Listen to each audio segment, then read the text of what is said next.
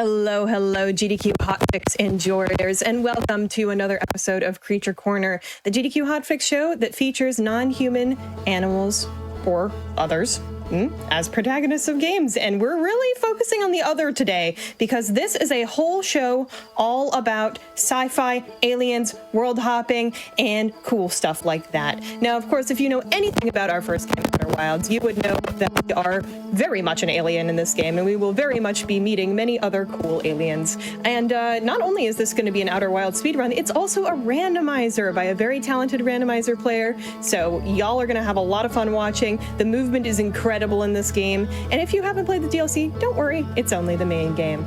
And then after that, we're going to transition into Super Metroid, which is also a really interesting category. A low percent X ice, which is a really unique challenge category that is going to test our runner to the absolute maximum limit.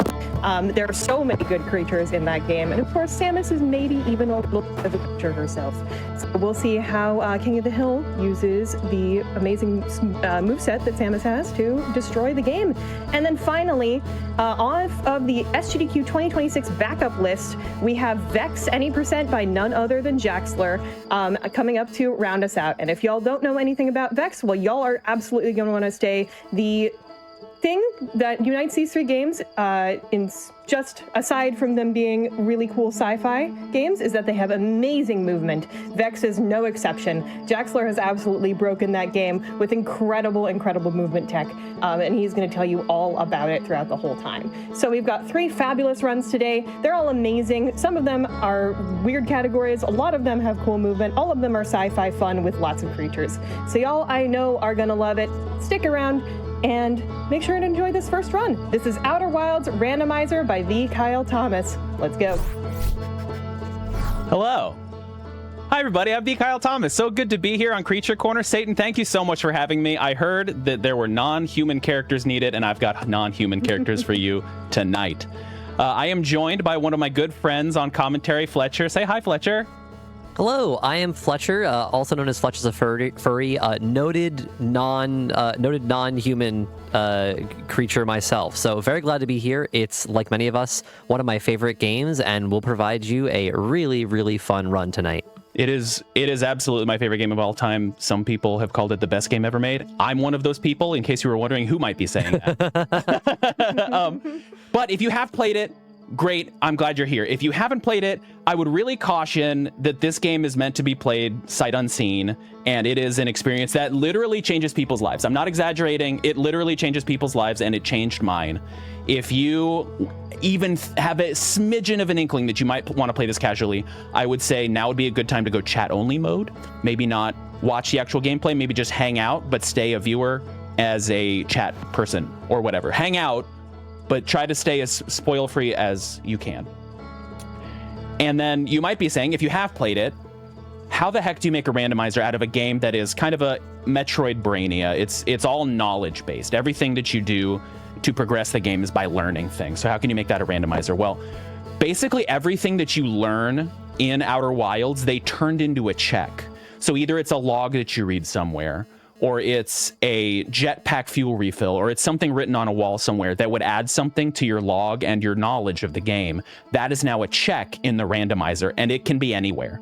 So even the ability to translate alien languages, which you should start with from the beginning, is now hidden somewhere off in the world. So it sounds like a game that you couldn't randomize, but they definitely did, and I think it's one of the more fun randomizers out there. It is the first randomizer I ever played, and now I try to play it as often as I can because I want to live in this world as long as I can. Fletcher, Satan, anything to say before we get rolling? No, let's go for it. Okay. Yeah, let's do this. Deep breath. Here we go. Stuff. We're going to kick it off. I'm going to hit resume expedition. We're going to go to a loading screen where it says press square to wake up because I'm using a PlayStation controller superiority. And then we will start. I'll give you a countdown here in 3, 2, 1. Let's jam. Okay, so the first thing that we do right out of the gate is we have to go get our launch codes. We are the hatchling. It is our first day, or it is our launch day. We are going to go explore the solar system, following many great travelers in our footsteps. And we need to go get the launch codes so we can get into our ship and go travel the universe. There is a check here on the way up, And this sometimes gives you kind of the mood of how the run is going to be. So we'll see. I have gotten supernova traps here and exploded and died right at the beginning. Escape pod 3 signal, that is something that the game is programmed in logic to think is a go mode item. But me, having played this a couple times, actually knows, yeah, once or twice, knows the exactly where escape pod 3 is. So I can kind of skip that as a actual check that's needed. So just quickly going to touch on what is right below me. If you look below me, we have a tracker for this game. And it has, in the lower right, you can see 4 items. There's like a little fishy with a no thank you over it. There's some designs, and there's like a little starburst pattern. Those are the 4 go mode items in the very lower right that we need to be able to beat the randomizer. Our goal in the randomizer is to make it to the vessel with the warp core, which would enable us to transpose ourselves, teleport ourselves, warp ourselves to the eye of the universe, for which we need the coordinates. So once we have those 4 items, we can do what is known as the ending sequence of the game. And that's what I'm going to be looking for this whole time. There's a bunch of different things that can get us there. A signal scope, different translators for different planets. They're broken up. Each planet has its own dedicated translator. So we are going to be looking for all those things. And just like any randomizer, it takes one thing to unlock the next. So you got to find the translator to be able to translate the things on that island, which then hide deeper and deeper things. So we're going to be hunting across the planets. I kind of have my own path that I follow every time because I have my favorites and I like really good check density. So I am just kind of going through my sequence here, and I have yapped for like 2 minutes straight about kind of the mechanics of this. Fletcher, how you feeling? I'm feeling great. I mean, you're an excellent yapper. I also, please, all of the love and hype in chat for the Kyle Thomas. This is his first on GDQ Hotfix. He is we have one of our signal scope to start. Right out of the gate. That hides the signal scope. Yeah, that hides a lot of checks that end up being later in the game. So this is an amazing pickup early. Sometimes we are hunting for this for 20 or 30 checks. It's pretty awesome to see it so early. We did see a little error message there. Sometimes recently I've been getting these bugs where it says it's disconnected from the AP socket. After a couple loops, I quit out and rejoin instead of meditating to reset the loop. By the way, this is a time loop game. If you didn't know that already, I told you shouldn't be here. You should be going and playing this game sight unseen. So instead of resetting the time loop, we will be quitting out because it's just a little bit faster. There's all kinds of little tiny speed tech things that I have found in my practice of this game. And right now we are going to go visit our friend Tektite and talk to them about what might be in this little weird seed that they've found here, which if you don't know what it is, again, naughty, naughty. And I'm just going through my normal Timber Hearth sequence here. Jetpack fuel refill. That's just one of our filler items. We've got that. We've got marshmallows, burnt marshmallows, just kind of little things that don't provide any progress, but they need to fill all 87 checks in the base game. And to give you a bit more detail, Kyle already gave a lot of good coverage of what some of the important checks are. The signal scope is big. We'll find the individual frequencies on the signal scope. We'll find translators. Some of our tools Hourglass are Twins translator into the pool. Oh, hey, there we go. There's one right on cue. That's great. We also have some of our tools that are in the pool. So we don't have our scout. We did find the signal scope. We don't have we have the individual translators. We also have some of the things that are kind of conveniences and expected tools like velocity matcher and autopilot in the pool. So right now, Kyle is going to have to manually fly everywhere, and will also have to manually match the velocity of heavenly bodies because he does not have the built-in mechanic of the game to do that for him. Yeah, it's such a convenient thing when you play it in the original game, that velocity matcher especially, that when you are without it, you have to really up your chops on piloting. That touches onto something that I think is really cool about this game, is that this entire solar system is physics generated. It's like procedural generation of gravity and physics. And everything that you see... Yeah, it's a real-time simulation. The entire solar system. So at any given time, it is checking the interplay of gravity with the other planets and you and the things that you're launching around. Whoa. And Kyle, quick check. Get your suit. Get your suit. Oh, you have your suit. Sorry, I thought I saw your bare hand, and I was very worried that you not picked up your suit when you entered. No more classic death in Outer Wilds for getting your suit. And a Timber Hearth translator right away. Okay. Okay, this That's very seed, nice. this seed is opening up. Am I? What the? You're, all right, the quarter. That is one of our 4 go mode items. So we are 1/4 of the way to completion. And let's talk to our first non-human creature. This is why am I spacing? Esker. Esker, thank you. Oh my good. And my electrical installation, which I know now is at the signal locator recorder. Okay, which is where we're headed.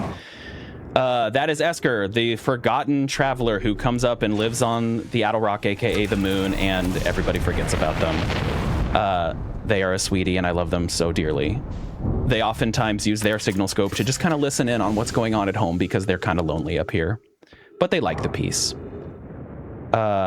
So these are the Hearthians. I am going through my Adel Rock checks here, and am just going to be flying around like a mad person, trying to get as many checks as quickly as I can.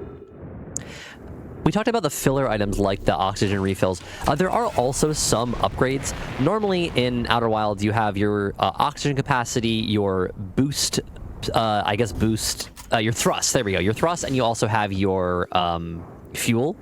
In the randomizer, the default behavior is you start with all of those things only at 50%, and each check you get in those will boost it another 50%, and it can go above that. So, for example, it is likely that during this randomizer, Kyle will end up with 150% thrust capacity, which is actually very meaningful because it's the fuel and the oxygen that increase how long you can stay away from your ship or from trees or from fuel tanks. But the thrust capacity lets you do some sequence breaks, especially as it climbs higher. Yeah, there are a couple places that you have to wait until they say electrical installation. Okay, that's going to help us. This, because it's light blue, I can tell it's just going to be... Oh, no! Well, okay, so... This may as well take a look. This takes us to trapped in the game. I was about to say, since it's light blue, I know it's going to be nothing special, but... So this actually just sets off the explosion of the sun. So normally that would happen after 22 minutes, but now it happened at 5 minutes and 20 seconds because I opened a supernova trap. I'm going to give a quick shout out real quick to my friend Happy by 3 and my friend Gondor, who vetted this seed. And they said it was, quote, very fun to play. So I think I know now exactly what they meant by very fun to play. Maybe very fun to not play right now. Yeah, exactly. Yeah. So there are several different traps as items that can be masked as things that are going to be checks for you, like unimportant checks, filler checks.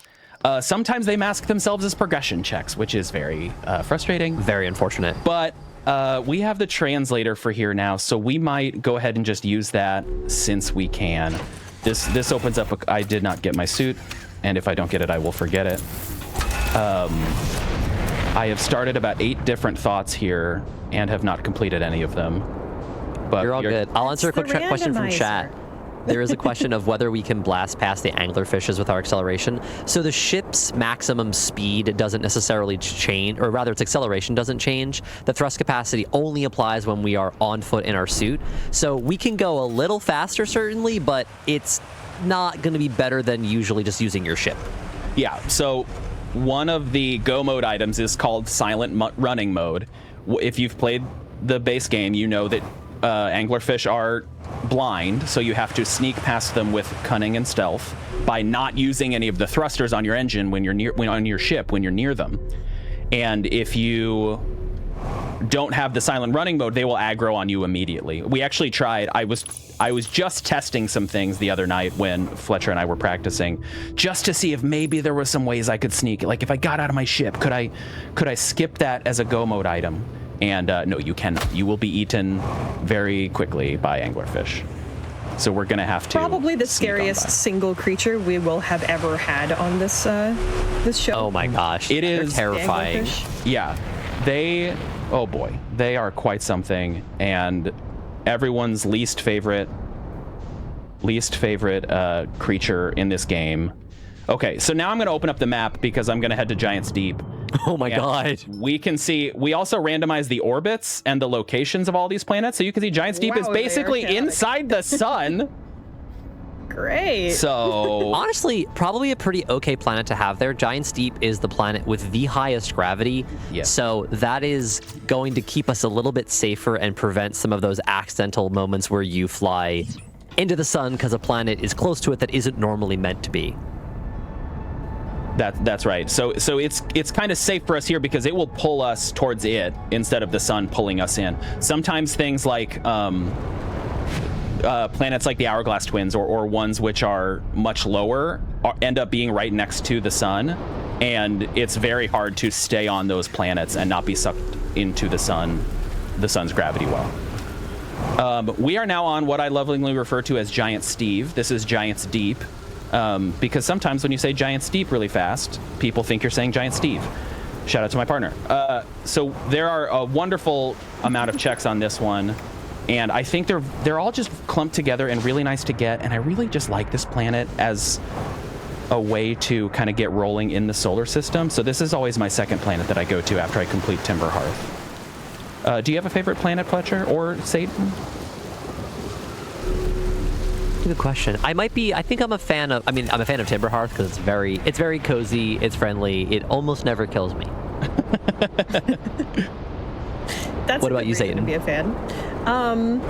Gosh, I know you said that the anglerfish was everybody's least favorite, but I'm kind of delighted by stuff like that. Sure. That's awesome. I spent so long in the Hollow just exploring and evading death, and Yeah. that was probably one of my favorite parts of playing the game. Yeah. So I think that's probably my choice, although there's lots and lots of good locations here. I love the twins as well. Those are so much fun. There's lots of good stuff. Yeah, they're amazing, and the fact that they just pass their ash back and forth across all time, it's kind of cool. cute. I am heading to a check here that is out of logic. One of the checks that is used to build the spheres of this randomizer is the knowledge of where ghost matter is. But ghost matter doesn't move in the randomizer. It's always in the same spaces.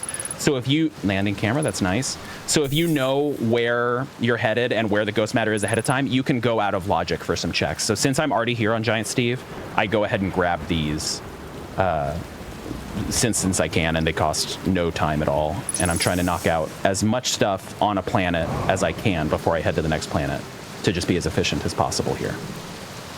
And this randomizer, it's pretty robust in its options, and some of those options that I know that Kyle and I don't usually play with include the ability to randomize the location of the ghost matter, so it does make the ability to see ghost matter a relevant check.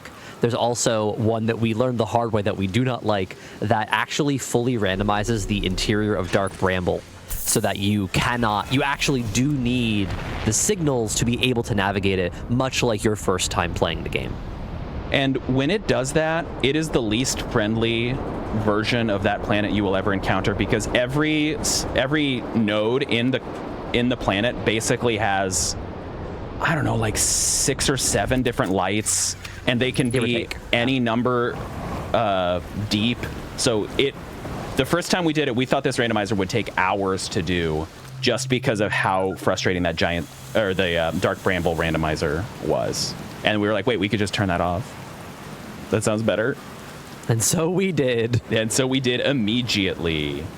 I didn't think that I could become more scared of Dark Bramble until the day that we turned on randomize the interior of Dark Bramble. Oh, and my velocity matcher. That's going to make piloting and, more importantly, landing or kind of orbiting around things much nicer.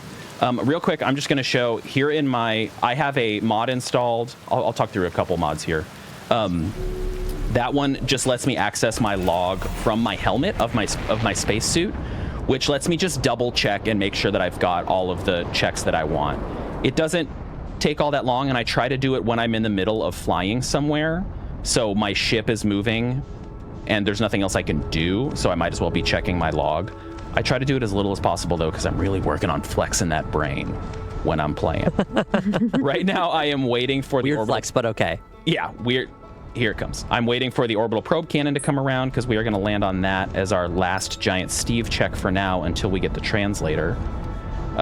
Giant Steve is also really easy to finish out, except it has a bunch of things that are separated by like one particular. What did I get hit by? Whoa, I think a piece of the another piece of it collided with you. Yep, I think so. I was not being careful enough. All we have to do for this check is fly into the probe cannon. This is literally enter the orbital probe cannon. And then after this, we are going to head to the Hourglass Twins because we have the translator. So that's going to fuel capacity upgrade. That is helpful. Nice. So we'll just fly back out, get on our ship, and head to the Hourglass Twins. And we're hoping for no more supernova traps because that interrupted my flow big time. Yeah, based on your settings, I figure you could have between 1 and 3 probably. Oh my gosh. If this has more than one supernova trap, I am going to owe the vetters of this a very special conversation. So we are headed to Ash Twin and Ember Twin, the fated lovers locked in orbit around each other. Something else notable about the Outer Wilds randomizer, this is via Archipelago, by the way, for those who might not be familiar. So you can play this with your friends. They can help you find your translator or your silent running or your coordinates to the eye of the universe. But it actually has, at base, surprisingly few checks compared to most games. I play a lot of Tunic, and even low Tunic settings have like 300 or so checks. This game has 80-ish checks, so 87. it's a pretty high time invest. Thank you, 87 checks baseline. So it's a large amount of time investment per check that you're getting. Yeah, and there are a few checks that take minutes just to get to them. And when things end up being locked, I try to delay doing them. There was one at the beginning. When you first start the game, quantum fluctuation frequency, this actually opens up 4 or 5 checks, and that's really, really good for me to get. Distress beacon frequency is going to open up some more lake bed cave. I need the entanglement rule to get that, so we're going to wait on that. But at the beginning, there is the little tutorial for how you fly, which is where you go into the center cave in the center of Timberhearth and repair the mock satellite that's there.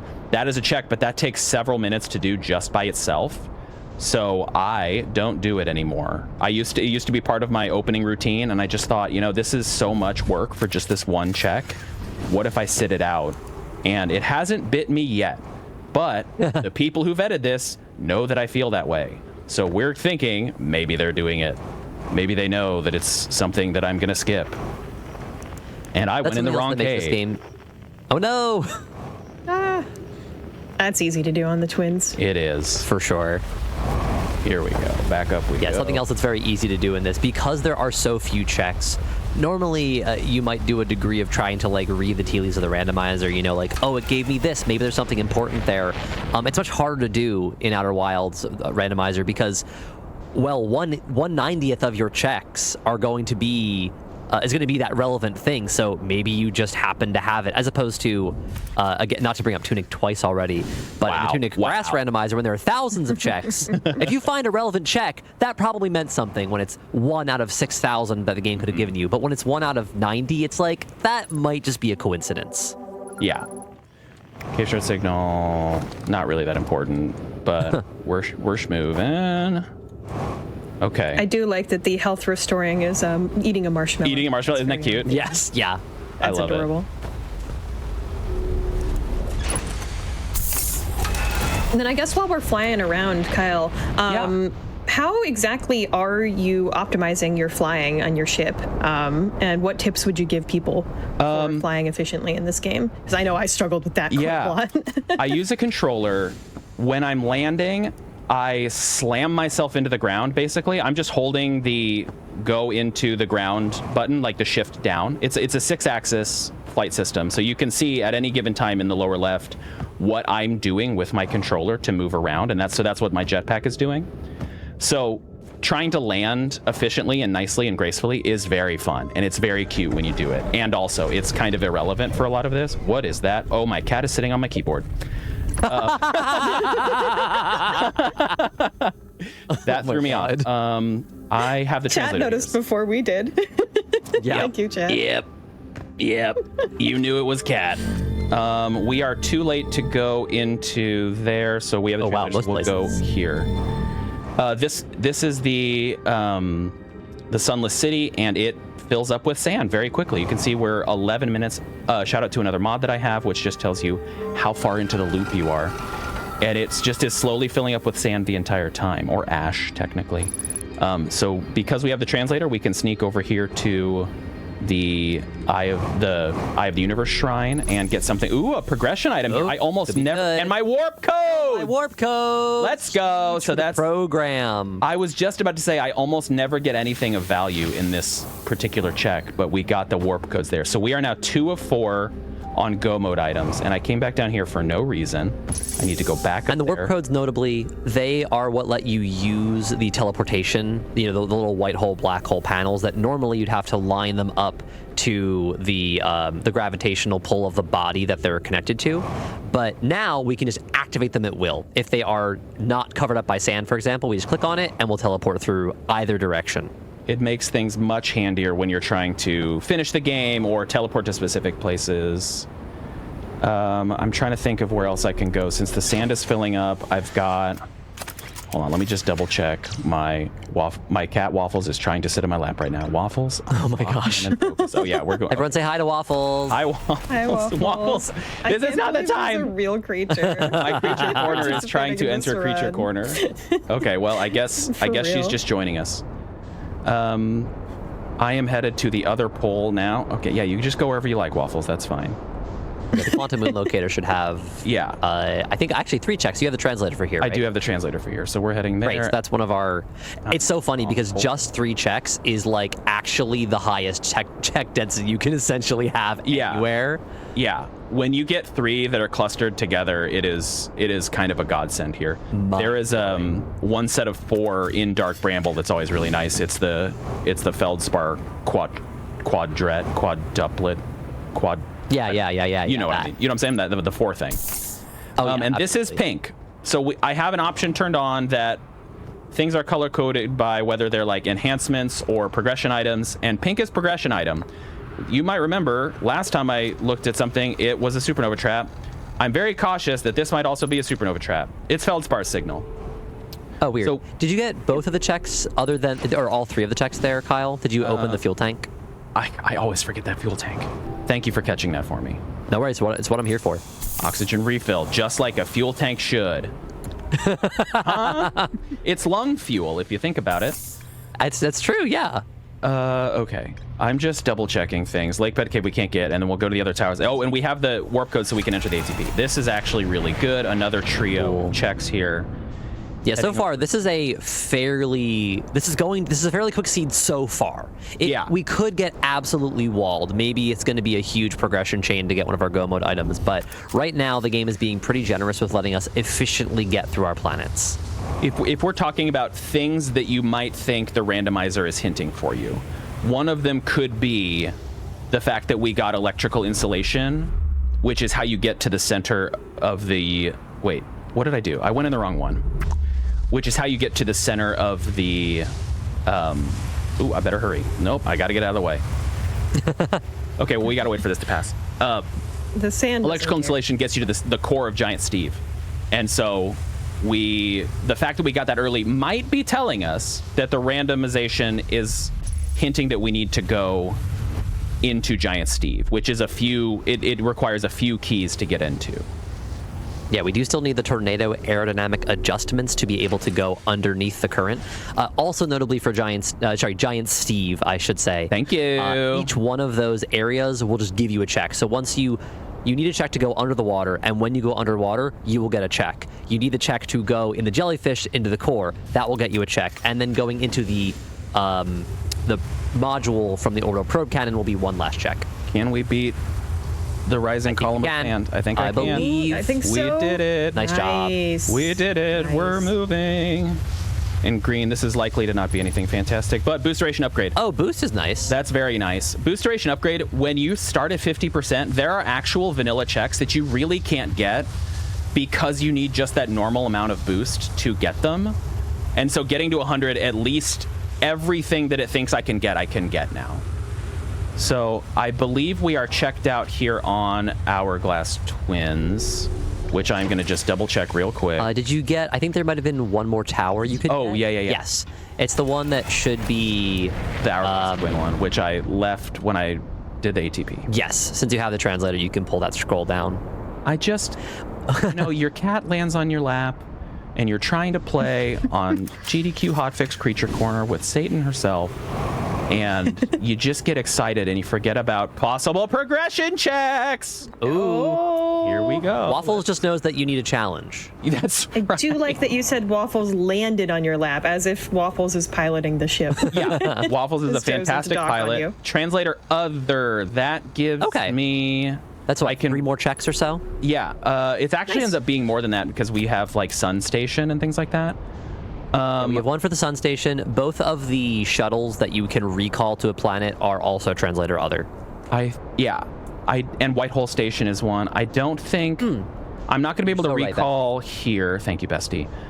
I think right now the move is to meditate. So for the first 2 loops, it's faster to meditate. The first one is just a normal meditation. I have a mod that enables meditation, which is something that you learn from Gabbro, who is my favorite Hearthian. They are the one who is chill and the other one who is locked in a time loop with you. So this allows us to meditate from the get-go, which resets the loop. When you reset the loop the first time, when you go to the elevator, you get stopped by the other Hearthian roasted marshmallows here. And they're like, don't you need to go get your launch codes? And you're like, well, I already have them because I'm trapped in a time loop. And they just think you're being funny, but you actually do have them. So after this, it now becomes faster to quit out and rejoin just because of the way the loading times work. And you don't have to watch the replay of everything. I have Quantum Shard Signal now. I'm going between like commentary and talking out loud about what I'm doing. So I apologize for the random trains of thought here. You're all good. It's a randomizer. fine. We expect nothing Exactly. less. There we go. Nap trap. I'm Okay. sure- A nap trap. Oh, Well, good night, everybody. Nap. I like you can I'm buckle sure up many right people now. have had the experience of dying very quickly in a reset and then seeing like 2 frames of the restart. Yeah, that is Did that that a is lot. quintessential. Do either of you have like favorite memories of how you died in certain places or any? I tried to die every way I could before getting to the statue on. Yeah. Because I tried. Oh, really? I was a menace when I played this game and tried to sequence break and get everything done at every place that I could before I moved on to the next thing. Yeah. So, yeah, I think all of that was very fun. Yeah. Diving in the water to die, getting to the ghost crystals to die, all that stuff. Did you There electrocute actually yourself? is a category extension. Oh yeah, it is. It is, right? Yeah, there's a category extension for can you die as fast as possible. And like many of the categories in this game, I believe the record is held by PT Minsker. Of course. 100%. Shout out to PT Minsker. Absolute royalty. Incredibly good at Outer Wilds. Incredibly good at Outer Wilds. Way better than I'll ever be. And I'm not fishing for anything at all. It's just cold hard fact. Brittle, look how far away Brittle Hollow is. Oh wow, my that is goodness. very distant. Wow. We are heading to Brittle Hollow now. There are some other checks that we can do, like little one-offs here and there, but we want to stay check dense. So even though it's going to be a little bit of a flight here, wait, I don't have autopilot. I have velocity matcher. So we are going to 35 kilometers away, very, very far. We're going to hit this, and we're going to just double check our checklist here and think through things. Timber Hearth, we just have that. Brittle Hollow, we have all this. Giant Steve, Island Shard Signal, right. Outer Wilds, right. Hourglass Twins, those, right. Okay, great. Yeah, Brittle Hollow seems pretty reasonable. Brittle Hollow is also, almost every planet has something you can do from the jump, but Brittle Hollow is actually fairly check dense, even when you haven't found the translator yet. We're coming up on some speed tech here where you use the planet's Whoa. atmosphere to greatly slow you down. Nice deceleration. That worked out better than I could have asked Smooth. for. Yeah, it felt really good. Okay, where is the North Pole? Okay, so this is Rebeck's ship. Southern. We're gonna go read this because I don't have the translator for Brittle Hollow yet. Normally I would save this because when you go to the Tornado Aerodynamic Adjustment Lab, which is here, you walk out this door, and so you can get this free check. Otherwise, it's just kind of a one-off. Boost duration upgrade, and I'm getting more Nice. errors, so on my next quit out, that should restore those. But that isn't affecting us at all. It just looks scary. This again touches back on this game having relatively few checks for a randomizer. Ideally, we wouldn't go get that check because we would get the more complicated check and snag this one on the way out. But it is much more likely in this compared to other randomizers that check might be required to get not only other checks, but maybe even specifically the check inside that lab. Right. Exactly. Also, Kyle, we got some love in chat, both for your flying skills and frequently for your amazing mustache. I just wanted to let you know. Well, Yes, that's that very has been happening appreciated. since moment It is my one. entire personality. So thank you very much. I am here to be an authority to tell you all that that is not true. It is a not insignificant part, but Kyle has a sterling personality in addition to his mustache. You're very kind. You don't have to say that just because you're here. I don't have to, and no one's paying me to, and I want to anyway, Kyle. Okay, I appreciate it. We're gonna go visit our good friend Banjo playing Ryback here. Ryback. How do y'all pronounce it? I say Ryback. Ryback. Could be either. What about you, Satan? Oh, I've never thought of this actually. You don't. You simply do not say it. I think I would say Rebek, but that's just a guess. Sure. Yeah. And who Literally, knows? all the Hearthians are named for stones, so I don't know what stone Rebek is or is based on. I don't Ooh, time either. for some research. I'll get back to you. Thank you. What am I doing? I'm looking for this here because we're going to go walk into and then just immediately leave the Hanging City. Oh, Each of the Rebekite. Rebecca? Rebekite. Sorry to Interesting. interrupt. It No, is you're fine. it is a blue, dark blue, elongated to fibrous crystals in highly alkali granites, cyanites, and rarely in felsic volcanoes. So actually, I think that's what this planet's supposed to be made of. Check out the rock on the ceiling. I think that Ooh. Rebek It looks like is that? named after the rock from here. God. Yeah. This game is so That's deep. awesome. It just has so much Very stuff in it. cool. I love this game so much. Oh my gosh. If you already didn't think this game was cool, I mean, that's even more points for this game. We are walking up our gravity crystal pathway to go back to our ship. And we are going to... Eventually, at the end of this, we're going to go out to the White Hole Station. So I think we're going to go recall our shuttle.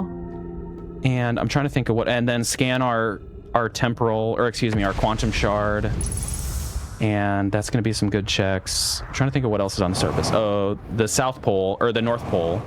We have a couple checks there that are right next to each other. So we're going to head up and grab those as well. And there are a few checks that we eventually get in the Hanging City, but they are both behind the translator that we have yet to find for this planet specifically. And this might be something where we will be waiting for a while for things like that. I feel like some of the longer runs are ones where translators are sitting somewhere, signals are sitting somewhere, and they're... Well, look at that. Oh, that's so convenient. Look at that. Translator for Brittle Hollow, baby. And Joe- Hey! And oh, Giant no. Giant Steve right next to it. Nice. Holy moly. That I can is... understand Steve. Oh, Yeah. okay. Now we can understand Steve. Okay. That broke my brain in some interesting ways, and I am trying to comprehend how to efficiently go about this now. We have this to scan. I think we just go back and Yeah, I get... think you return to the Hanging City and Yeah, I you can get think those so. 2 checks. Oh gosh, the quantumness. The quantumness got me there. Oxygen... And if you want to, you even can get the Black Hole Forge check, depending on... I don't know if you do it in as cursed a fashion as I do. It's pretty cursed, my fashion. So let me... Okay, so... If you don't know the gimmick of Brittle Hollow, again, naughty, you should be playing this game instead of watching me. But it is a brittle core around a black hole. And I'm scared of flying by the black hole. I don't like it. And Fletch loves to. And I does really all of their don't. I flying. just end up doing it. Oh, okay. But I eventually gave up from your influence. It was like, okay, guess I'll fly inside. But it scares me. I don't like. understand. So I'm gonna go raise the black hole forge. I have 150% boost, which I technically can get up to the black hole forge with it, but I don't like to do it because I would That's much hard. prefer to have 200 or 250 boost because then I can just jump there. But I can do a little parkour with this. I don't want to go over there. I want to go here. I can do a little parkour with 150, I believe. I'm pretty sure 150 is the number. Because I can jump to the broken tower, right? Oh, sorry, yes. To get this check here, absolutely. 150 is the baseline. There are some small sequence breaks we can do here and there. So you'll see up to the left there, Kyle should be able to make this jump as long as everything goes well. Beautiful. And that's just a faster route to this check here, which is Solanum's school report. Solanum, one of our favorite characters and decidedly non-human. Solanum is a That's nomai. true. Indeed. Even somewhat. What's the like equivalent of for a goat, like equine? Oh, like goatoid. Yeah, it's goatoid. You got it. You knew it all along, and you were hiding from us. No, I cannot remember. Chat knows, I'm sure, what is a goatoid. Oh, I'm sure chat knows. Even I don't Chat. remember right now, and I'm supposed to be the expert. Yeah, this is Creature Corner. Chat, help us out. I know. What Yeah. am I doing? Yeah, you got to know all those adjectives. Okay, so we have Solanum School Report. Now we're going to go up here. We're going to go to the Shrine, Caprine. Aha. Okay, so we're going to go Thank you, to translate the I. Ah, that's right. Yeah. That sounds correct. Like Capricorn. Oh, yeah. Oh. The goat. Yeah, more. Yeah, Kyle Thomas is the goat, not just the nomai. No, okay, get out of here. Get out of here with all that. Speaking of non-creature corner, if skeletons count, we've got a bunch of skeletons of these. Those sure aren't human skeletons. Those are I'll not tell you human that much. skeletons. No, Faux-show. definitely not. Did I get that? Yes. Suit puncture trap. No! My suit! Even human skeletons could sometimes count. Mr. Bones, anyone? Oh, Ah, that's true. You've got it it. makes sense that you got a suit puncture trap there because that is a holy place. Oh my gosh. That was so good. Wow. Fletch, that was so good. God. Okay, we are going to attempt this, and I don't know how well it's going to go because landing here is difficult. It is Because quite precise. it wants you to slide off. I believe. Nice landing. Nice. Did we Very seriously good. first try that? Come on, you can do it. You got Smack. this. Oh, beautiful. Let's go. Yeah, That was so that's actually good. really good. I usually have to attempt that 4 or 5 times to get there. So how about that? Okay, so we are coming here to get. Normally, you would have to teleport to this upside down area. These floors are part of their gravity, the Nomai's gravity technology, where they just orient you to the floor that you're standing on. Normally, you would have to teleport to there from the Hourglass Twins, which every tower on the Hourglass Twins is associated with one of the different planets here in the Outer Wilds, and you would normally have to teleport here after raising the black hole. Can we skip all that? We don't want to do any of that. There is another check here. Ooh, my autopilot. That will make things a little bit. Nice.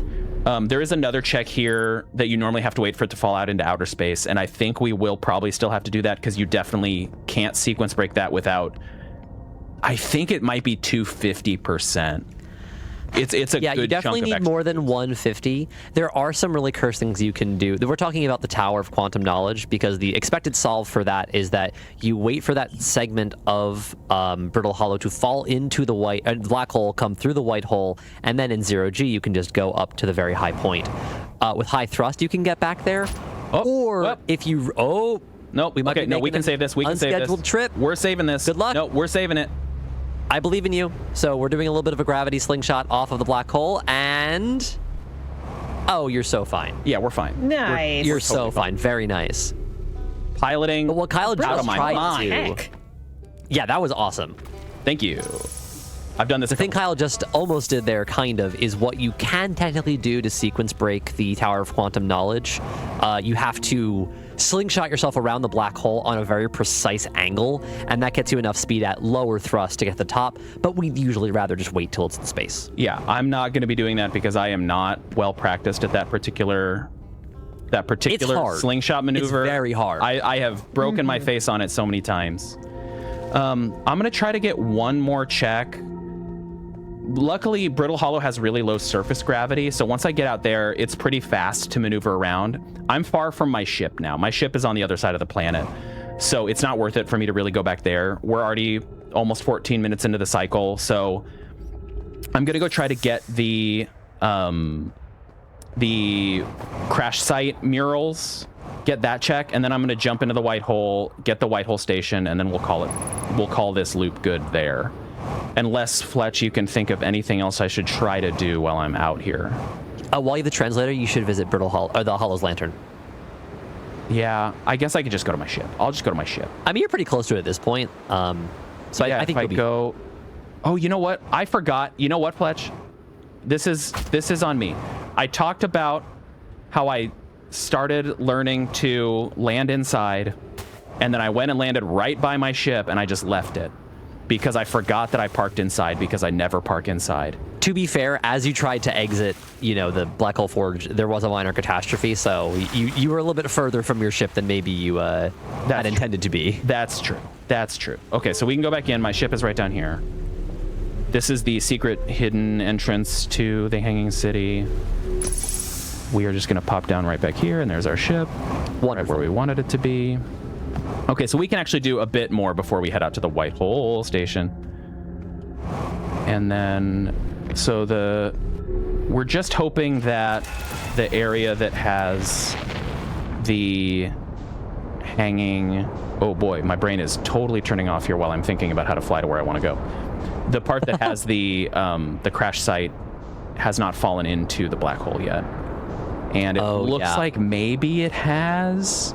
It's possible. We're pretty late in the loop, and I am fairly sure that it... And if not, there it goes. Loop. Oh, okay, yeah, perfect. Well, maybe we can find it when we go to the White Hole Station. It is very hard to navigate out there because it's so dark compared to the planet. Okay, but since we are this far in the loop, we will land on Hollow's Lantern, because there is one check out here. And it does mean the Tower of Quantum Knowledge is probably about to go into the White Hole. So you might be able to get like at least 2, but maybe 3 checks. I have never had success finding the murals out at the White Hole. It's but hard. We will give it a try. Difficult. We will give it a try. At the very least, you'll be able to get the White Hole Station text, since we have Translator Other, and you can, get the Tower of Quantum Knowledge, no problem. Come on, get in here. Get in here, y'all. We gotta land. We gotta land this here volcano. Harrowing little flight here. Although I guess I always forget that the lava level lowers. I forget about that too. Expands its projectiles, and as it shoots its little nice fireball. Landing. That was gorgeous. We did okay. I just crammed myself in corners here, in creature corners. Oh, wow. Hey, whoa, we did it. Name drop. Hey. The name of the name drop. Okay, roll credits. Roll credits, yeah. Roll credits. Okay, let's hope I don't explode on the way out. We did it. Whoa, good dodge. Okay, and so to the White Hole, I think? I think it's black hole o'clock. Okay, off we go. Quantum Moon's here too, actually. It may have just left your view, but I think we can still scan imaging that. rule. I don't have any of the quantum rules yet. So that's another knowledge-based thing where... whoa. Okay, thank you. That's another knowledge-based thing, like where you learn how quantum rules work in the base game. Don't explode. Oh my, that was disorienting. Wow. Yeah, sorry for the confusion here, everybody. This place is very weird because it is the opposite of a black hole. It is a white hole. It's where everything comes out. And we are just looking for the Tower of Quantum Knowledge here. This is a very noisy series of parts of Brittle Hollow. I feel like I don't see them as clustered usually. Yeah, normally they're moving outwards a lot more, and I'm not seeing a lot of visual indicators for where is this it? That might be it. Wait. I don't know. I always have trouble finding it in space. I don't think that's going to be it, but we can definitely check. Here we go. Oh, you're looking for the tower. Sorry, I thought you were looking for the murals. Yeah. No, you're all good. Okay, so I can velocity match this, and that will just leave us floating here. We're going to pop in here. We still have 4 minutes before we hear the greatest and yet most fearful song that exists. There is a song that plays when the sun is about to explode every single time, and when you learn, like, it is what is heralding my doom, it becomes both familiar friend and hated enemy. Rebex signal. And Kyle sometimes uses that as his Discord join sound. I do. I like to scare everybody. It's funny to me.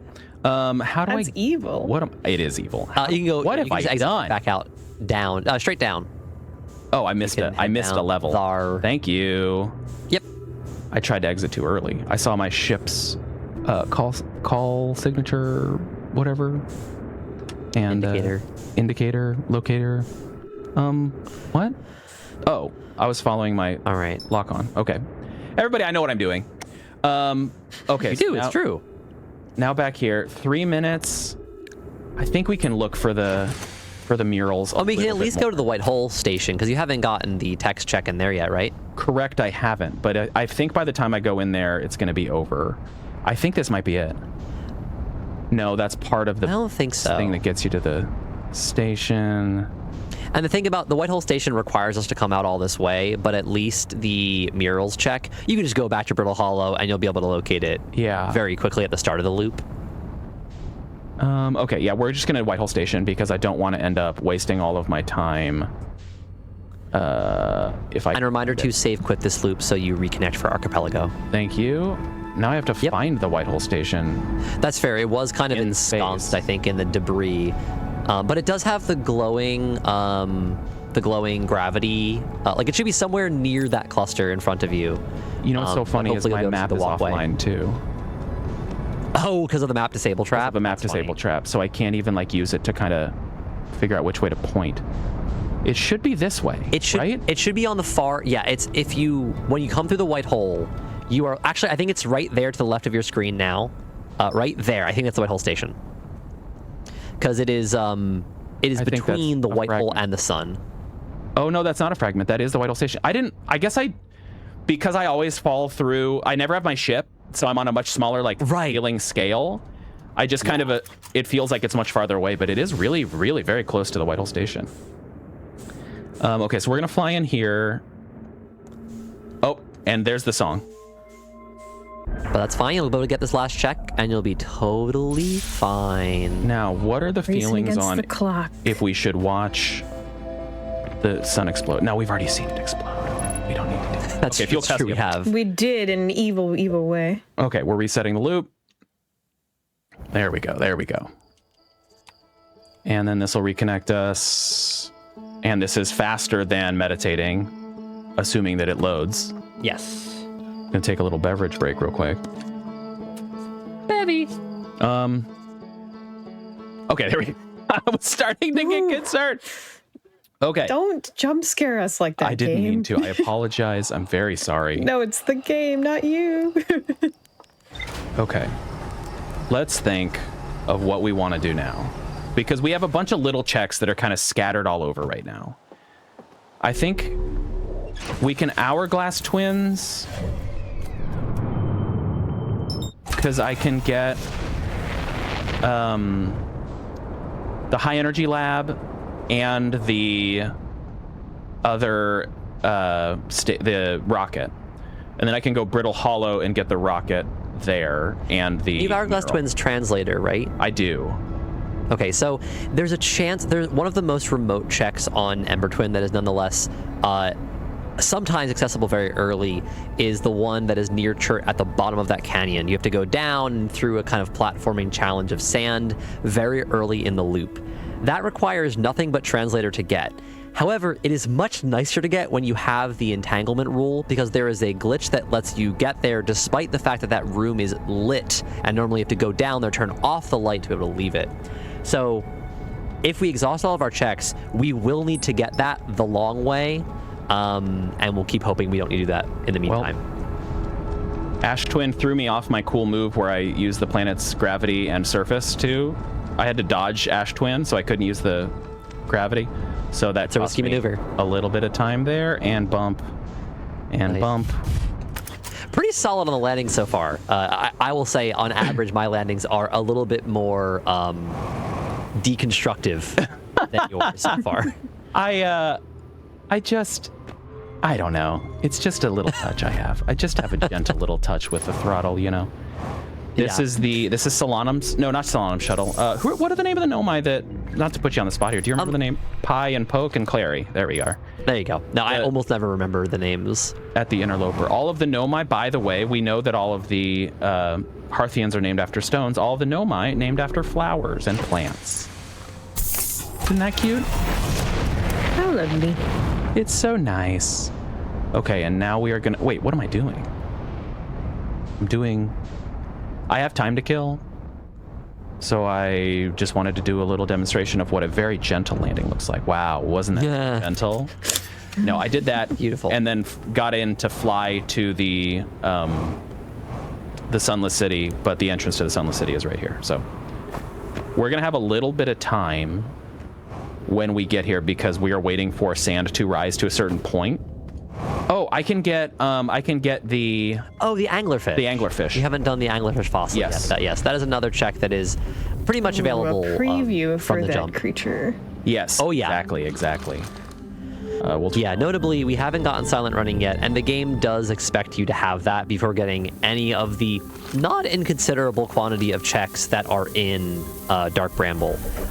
One of the most unfortunate outcomes is when you have a relevant check at the vessel, because there is a check just for finding the vessel. So sometimes you have to go to the vessel, get a check, leave again, and finish up the game.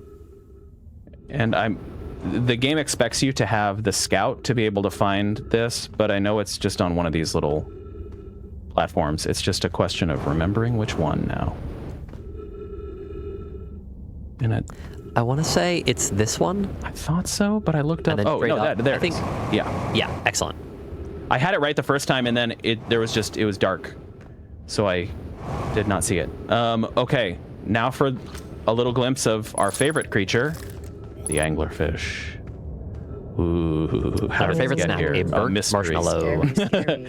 Yummy. It helps. Okay, back we go. And we are headed now down deeper to The very high bottom. energy lab. The high energy baby. lab. So, if it's been a minute since you played Outer Wilds, I just love the story so much and all of the different ways they use real science and real science concepts to fuel this time loop and all of these wonderful discoveries that this game teaches you about. So they build this connection between a black hole and a white hole, and they use that for teleportation. And they discover that you actually arrive 3 milliseconds before, or nanosecond, I don't remember what degree it is, before you leave with this teleportation system. And they're like, well, what is going on with that? We got to experiment that. So they build this high energy lab to crank the energy up on their teleporter as high as it'll go. And they discover that by feeding as much power into it as they can broaden that gap between when you leave and when you arrive, which ultimately breaks causality. And they use that to create a time loop where they can send memories back to themselves, and they use that to help discover the eye of the universe. So this is where they make that discovery that with great amounts of energy, let's say the energy of a supernova, they would be able to separate leaving and departing and travel back in time 22 minutes. What I'm learning is the Nomai, they built the sun station. They couldn't explode the sun. That's a skill issue because you, Kyle, you can destroy the sun with a supernova trap. That's right. That's all I need is opening a check in Archipelago to destroy the sun. I'm very thankful that it's not our sun that got destroyed by that. Yes. Because that would have been 8 minutes. I believe it takes 8 minutes for light to leave the sun and reach planet Earth, approximately. Yep. And so this show would have been over a long time ago because we all would be gone. We all get to go home. Exactly. Well, quote unquote home. Kind of, yeah. Quote unquote. All of our see a question in the chat. Rejoined. Yes. I see a question of what constitutes a check in running terms. So a check, it does vary a lot by randomizer, what folks decide to make a check. In the case of Outer Wilds, it's some of the knowledge check, like most knowledge checks that would teach you something that gets you somewhere else that you wouldn't normally be able to access. That is a check. Scanning most things that produce a signal is also a check. Getting some of the tools that you normally get, those are checks. And altogether, that gets us to that 87 checks that are in the base randomizer. That is right. Lake Bed Cave, we're not messing with that. So that's what we referenced earlier, that you can get the hard way, and it's in logic. It's in fact in logic as long as you have the translator, but we don't want to have to do that if we can avoid it, because it is very remote, and you must do it at like the very beginning of the loop. That's correct. So we're going to just fly back to our ship. We're going to head to Brittle Hollow, and we're going to get a couple of those checks, or at least one of those checks that we talked about earlier. Don't mind my breaking bones. They're okay. Fine. Yeah, you just bandage them up and you're good to go. Exactly. Yummy. Okay, off we go. And besides, I think I've brought this up before, but we have 4 eyes. Hearthians have 4 eyes. That's why you see 4 little white dots when you hurt yourself. Well, surely we have redundant knees as well. Yeah, you have 4 of everything. 4 knees, 4 ankles, Yes. 4 eyes. Yes, anything you have 2 of, you have 4 of. It's great. Okay. We are flying here. Is this creaturey enough for everybody? Are we feeling nice and creaturey today? I hope so. I feel pretty creaturey. I feel We had an creaturey. appearance from real life creature, and we're talking about aliens. I think that's pretty good. I think that's pretty creaturey. Pretty creaturey. Okay. Chat, what's your favorite creature in Outer Wilds? Ooh, yeah. What is it? Oh. There's a there's DLC debate in there, but I'm not going to stoke. True. It's obviously true. the We won't spoil anglerfish, that. right? It's Yeah. obviously the anglerfish. Okay, and down we go. And I'm thinking that after this check, unless this check opens up something really unbelievable, I'm thinking this might be a good time, once I read this translator, to take a little breaksy break, because I know we were trying to take one about an hour in, and that is going to be good happening time. any moment. So let's take a look in here, and that'll change if this is something amazing. Entanglement rule. Ooh, that's a good cliffhanger. Useful. Entanglement rule is going to let us do that fake check that we just talked about back on that other planet. So we are going to take a little break. And Satan, do you want to send us to that? And we'll come back and see what we can get with the entanglement rule. Absolutely. We're not going to be going for long, just a couple of minutes. So stick around, and we will finish the Outer Wilds randomizer when we come back. Welcome back, Hotfix enjoyers. We've got more Outer Wilds for you, so let's get going. All right, here we go. 3, 2, 1, let's jam. Okay, so we now have the entanglement rule. That's going to let us... Okay, so, oh boy, how much quantum stuff do I talk about? Much as your heart desires.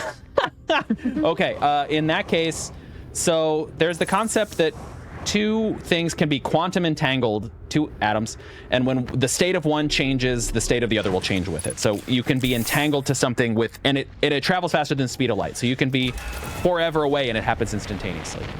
The concept of that in this game is that there is quantum materials. Some of the things we've been scanning, for example. Wait, what am I doing? What am I doing? I was where I wanted to be, and I got excited talking about quantum things. We are going to head to the Southern Observatory.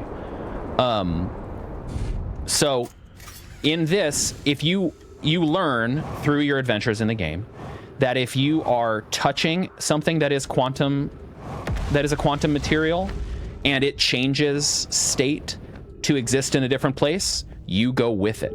So when we got that entanglement rule, we unlocked the ability to stand on a quantum item or be touching a quantum item and move with it. So that is going to allow us to do that really annoying check on Hourglass Twins that Fletch had mentioned a little bit earlier. We're going to knock out the last two checks here on Brittle Hollow before we do that. And to get to one of them, we are going to use OSHA's favorite transportation method. Yeah, there's no my OSHA, no NOSHA. No, yeah, So no instead, shit. we have to just use these gravity fields, and 0 safety rails are included. Yeah, absolutely not. Oh, come on, get up there. So the fun thing about some of the scientific places here is they either broke the doors intentionally because they needed to seal them off so people didn't interrupt their experiments, or they just happened to have the doors of them break. So you have to find other ways into them. And this particular Southern Observatory, the one I talked about earlier, where you can leave it and be at that one check by Rebeck's ship, if you... To get here, you have to sneak under the southern pole via these gravity crystals, and it's this wonderful little gravity parkour puzzle. And we have just completed that, and my extra boost lets me save a little bit of time by jumping to this platform directly instead of having to make a couple other little jumps. And then what I find is I always do this big travel, and then there's nothing ever here. And I'll see some green, and it's a progression item. Look at It's this. Important. Pink is important, or it's a supernova maybe. trap. Oh, my scout. Oh, Oh, it's a hello, scout. my friend. Okay. Okay, well, I'm going to take this opportunity to show everybody what we look like. It's us. Hi. This is us. This is the creature that we are in our cute little outfit, taking pictures of ourselves. Anyway, that's that. Chat, smile for the camera. Smile for the camera and do : smiley face, because we have 4 eyes, right? Yep. There you Okay. go. And now I think I can probably bypass actually going to my ship, and we can find the settlement if I remember where it is. I think I had to. Oh, of course, yes, the murals. Yeah, we'll do the murals, and then there's compelling reasons to go to Giant Steve, but I think we're gonna just reset the loop after this one. I also will say, I'm not certain yet. There's an increasingly high chance that the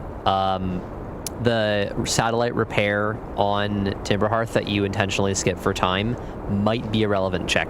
I think it's worth checking at this point for sure. Yeah. Because it's not... Oh, I think we're too late for this check. Again? Oh, we're 13 minutes into this loop. Oh, wow. I think we're too late. Yeah, that we very well may be. Let's check it out. Yeah, we were just see if mid-loop we in can the sneak break. there. Yeah.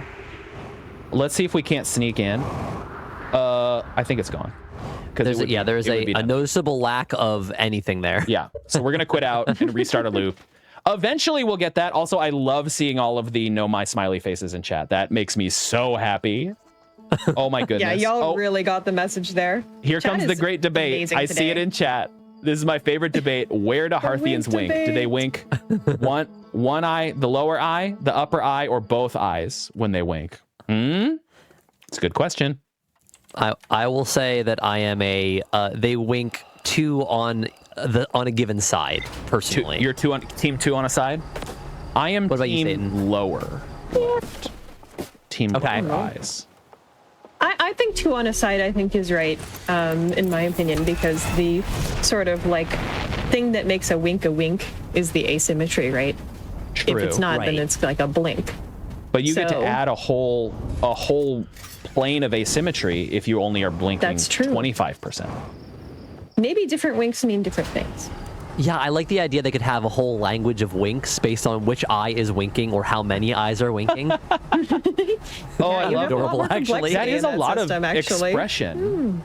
Yeah. Wait, do they have 4 eyebrows? I don't think they do. I don't think they do. Yeah. You would think That's they should, though, right? Yeah. Because eyebrows are there to keep stuff from getting in your eyes, so those lower eyes are kind of unprotected. Asking really important questions here on Creature Corner. We definitely are. This is what happens when you hang out as a creature. You ask questions. Do they mean anything? Now, debatable. Here's my question.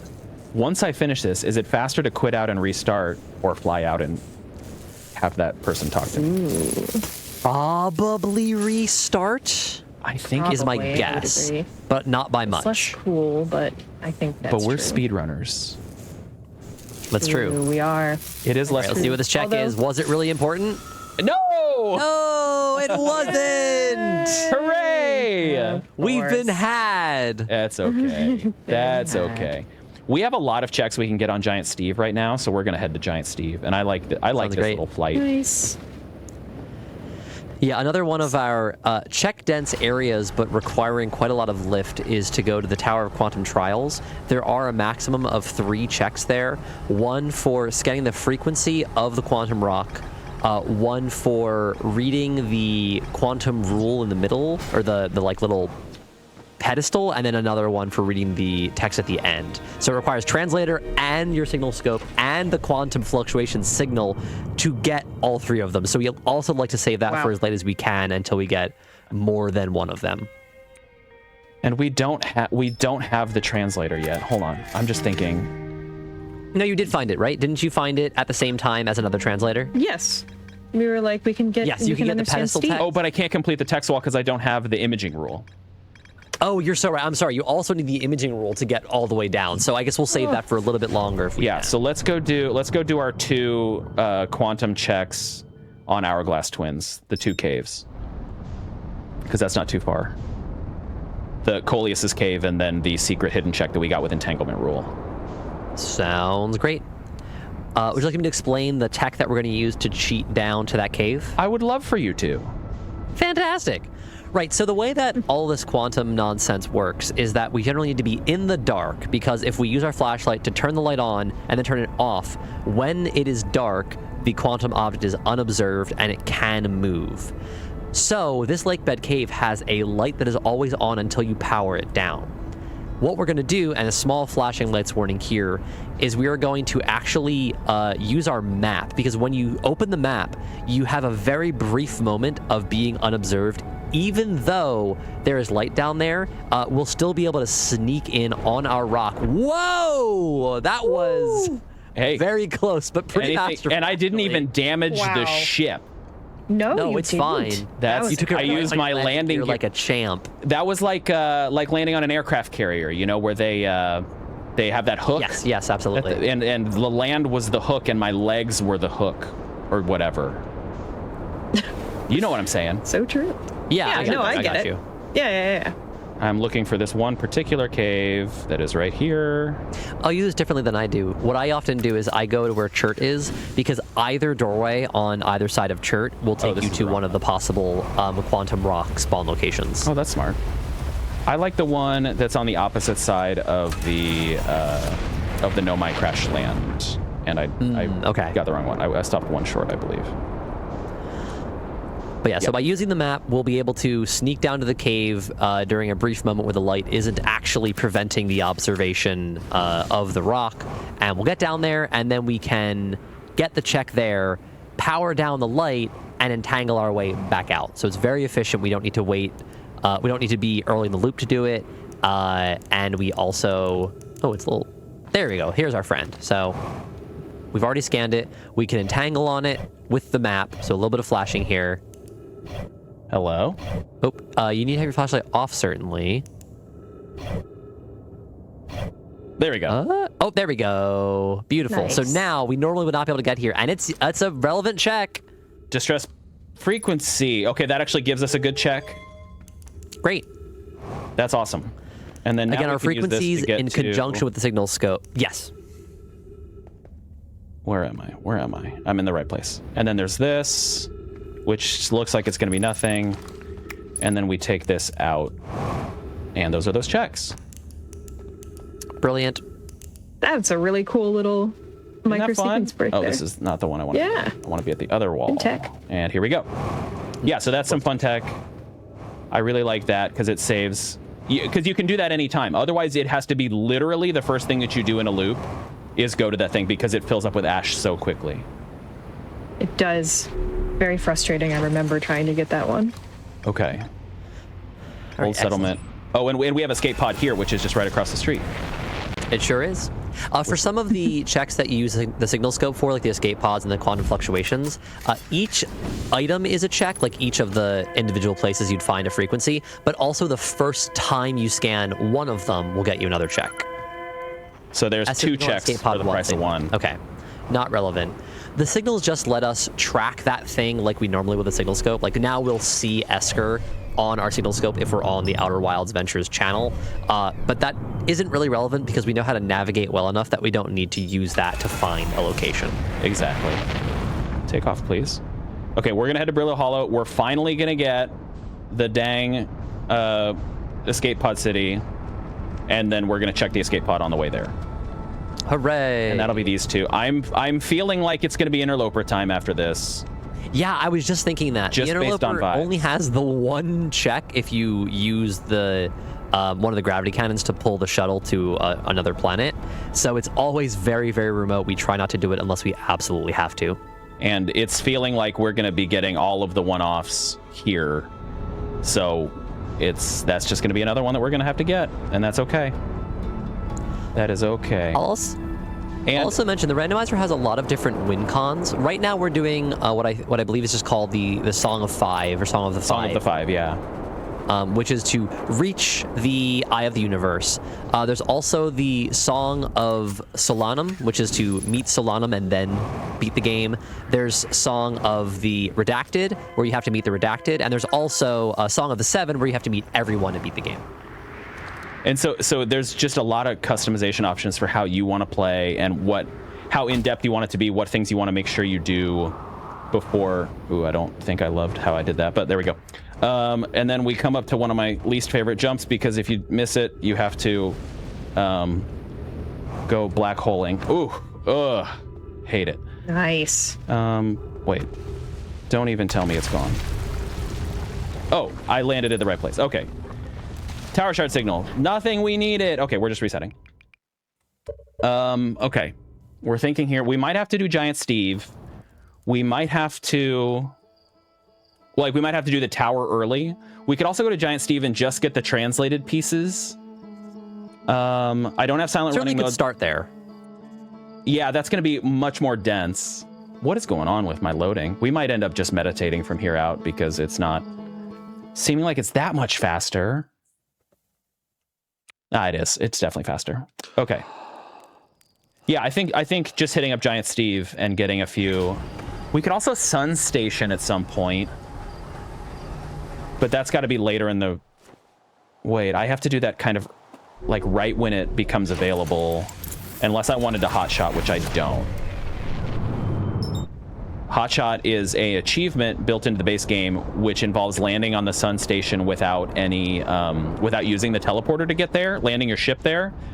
I haven't practiced that for a hot minute. And a hot minute? When better time to be a hot shot than on the GDQ Hotfix? Wait a minute, hold on. Am I right? No, what are we doing? What are we doing?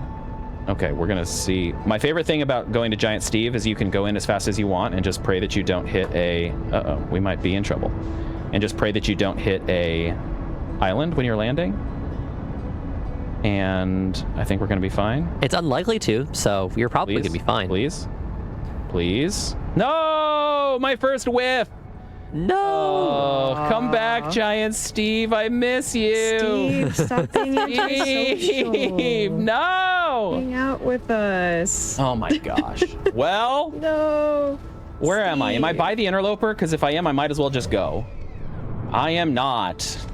Okay, Giant Steve it is. I mean, you have so many checks here. I feel like you may as well clean out Giant Steve. Yeah. I will be missing the complete the tower because I don't have the imaging rule. But you get the other 2 checks, right? Yes. Oh, wait, no. You can get the other 2. Okay, great. So at least that's still... I hate saying this. That's still check dense. 2 checks, it turns out. It is bad in this game. In this game, still pretty dense. Okay, surely this time... This is the problem with it being so close to the sun, is that it just, like, look, I'm about to look like I'm catching on fire, but then we're going to go right past it, and then we're going to not land on a... Okay, great. Beautiful. Just not hitting islands is my huge goal with all of these. Hello! Wow! Hi! Okay. So now we're looking for several islands. We're looking for the Statue Island, which has something I can translate inside of it. We're looking for the workshop, which has something inside of it that I can translate. And here's this... The construction yard. Workshop. Yeah, the there construction yard. Yep, that has 1 check for us. And we'll land very gracefully in here. And surely this will be something productive for us. Ooh, wait a minute. It's Pank. Wait a minute. It's Pank. Hold on. We love a Pank check. Watch it be a supernova trap again. Silent running mode. Okay, we are now 3 of 4. Nice. 3 of 4. This means we can also do our good friend Feldspar's Barkley. if we want to. Sure can. But... And that's pretty check dense. That's 4 checks. Do we just... I think we finish out Giant Steve and we just go do that? Yeah, I feel like we full clear here Yeah. and then we head to Dark Bramble. That seems like... And then we do the scary thing. Then we do the scary thing. This is one of my favorite places on Giant Steve. Oh my gosh, it's the best. This is so fun. Oh, good pick. Yeah, I like this. And like when you learn about how the masks are tied into the memories, which are tied into the Ash Twin project, because usually when you come to this, you're pretty early in your discovery of how this world works. And so there's a lot, oxygen refill. So there's a lot of questions that get raised. And the ones that this one brings up about tying people's memories, and then it's one of the first places you can look inside the Ash Twin project with the remote viewing stones, and then you see that there's 3 masks activated, and you're like, okay, well, I know Gabbro is one of them, and I'm one of them. What is the 3rd one? What else is out there? Oh wait, I'm going to the North Pole. It's just such a wonderful way of telling stories. And we're gonna sneak in here. And did I go high enough to get through? Nope. Ooh, just barely. Just barely. Sorry for the archipelago messages that you're seeing. I have a tracker that's running, as you can see below me, and I think it's periodically disconnecting. Connectivity issue. And notably, we're only So down 1 go mode item, if I'm not mistaken, right? That's we have correct. our silent running now. Yeah. Yes. Which gets us through Dark Bramble. We have our Know My Warp codes, which let us access the Ashton project. We have our coordinates, so we can enter them to get to the eye of the universe. Yep. What we don't have is the, once more made up by the game, Warp Core installation manual, which would let us take the Warp Core from the Ashton project. That's right. So once we find that, we are go, but that could be anywhere. So that's what we're hunting for. And we still don't have the hide and seek frequency, which would hold back a couple things. We don't have the deep space radio frequency, which is one check, maybe a second check. And then we still need a few quantum rules. We still need imaging, and that's true. We have entanglement. What's the other quantum rule that I'm forgetting? Well, it's not sixth location, it's just the shrine door code. Oh, the shrine door codes, right. And that lets you get into the shrine. So the reason that you can do this, you don't need the imaging rule for this one if you just look at it. Use the power of your eyeballs. Use the power of observation. All 4 of them. All 4 of them. Okay, so we scan this. Kind of depth perception. And there's the imaging rule, so we can go ahead and finish this. Oh, fun. That's awesome. How about that? So now we talked. Oops, I'm in. So we talked about how quantum things. So electrons exist. Electrons exist in all sure states do, that they Kyle. can be at once, right? And the only thing that collapses them into being in one particular place is observation. And this game uses that to play around with the idea that these doors technically exist in every position they can be in all at the same time, but only when they are observed do they collapse into a single location. This is optimal gravity stone placement because we can just start walking up.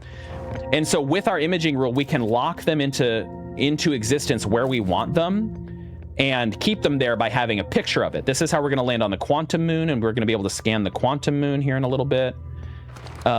It's just a really neat way to play with quantum level physics on a real level. It looks like this isn't anything. Before I reset, is there anything else I'm missing here? I don't think so. Oh, the control module. That's probably worth going and getting. Wait, the control module. Oh, did you find the aerodynamic adjustment? Oh, you mean, sorry, you get the control module in space. Yes, in space. Yes, you can get that. Yeah, notably, we haven't found those tornado aerodynamic adjustments yet, so we can't get beneath the surface. But once we can do that, we have the electrical insulation that lets us go all the way down. Exactly. Now, technically, there are a couple ways you can sneak under the surface without having the tornadic aerodynamic adjustments.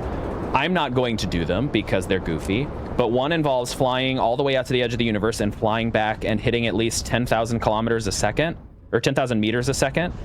Something like that. It essentially takes you the entire loop to get fast enough. Exactly. So we're not going to do that. Another thing you can do, there's our quantum moon. Do I just land on the quantum moon? I think so. It's here, right? You can scan it too. I don't think you've gotten the signal yet. That's two checks if I just land and then take right back off. So we might as well. Translator Dark Bramble. Oh, that's great. Ooh, fun. That's going to help us. And then quantum moon signal. That doesn't help us. That's vanilla quantum moon signal. That's very funny. Oh, that is funny. When they're in vanilla places, that's so funny. Okay, we are back here, and we are looking again for the cannon, which is coming around the mountain. There we go. When she comes. Beautiful. And we are going to squeeze on in here. Hello. Show me your landing point, please. Where is the... Up top there. There you go. Hello? I don't know why it seems like it's oriented a little bit weirdly. Yeah, and the gravity thing isn't there. Normally... Yeah, I don't know. What is... Oh, whoa. What is happening? Okay, so my theory here, we're gonna get game devy. Folks may have noticed this. If you ever see a model in a game that kind of like pops, it looks like it goes from one maybe form to another at a certain distance. That is called a level of detail or a LOD. What I think happened is that something you did interacting with the quantum moon made the game think you're still on the quantum moon, so therefore you were far enough from the orbital probe cannon that it was replaced with an optimized, smaller version that you would normally only see from afar. Yep, that sounds exactly right. So we were going to go in there and get that check, but now instead we're going to do, I guess, Feldspar, right? Yeah, that sounds good. We can get a lot of good stuff in Dark Bramble now. Okay, here comes the best creatures in base game. And we saw a little sneak preview of them earlier when we went to see the fossil there that was on Ember Twin. And we are now going to see where they still exist here in Dark Bramble. We are going to be hunting Feldspar. I have Feldspar's signal, right? Yeah, I do. So I can use that and just make it a little bit easier. But I think I can do it without it. So we're going to try it without it. Wonderful. I should be fine. Someone asking, is that also a quantum rule, the rule of Lods? Yeah, it is. Yeah, absolutely. When electrons exist in a state of level of detail, and until you observe them, they are in their low form of detail. Boom. Okay, so let's get some fish emotes in chat. If you've got fish emotes, let's trot them out. Or if you have I'm screaming and scared from out of my mind emotes. Yeah, we'll take screams and or fish emotes. Okay. I use this one just because it's quicker, but we're gonna go in here and I'm pretty sure it's this one. It's not worth. Oh, it's not. Okay, great. It is the fainter of the three that have the signal, I believe. So if you're seeing a signal come from one and it's a little bit like lighter and grayer, I believe that's Feldspar's. I was just oriented differently, but it's here. And we're gonna. Okay, so the thing with Feldspar's is you can't leave because the exit light is not lit. So you have to have something to show you where the exit is. So I drop my scout off there. So when I come out of this, I can go scan and, oh, hello, friend. This is another fossil. We are not at our living people friends yet. But I leave the scout there so I can trace the scout back and leave so I can go to the third escape pod. Let's talk to Feldspar, the best pilot who ever lived. Yeah, a lot of dialogue to get through before we can get the hint. Every one of the Hearthians has a hint for their area. They will try to tell you what they believe is the most important item on their planet or series of planets. And I'm seeing here that it's ghost matter wavelength at the Nomai grave. So we don't need to go to the Nomai grave is what I'm hearing. We don't, but we still could scan Escape Pod 3 because we don't know what that is. Since we're out here. That's fair. We should definitely scan the escape pod. Yeah. But still a small time save that we can ignore the rest. For sure. For sure. Alrighty. I love seeing the fish and the screaming. There are a lot. Yeah, some of them are both, actually. Yeah, that's perfect. Screaming fish really is the ultimate combination of this, isn't it? Okay. How many years old were you when you learned that this is just the outside of Dark Bramble? Yes, you can in fact access this if you go on the underside of the biggest chunk of Dark Bramble. You might need to be on foot to do it because I feel like your ship can't really fit well. But that was legitimately weeks ago I learned that, and I've been playing this game for years. Always something more to learn in Outer Wilds. Shrine door codes. Shrine door codes. Neat. So Okay, notably, we've now found everything that we need to be able to visit Solanum, which is not required for our win condition, but they do have a check. So she might actually have something really necessary for us. Yeah, she might be hanging out with something important. So we might end up getting to see the last Nomai in existence. Another creature, notably. Nomai. Yeah, and it's going to be pretty great. A pretty excited. Caprine friend. Our Caprine friend, bringing back full circle our earlier discussion. Okay, we are going to try to navigate back to our ship. We are going to try to navigate out of here and see if we can't head back. Wait, no, this way. Head back to Escape Pod 3. We'll follow that signal. I don't remember if going here takes us all the way out or just takes us out one level. I think it just takes us out one level. So I believe one level. I think we can make it. We might end up just leaving and coming back into Dark Bramble, though. That might be what ends up happening. Back in. I'll be very amused if we actually do need to visit the Quantum Moon. That is one of the most remote checks in the game to really is. Not have required as part of your win con. And she's the best. Our good She's friend. worth it. She's absolutely worth it. That's absolutely correct. And we're going out.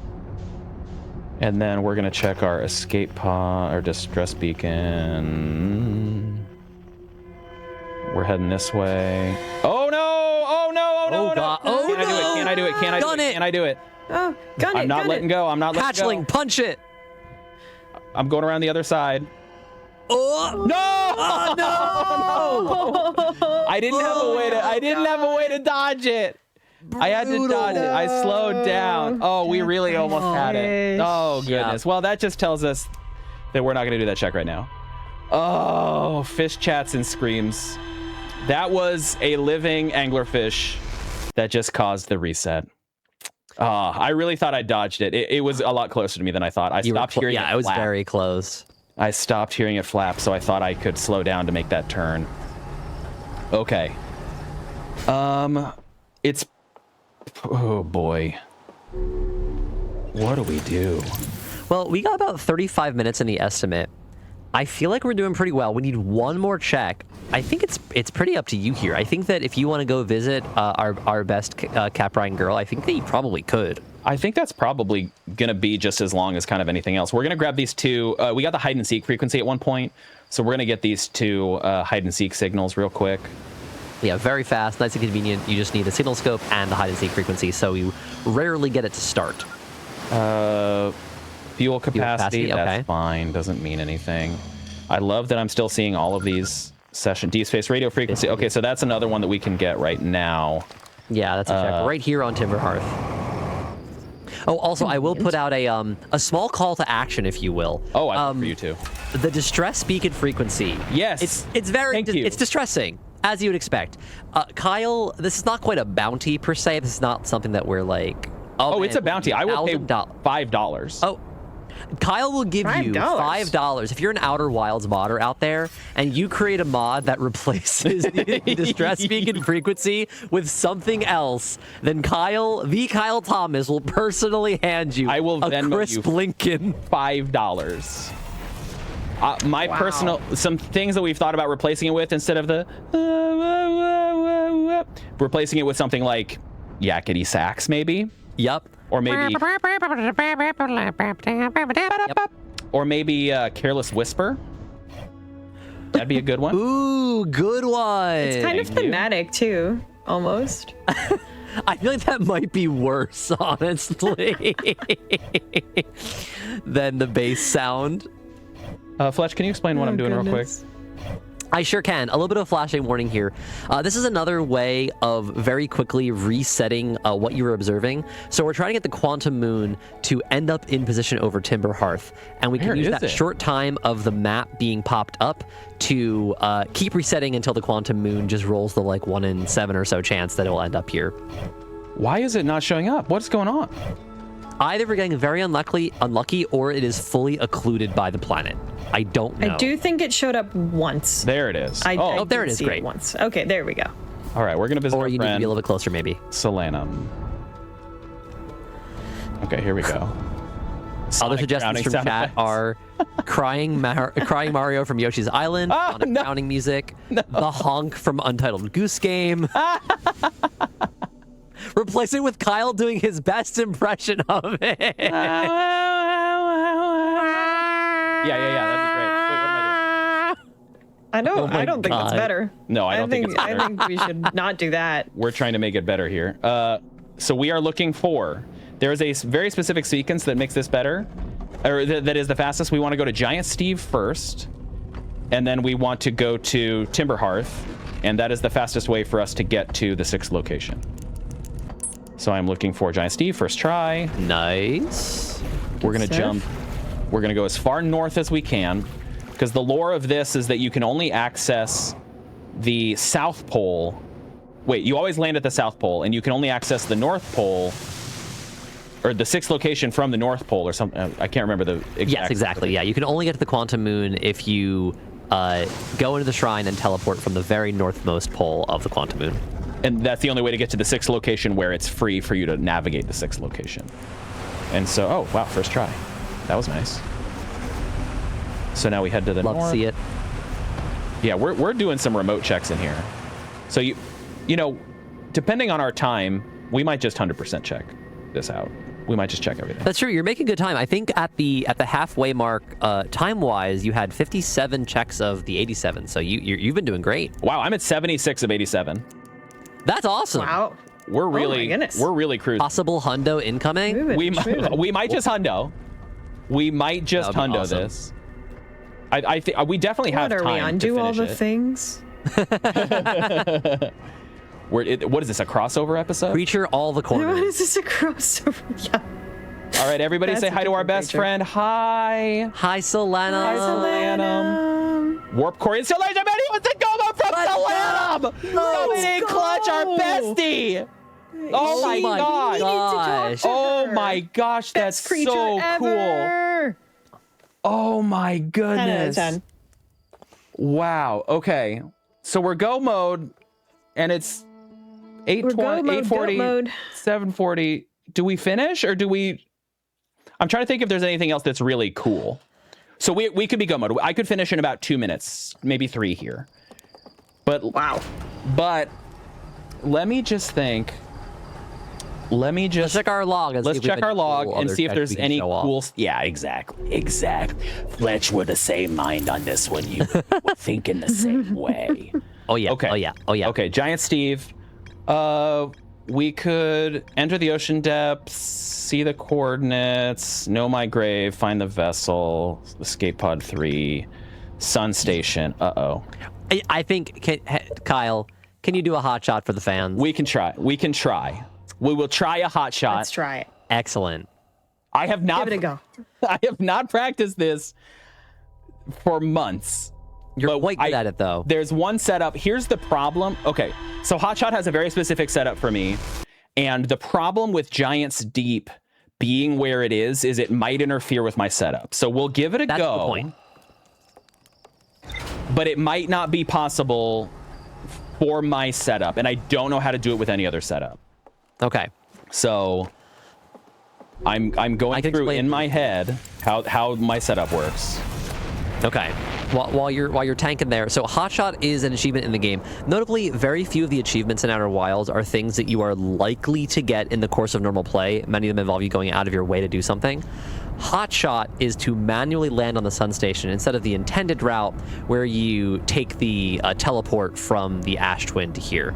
So what Kyle is trying to do is a very particular lineup to get yourself accelerating around the planet, essentially in a synchronous orbit with the sun station, because that makes it much easier to do the micro adjustments that let you line up, get your ship on the same exact speed, and then and work your magic. Also helpfully here, we do have match velocity as an option, a thing that you have in the base game, but that you don't necessarily always have in the randomizer, and that may assist some of the smaller parts of the maneuver to line up exactly with the rotational velocity. This is looking not bad, Kyle. This is looking pretty decent. Kyle, this looks good, Kyle. Oh my gosh. There's also another piece of tech where you use the eject button instead of leaving the ship normally. That is I don't remember how to use the eject button. I don't remember how to use the eject button. You have to hold down on your D-pad and then look right with your right stick. I believe that is how you free cam. Oh my gosh. By holding down on the D-pad. Oh dear. We're just going for it. No, we can't. Oh no, I think this is the issue with getting up out of your seat. Sometimes the gravity of your orbit is going to throw you into the wall of your ship. And we're getting close to the sun, though. We're gonna burn up. Okay, we can do that again. We can do that again. All right. Let me practice. We have time. We have time. Yeah, we have time. We got time. Yeah, we're good. We can hotshot. That was Hotshot on hotfix. That should have worked. If I had remembered how to, because I haven't eject button since I did my last hotshot. That would have worked if I could have hotshot, because it'll shoot your cockpit out, and then you will be floating in space right where you need to be. If you jam your ship right into that little opening there. But the alternative is to try to rotate your ship so that you will be I guess you want the floor of your ship to be facing the sun, because then the gravity of the sun will be pulling you into where you need to be. Okay, I remember how to do it. Great. All right. Second time's the charm. Here's the other thing that's different about this is this: since Timberhearth is in a different location, getting to my setup is a little bit different. So I might have to. Also fair. I might have to wait an extra loop for the ship to come around. And actually, I don't have autopilot. Okay. We're going forwards. We're trying to get about 4 kilometers away at no motion on the sun. So here comes the sun station one more time. I'm going to let it go as I move down within its onto its same orbit circle, which is about here. Nice. And then I'm going to pull away, so I slow down, and I want to be kind of right about here. And the gravity of the sun is pulling me in. Steve in the corner. And then as soon as I see the sun, I go hard right, or the sun station, I go hard right, and that's going to put me in alignment with the sun station, attempting to match velocity. You can see the arrows that appear, those dotted arrows. That is your trajectory relative to whatever body you're locked on. So now we are basically in rotation. I'm trying to pull in.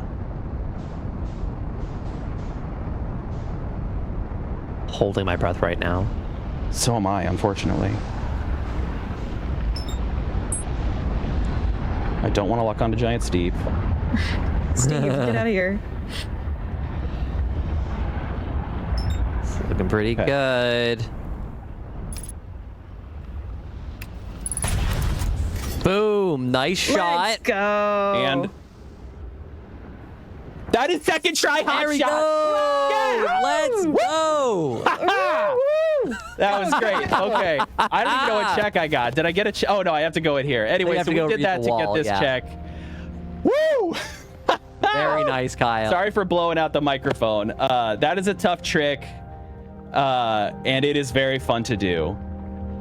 We're going to see what we get here, and then we'll finish out the game. But that was a lot of fun. I'm very happy that and we got a marshmallow, a delicious marshmallow. Love it.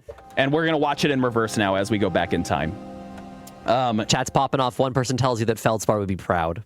Feldspar would be proud. We'd be listening to the guitar solo on Freebird, flying together, landing on the sun station without any teleportation. Here's some backwards, going back. We got it. Okay. So now we're going to beat the game like normal because we have all of the things that we need to be able to do that. So we're going to, of course, start any good day off with a nap. We're going to wait to about 5.5 minutes, 6 minutes, because we are waiting for Ash to move from Ash Twin to Ember Twin to reveal the teleportation into the Ash Twin project. So that... Yeah, normally we would be specifically waiting until we could use the Pillar of Sand because that is when the bodies are aligned to their own gravitational center and you would teleport through. But because this is a randomizer, we can just press a button to activate the warp pad as long as we can reach it, which is why we need to wait for the sand to lower. Exactly. And you can see in our tracker below us, down in the lower right, we have all of the requisite Go mode items. We have the silent running mode.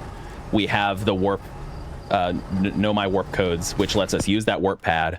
We have the installation manual for the warp core that apparently exists somewhere, and we have the coordinates. The coordinates are randomized, so you can't just use the same coordinates that are in the base game, and they're always really cute. They're always cute little shapes.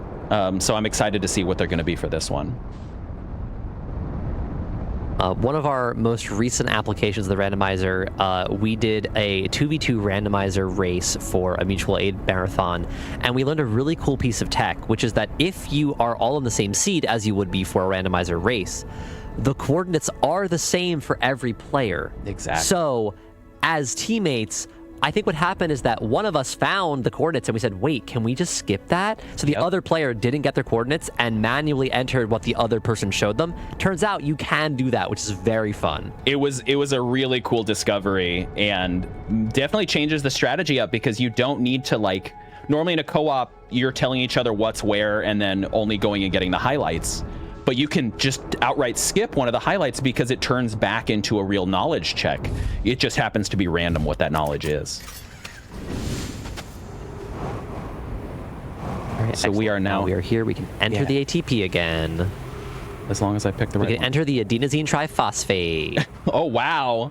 Busting out specifically for the Kyle Thomas. That's right. No one else. And so when I take out the energy in the ATP, does it become ADP? Probably.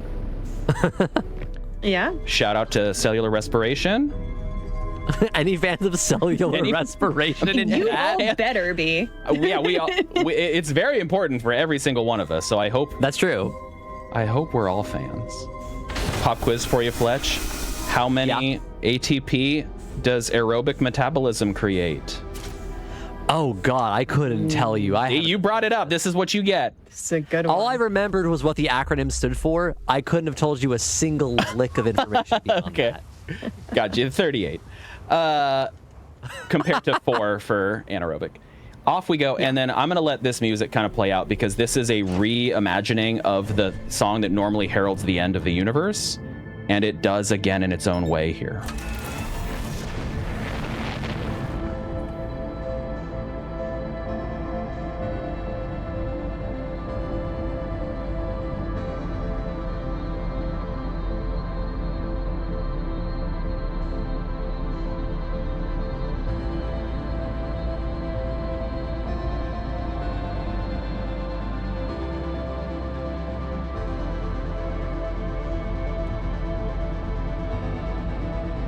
Well, while we're appreciating music a little bit, Kyle, I wanted to ask you, you clearly are pretty good at this game. You just showed us an incredible trick. You've been showing us all of your prowess throughout the whole thing. Yeah. What drew you to randomizing the randomizer instead of doing the traditional speedrunning route for this game? I'll give you the real honest answer. I am not very good at video games. Basically Myth one of the busted, requisites. Kyle. Myth busted. Myth busted. We're gonna get through this together, y'all. I wanted to find ways to play Outer Wilds as much as I can and to maintain a little bit of life in that space, because this is a game a lot of people say they would give anything to be able to lobotomize themselves and forget, or take a mind erasing gun and forget so they could play it again for the first time.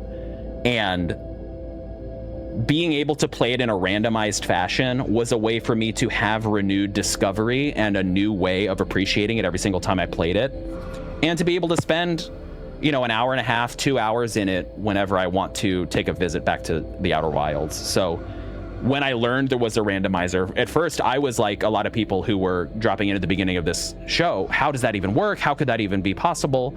And I was a little scared of it. Okay, we can hear a screaming. Okay. Well, we bumped something. This might be a slow approach here as we dodged one anglerfish, and we're now dodging 3 more. This will be kind of a slow go. But I just wanted a way to live in this world more, and speedrunning wasn't going to be for me because there's so many technical things in that I was not interested in learning and being really good at. So, like, scout boosting is a thing where you can, when you're in zero gravity, you can shoot your scout behind you and it'll project you because it's, I don't remember which law it is. Anyway, one of those laws, you shoot something this way, equal and opposite reaction sends you that way. And you're doing that on loop to fly all over the solar system. And that's too much for me. That's too many heebie-jeebies for me. So when I discovered the randomizer, I thought that's the way to go for me, to be able to live with the Nomai, live with the Harthians, live with the Redacted, and experience the game kind of a fresh way every time.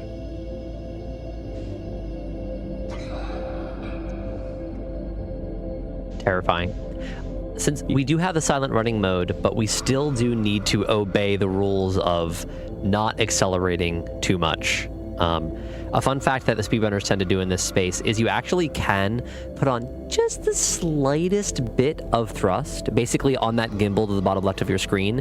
If you get one of the 5 ticks, that is low enough acceleration that you make no sound, but also that's terrifying. Why would we do that? Yeah, exactly. Too scary. So now, normally you would do a trick where you go to the Nomai grave and you send your scout into the seed that's there, and then you would be able to follow the signal to where it is. But because Dark Bramble is static, I know that when I get to about this point at the eggs, these are anglerfish eggs, by the way. If I have this one light down to my lower left and this one right directly to the right, I can fly here underneath this, and the entrance is always going to be right there. So that saves some time here in this ending sequence and gets me right to the vessel of the Nomai. And we're going to see a lot of our fallen ancestors who are just some of the nerdiest, geekiest, most wonderful people.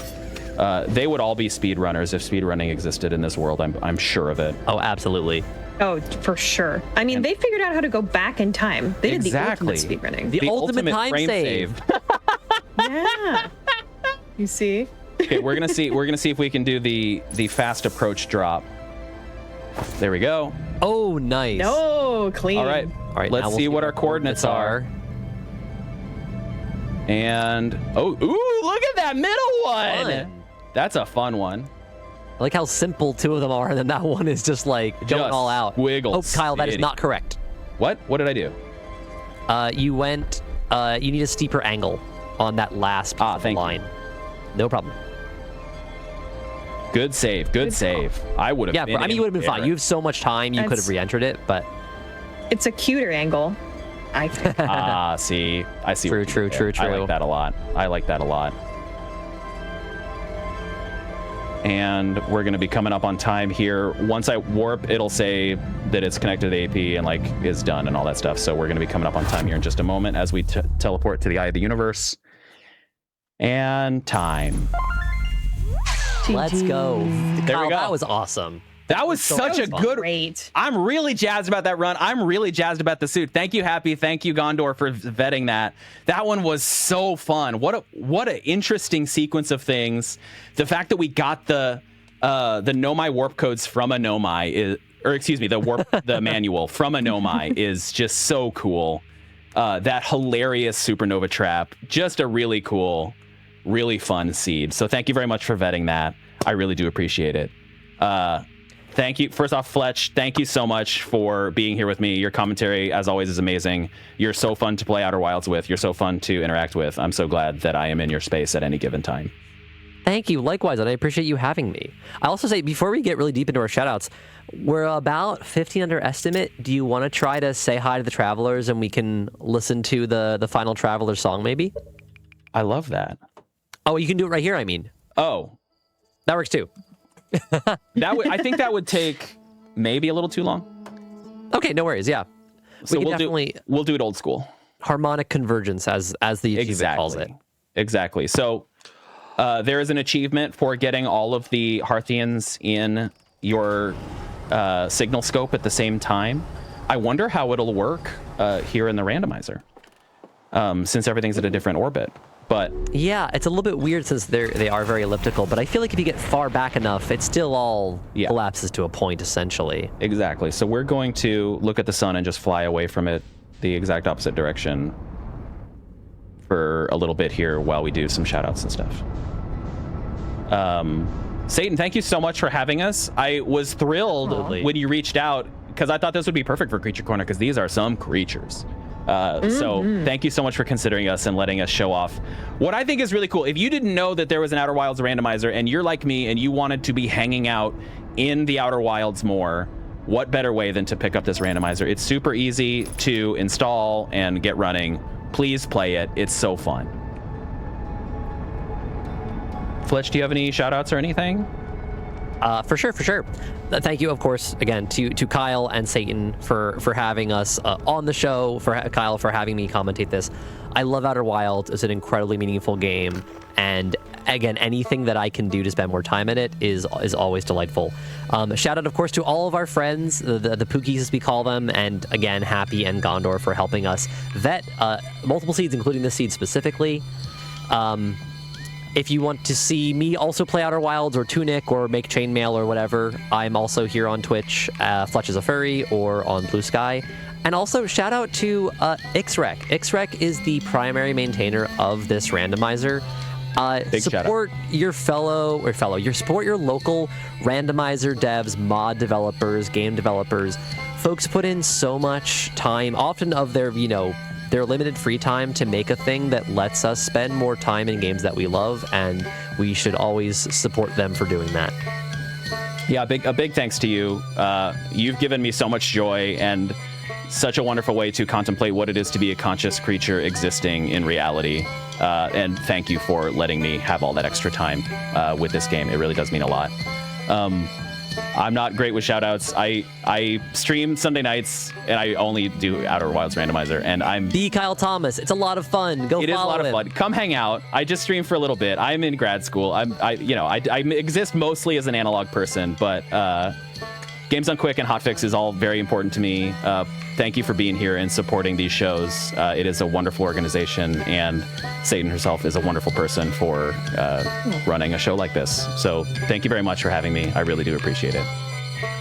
Well, I mean, we couldn't do it. I couldn't do it. And anyone at Hotfix couldn't do it without all of y'all with your passion for gaming and your passion for, doing these playthroughs in ways that are different from the norm, and wanting to show everybody. So I thank you, both of you, of course, but especially you, Kyle, for wanting to share with us this amazing game. And it was so much fun. What a great randomizer. What a great seed. What a great playthrough. You showed off so many cool things. And we get to do one more cool thing at the end here. That's awesome. Right.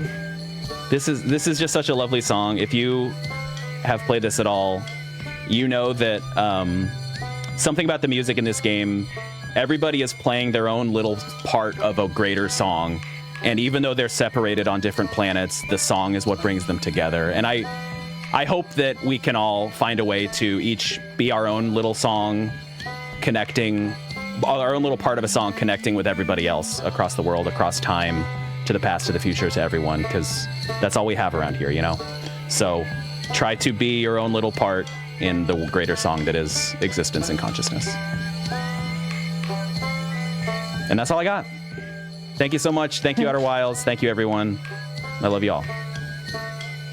Well, thank you, Kyle. That is a wonderful message to end on, and I agree. Another amazing experience that you can have in space is, well, Super Metroid. More aliens. GDQ Hotfix enjoyers, welcome back from the break. And if you were here for Outer Wilds, you know that that was an absolutely fabulous showcase of a really difficult way to play that game, featuring aliens and other creatures. And guess what? We have another thing that's like that coming up, but for a much more classic game. Super Metroid, of course, has been featured on this channel many, many times, but it's actually never been featured quite like this. This category is very unique, very different, and mastered by the runner of the game and his commentator. So I'm sure y'all are going to really enjoy this one. It's going to be loads of fun. This is Super Metroid Low Percent X Ice by King of the Hill 476. Let's get on into it. All right.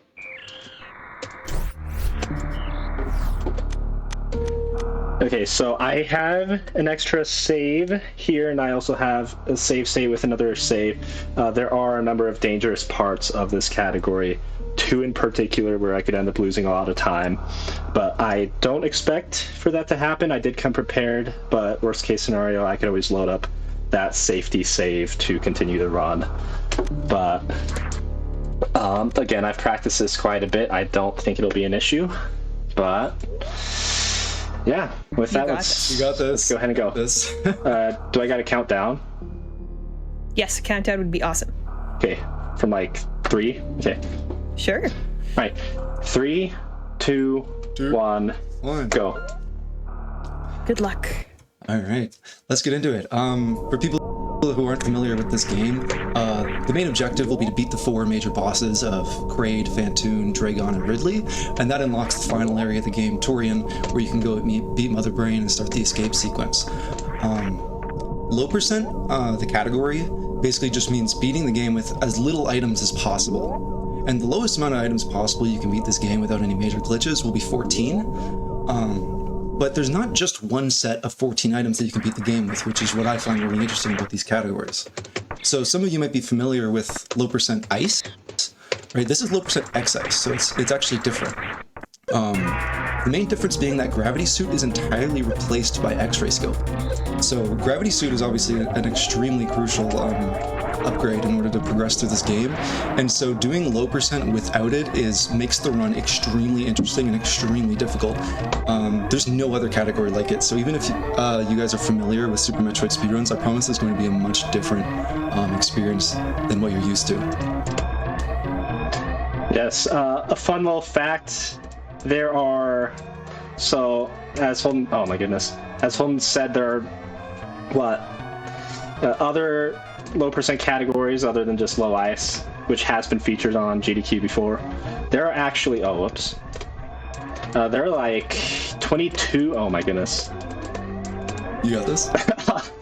Okay, there are actually, I believe there are 22 completed 14% categories, 14% being low percent. And this is the third one that has ever been completed. So there was low ice, just the standard one that most people know.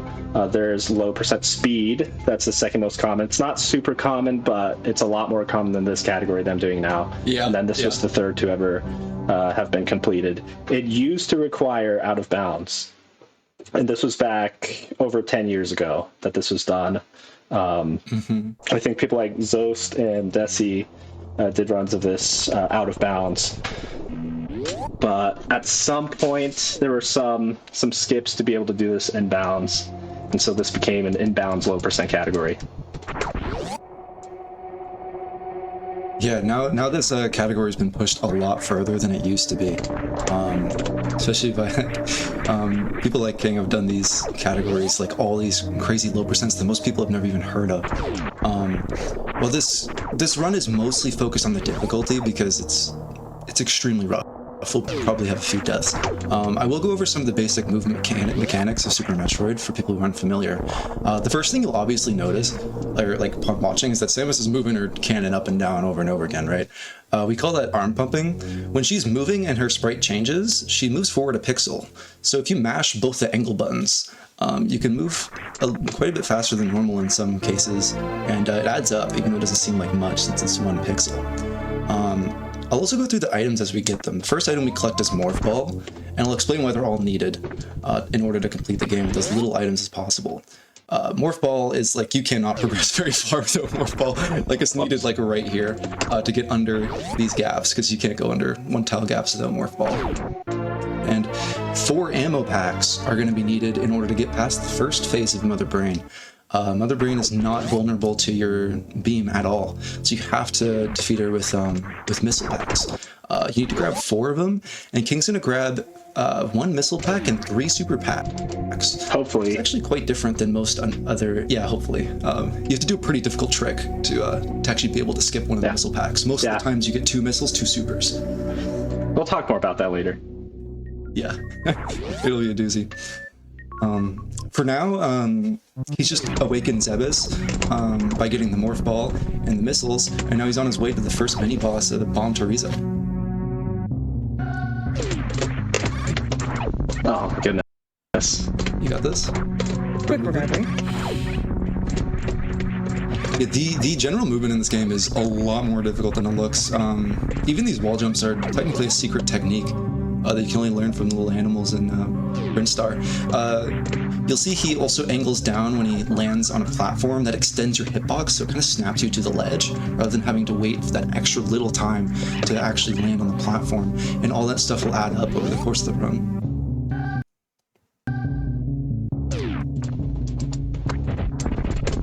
Oh, no. Okay. Oh my goodness. No. That is not normal. You got this.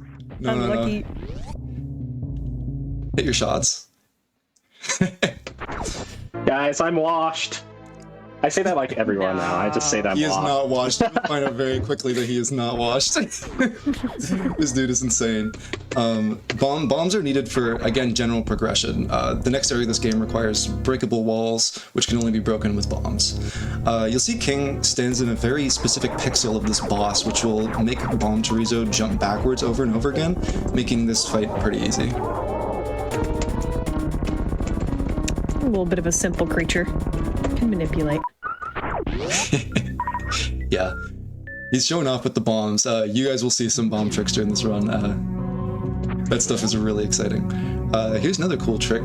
People familiar with speedruns will know this one, Alcatraz Escape. Instead of using bombs on the top right, you can use that little skip and morph in. It's really cool. Yeah. Wait. It's one of the cooler looking strats you get in the early game of this game. So far, this run has been the same as normal, but you see, this is the first route deviation, is not grabbing that energy tank.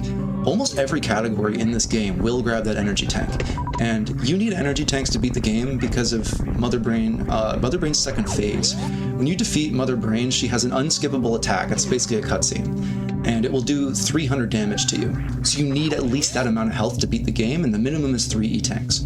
But he skips that one due to routing that we'll get to later, but essentially it'll make it slightly easier for him to skip that E-tank just because of the weird route that this game has. Going into Brinstar, the intended route to beat this game is to go to Spore Spawn, defeat Spore Spawn, and unlock Super Missiles. There's actually a technique called Mock Ball that can skip Spore Spawn. We call this early supers. Going through and Mock Balling underneath, it preserves your Morph Ball, and it makes you able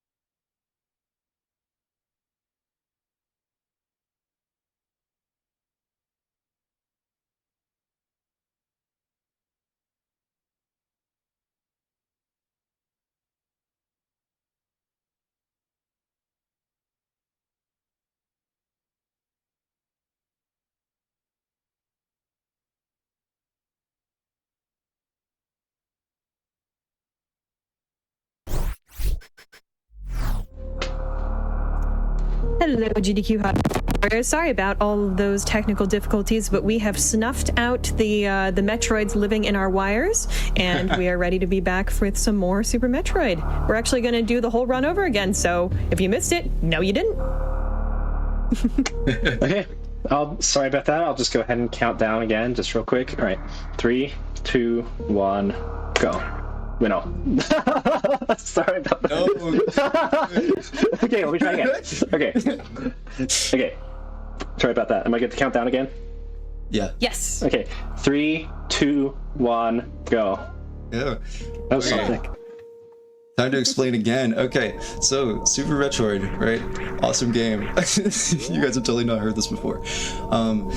The goal of this game, we're going to be beating 4 bosses: Kraid, Phantoon, Dragon, Ridley, which will unlock Golden 4, which lets you go into Torian and defeat Mother Brain, the final boss of the game, and trigger the escape sequence. This category is low percent X ice, so it's much different than anything I promise any of you have seen before. It's essentially low percent ice, but instead of grabbing gravity suit, it's entirely replaced by X-ray scope. So low percent is just beating the game with as little items as possible without any major glitches, which in this case is 14. So it'll be 14 items. The end value of the game should be 14%. Yeah. And as I said earlier, I'll say it again. This is the third 14% low percent category that was run. The first was low ice, just the standard one. It's been done at GDQ before. The second is low speed. It's gravity and speed booster. That's also a common one. It's a lot more common than this, but also a lot less common than the standard low ice. I'll go through why each item is necessary to beat the game as we go through, because it's too much to explain at the start. But for now, we're just going to do Series Escape and then make our way into Zebus and start our first little bit of item collection. That escape was very clean. Yeah, that was a lot better than the last one. What last one? Oh, last one was fine. You got that. You didn't die, so. True. Surprising amount of people die in that escape on their first playthrough. Speedrunners are like really picky on their time, on their Series Escape. And so a lot of people reset for like, some people reset for anything under a 45. And I got a 40. Wow. Most people would reset with that kind of time. There's a lot of RNG involved. There's steam poking out of like every wall that is kind of random. So you just get hit by things and it messes you up. So not much you can do. General movement of this game, for people who aren't familiar, you'll notice him waving his arm cannon up and down over and over again, which is called arm pumping. When you change your pose while Samus is running on the ground, it'll move her forward 1 pixel, which does not sound like a lot, but it adds up pretty quick over the course of the run. In some rooms even, like the room before Speed Booster is just a straight hallway, it can save half a second in just one room, if you mash well enough. Here's going to be the first item we collect out of 14, is the Morph Ball. Morph Ball is needed to basically progress at all. You can't go into 1 tile gaps without Morph Ball.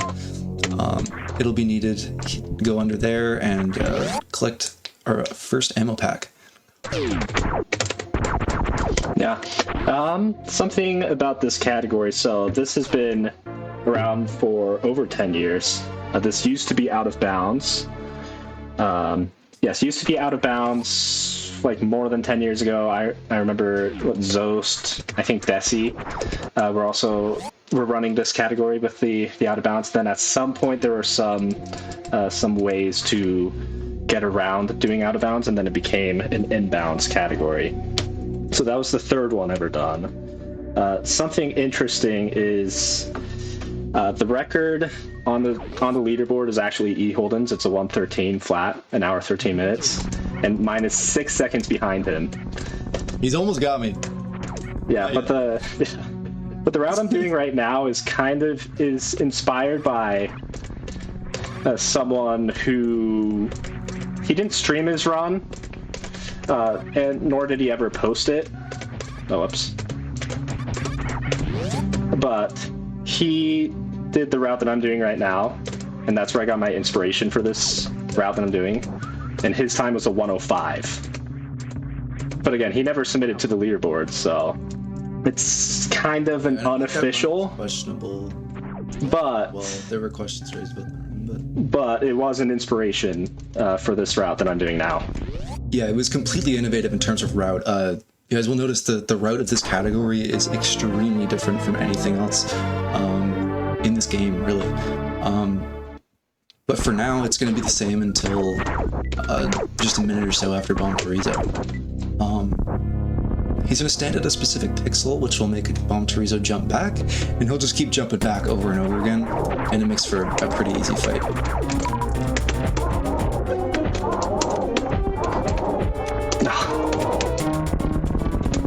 Nice job. Yeah, you can also skip the Bomb Chorizo usually has their head blown off at a certain point in the fight, and it loses time. But if you calculate your shots exactly, so your last shot does 100 damage when he has 100 health, you can actually skip that little animation. There we go, new info that I didn't say on the first go. There's Alcatraz Escape again. Epic strategy, it's just a wall jump into a morph. Saves time so you don't have to bomb the blocks over to the right. And here's the first route deviation in this category, is skipping Terminator E-Tank. Almost every category grabs that E-Tank, but this one doesn't for reasons you'll see later. Essentially routing. The reason we need E-Tanks, you'd think, oh, why don't you just beat the game with no health upgrades? And we could, but except there's in the final fight, in the final boss fight, Mother Brain, she has an unavoidable attack that does 300 damage. And in order to survive that, you need at least 3 E-Tanks to beat the game. So he's gonna grab those, and it's pretty much unavoidable. Oh my goodness. I meant to shoot there. I meant to be cool. I'm washed. Here's our first skip. No. No, I say that all the time now. So that morph, normally you are not supposed to be able to go that fast in Morph Ball. That gate is supposed to be able to stop you. But King did a technique called Mock Ball, which will let you stay in your running speed while going into Morph. And you'll see it everywhere. But that's the major place it's used to actually skip something. Super missiles are supposed to be locked behind Spore Spawn, which is a boss that would normally come up just about now, in a few rooms from now. But if you get a super missile here, you can actually skip that boss fight entirely, because now you no longer need super missiles because you already got them. One of the most basic speedrun tricks that you'll learn in this game. I don't know what's basic and what's not. I look at that and I'm like, that's really cool. Yeah, yeah, but there's some pretty crazy stuff coming up, so it's very basic compared to what we're about to see. Well, then I'm really excited for what we're about to see. This is crazy. I promise you guys.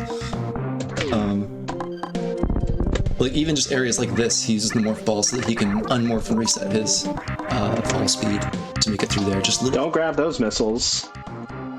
Yeah, don't grab unless you want to have a bad time at moat. But I'm gonna do that anyway. Oh, I didn't explain ammo packs. So you need 4 ammo packs to beat this game because of Mother Brain's first phase. She's completely immune to your beam attack at all. So you have to defeat her with ammo. And the minimum to do that is 4 different packs. Normally you'd get 2 in like a regular low percent ice run. You would get 2 missiles and 2 supers, but King's actually gonna go for a 1 missile and 3 super route, which isn't really seen anywhere else. And normally that would be impossible because to get over the moat, we're about to approach the moat in a second, to get to Fantoon, you have to get the missile pack there. But King has a technique to actually get around it. It's very obscure, you'll see it here.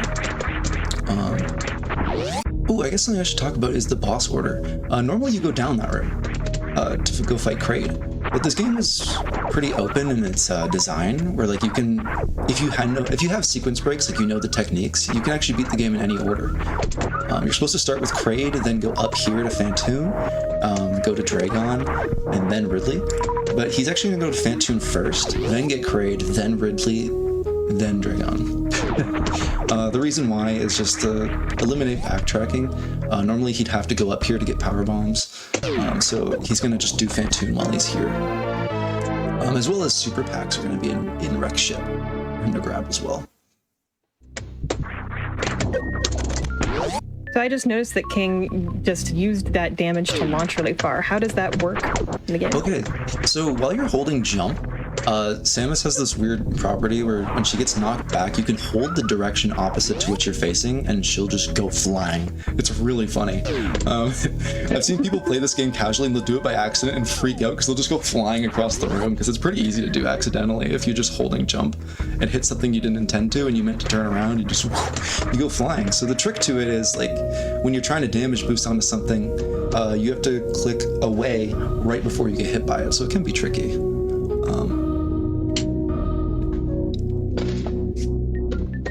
Power bomb is necessary for these yellow doors. You can't progress through the game without opening some of these yellow doors.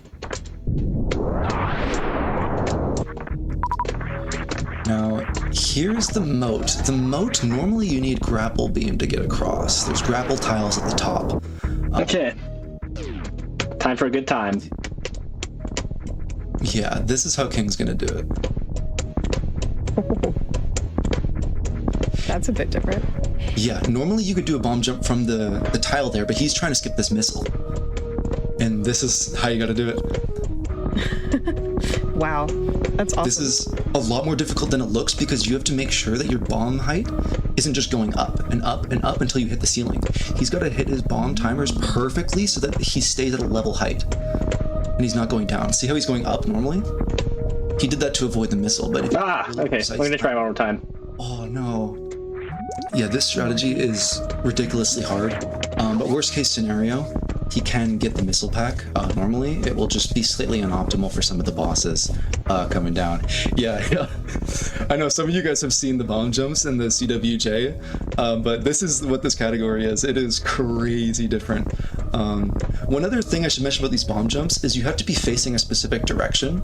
Normally, when you're doing bomb jumps, you have to be facing the direction you want to go, but here you have to be facing towards the bomb. But you can't be right on top of the bomb, or else you might get sent the other direction.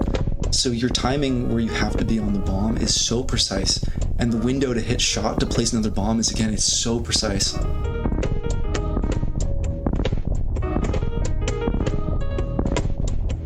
Yeah, this is awesome. I think we were talking in the green room earlier about like Boom! y'all choose to do this category. Nice. And I think this is a good example Yeah, of this is a good example. Easy stuff. In this No, not category easy. that is nowhere else. Nowhere else. Those bomb jumps took me years of training. Yeah. So That's don't awesome. don't Great think job. that you can just go into that. Just pick it up and do it. You're not. No. Like, even my record doesn't even do that, so...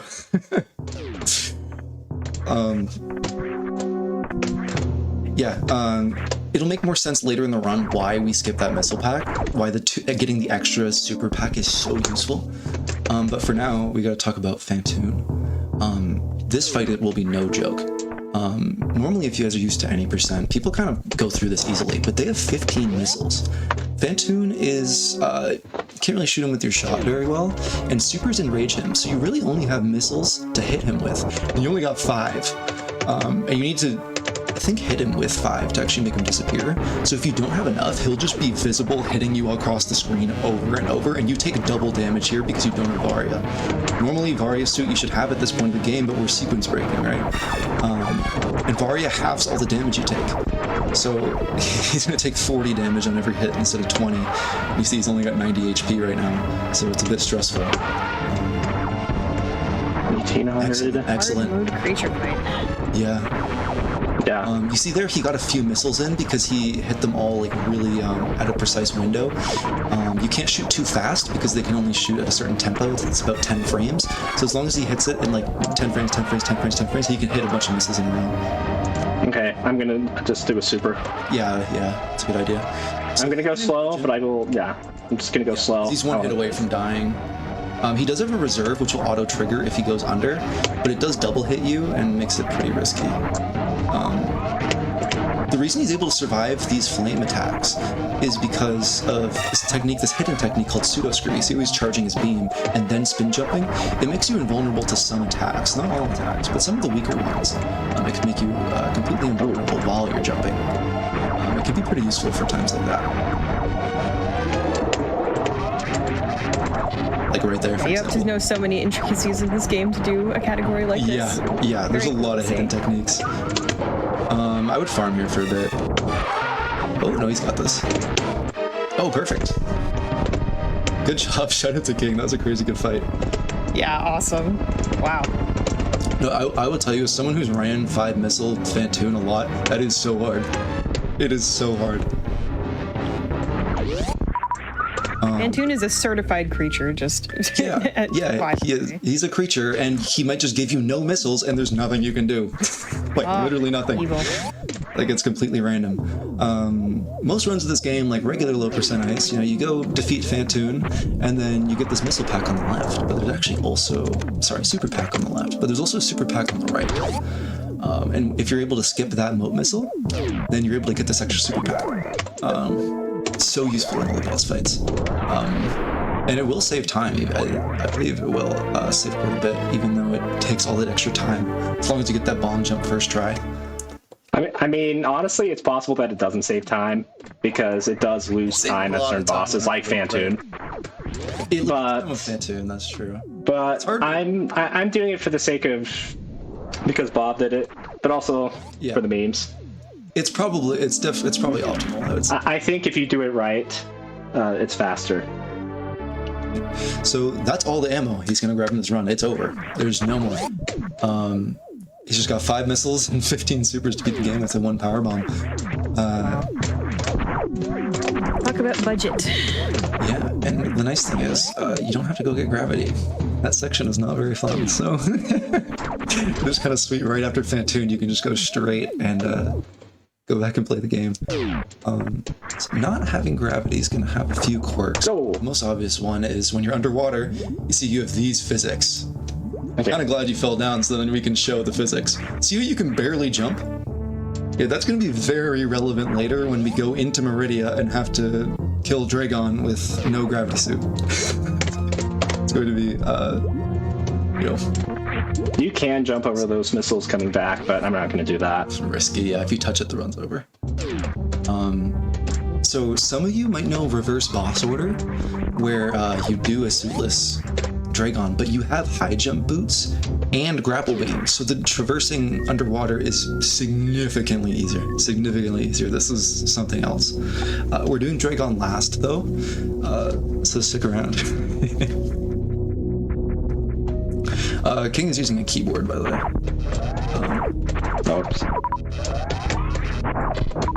Keyboard cheater. Yeah, there's not really much of an advantage using a keyboard other than like hitting left and right is easier because you won't accidentally hit up and left or up and right, so it can be useful for wall jumps. But like almost every record in this game has been achieved with a controller. I saved, right? Yeah, you saved. Okay. Good. There is an whoops. There is an upcoming difficult part. Yeah, this is not the worst part. This is early X-ray. This is cool. So normally you need grapple beam to get across this huge spike pit, but King's gonna do this instead. That was a bad entry. Yeah, you have to catch up with the waiver here. You'll see why in a minute. This is really difficult, so I'm letting focus.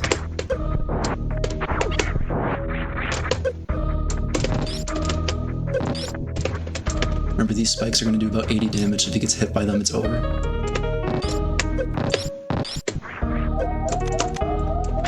Okay, I've got a plan. Yeah, okay, you're supposed to get a damage boost on there. And, whoops. Oh, okay, I'm gonna go ahead and reset. Okay. That's probably not more than 2 minutes lost. It's okay. Yeah, so catastrophic things can happen. Boost. Get a final damage boost across. Yeah, that's unfortunate. Luckily we saved. Yeah, I didn't do the strat that I was planning on doing, just, I don't know, backup one. It's alright. Sorry, Kai, 60 damage, my bad. Still gonna do half your HP in one hit. I guess you have a reserve, but...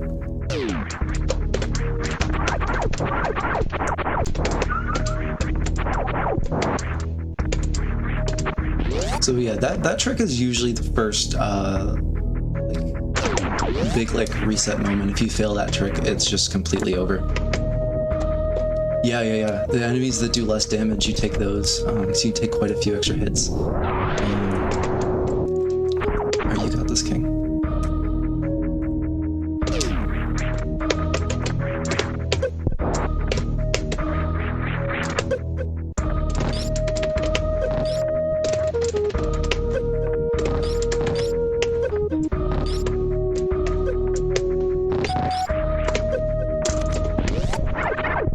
Not over. Oh, Nice, barely made it. Oh, that was awesome. It's not over yet. I gotta come back. Yeah, he's got to go back. Yep.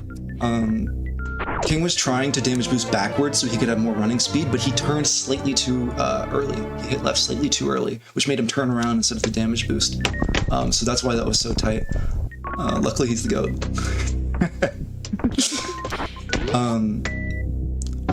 Yeah, you're gonna pause abuse here, right? Yeah. Okay, pause abusing.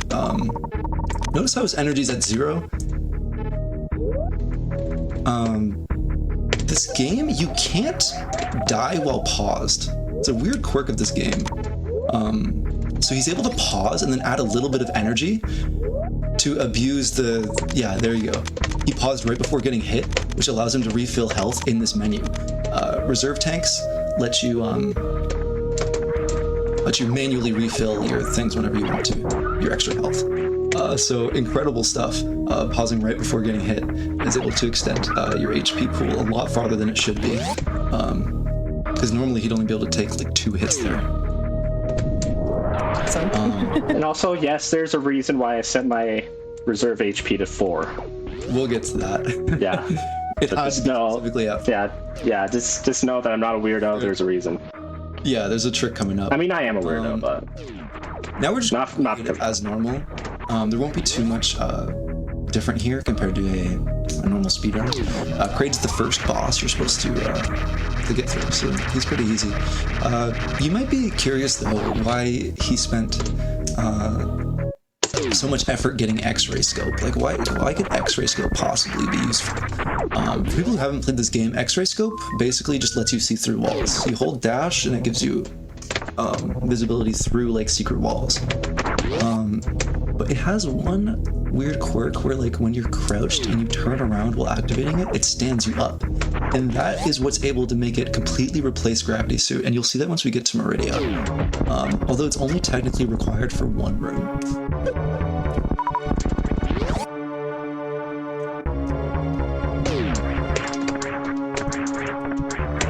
Alright, good stuff. Here's Kraid coming up. Kraid's supposed to have 2 phases. One where he just sits here and like yells at you, and the other one where you can go on a date with him and he'll stand up and like break the ceiling, and you're all like face to face with him. King's gonna try to do the Kraid quick kill here, which will skip the 2nd phase. oh, fun. Oh no. Okay, so how the... Okay. Oh, do you got this?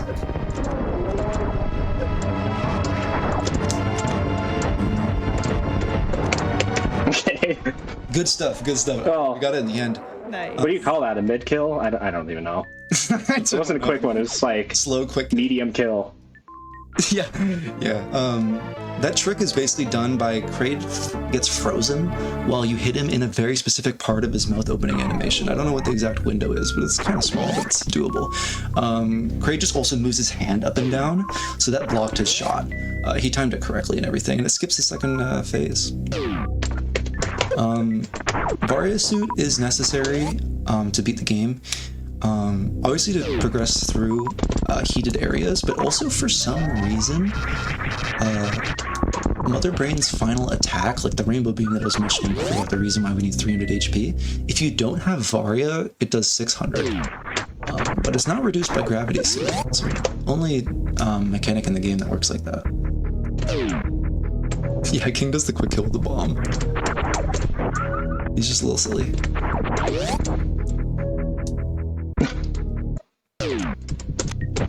Yeah, Chad is mentioning that that King did not get the energy drops as well. And I assume that that's part of that whole keep the reserve at 4. He needs to have exactly 4, right? I didn't even catch that. I can actually have less than 4, but I want 4.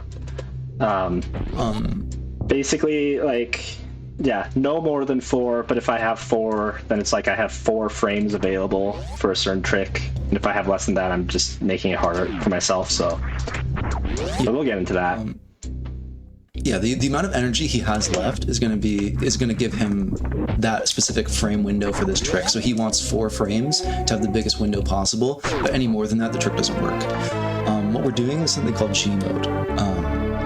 G mode is going to be used. It's not strictly necessary to beat this category, but it makes it a lot quicker. Normally you go through Lower Norfair, right? Through Lava Dive Room, that big room with all the lava, that Ridley's big scary face. But using G mode, you can actually enter through the back exit, even though there's a one-way gate, and it's supposed to not allow you through. While you can go through the front entrance, it's just quicker to go through the back in this category. Just because of not having Varia makes the lava dive really brutal and really slow. What he's gonna have to do to perform G mode is essentially get hit through a door and have it activate his reserves. So you'll see him set up precisely right in front of the door, so that as soon as he goes through the door, he gets hit while he's in the door transition. And that's going to activate his reserves, and he has to hold dash while in the door to activate X-ray scope. And when he gets hit by the enemy, once the next room loads, it's going to activate X-ray scope right away and like cancel the reserve animation. He has to let go within that 4-frame window. That's how the trick works. I'm gonna save before because this part is pretty difficult.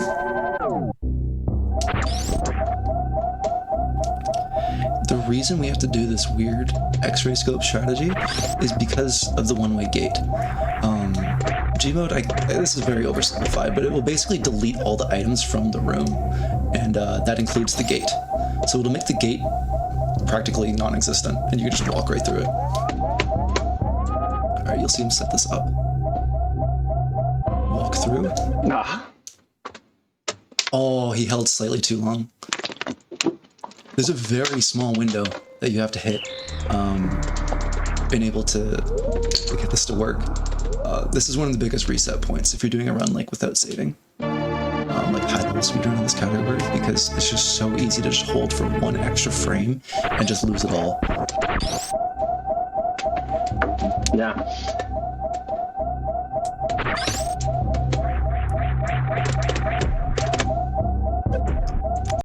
Here we go. You got this. Let's go.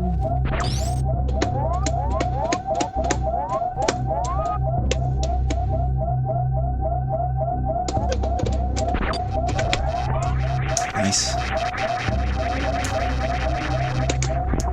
So when he comes back in this room, you see things do not really act the same. Most notable thing is this. This is not out of bounds, by the way. Yeah, so basically it locks the camera in place, I think. So Samus is not out of bounds, she's within the bounds of the room, but the camera's just not scrolling with her, and her sprite overflows back to the other side. So he just traversed the room blind, pretty much. But now he has no HP, and everything here is going to kill him in 1 hit, so he's got to focus. Good stuff. This lava will also instantly kill him, so he's going to focus here. Those flames, any missing 1 wall jump here, anything will get him. Good stuff. This is one of the most stressful moves to run. It was a little bit close. Whew. I got this. He's going to use that pseudo screw technique that I talked about earlier to break these boulders. It's crucial. Play it safe. I'm just going to play super safe right now. Yeah, it's not worth when you're doing this route. It is pretty hard. The reason why we skip Terminator to E-Tank is so we can get this E-Tank here and refill and not have to do all of Lower Norfair with just 4 HP. Makes it a lot more reasonable, because when you pick up an energy tank, it refills your health to full. So it essentially acts like a refill station here. Oh, it was... okay, it's fine. Yeah. Killing these things does make the room darker, but it's okay, this game does a good thing. If you kill all of them, you can't see any of it. Oh, Yeah. that was awesome. Yeah. Blind navigation was really cool. You might think like I said you need 3 E-tanks, right? And he only has 2, so why couldn't he grab Terminator in this one? After Botchoon, there's an E-tank that you just can't skip. It's in a tight corridor that you go through with the Morphball, and the only way through is through that corridor.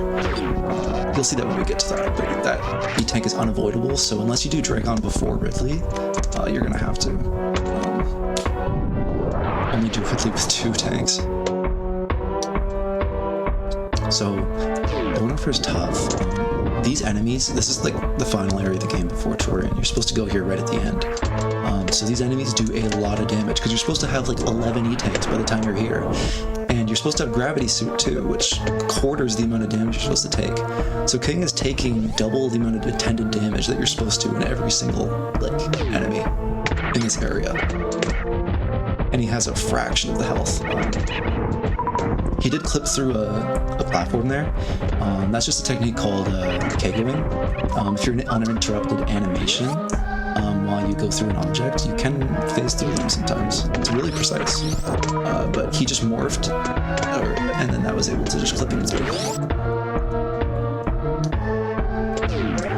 Alright, here we go. Ridley. So I don't know how many... Probably the most famous other character from this. Yeah, definitely. Definitely. For those who've been here from the beginning, he was there, but here he's a lot different. To put in perspective how difficult this fight is going to be, King's going to be using his charge shot, right? It takes a full second to charge.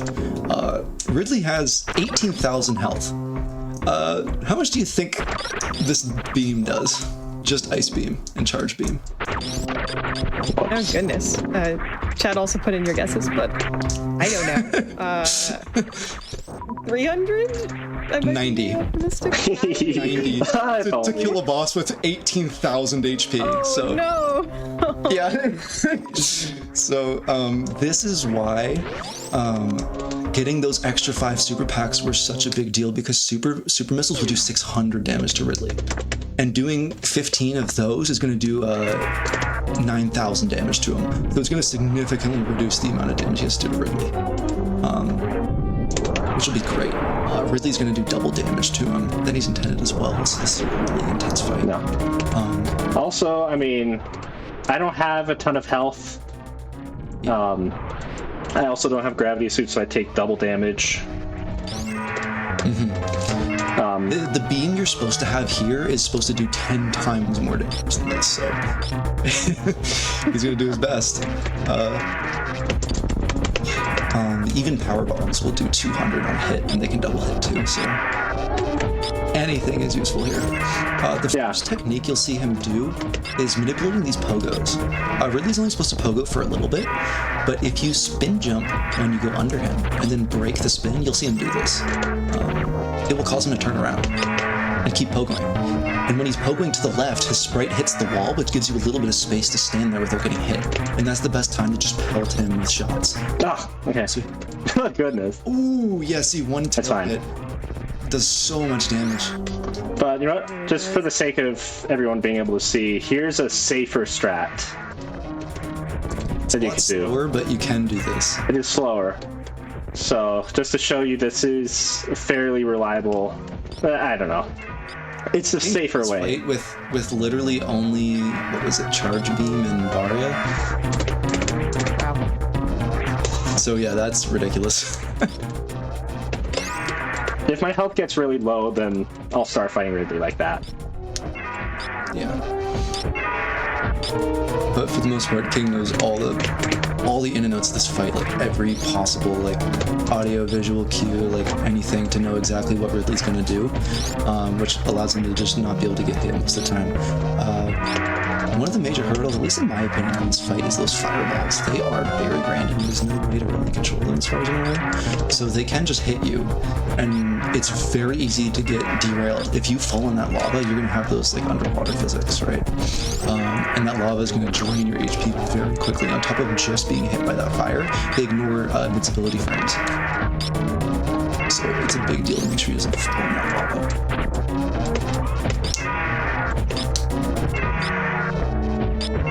Holden, King, do y'all have a favorite boss in this game? Oh, bots Ridley. Boy.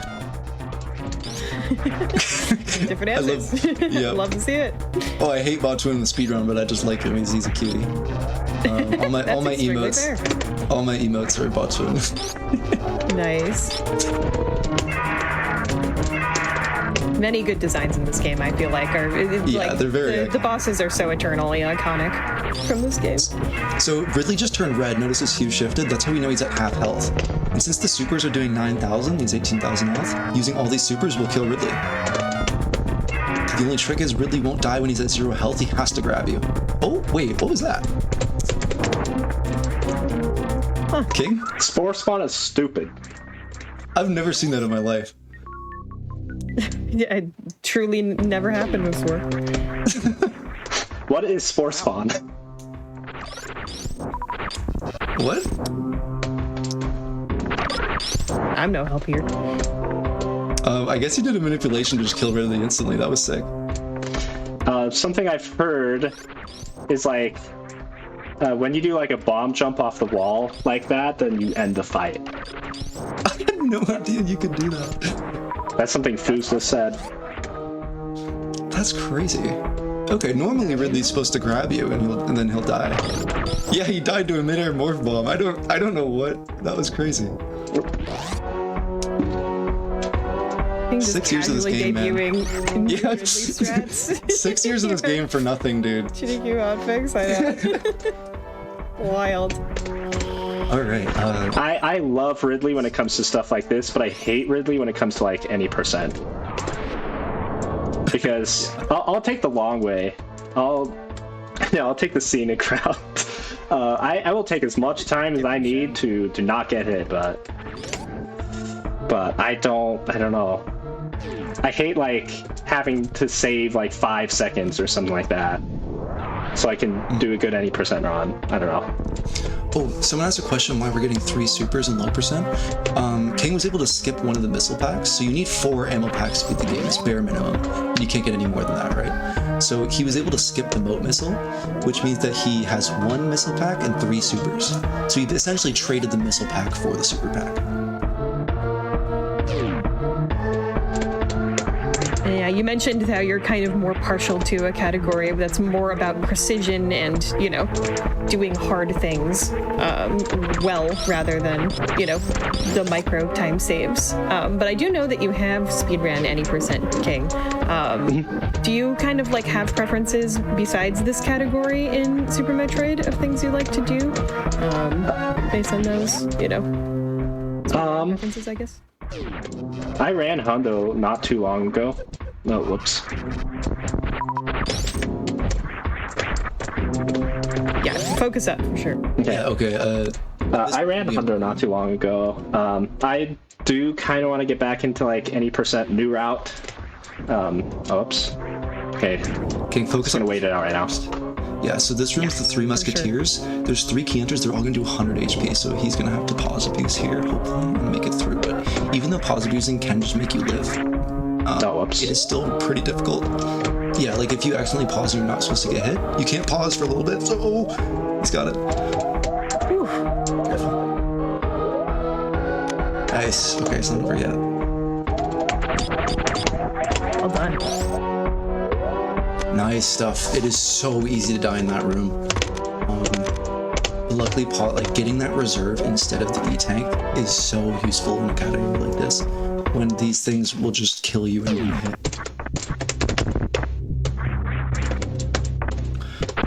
Okay, do you want to answer the question now? There's a bit of time. Of like what categories you like to do?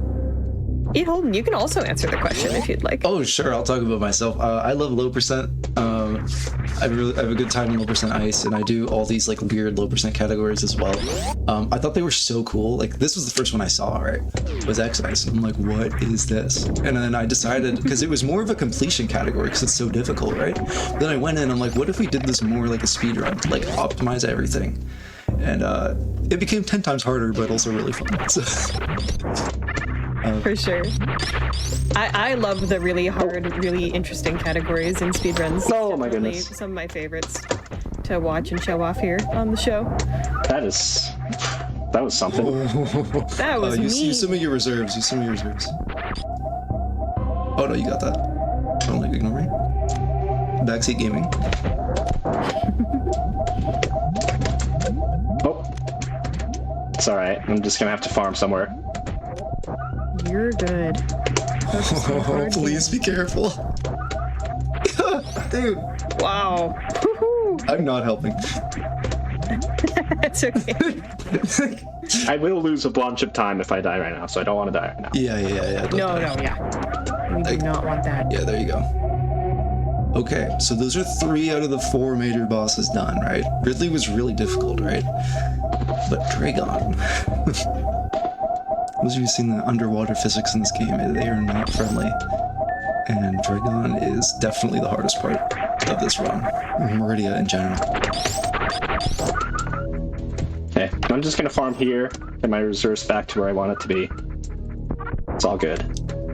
So, the normal way to go into Meridia and progress through is you break the tube, right? The left of this room, you'll see it. You break the tube and then you enter Meridia. Using Gmod again, you can skip that first room because the first room is called Main Street. It's a big shaft up. And underwater, you can't really go up. You can't wall jump, you can't bomb jump, and your jumps are like 5 tiles tall or something.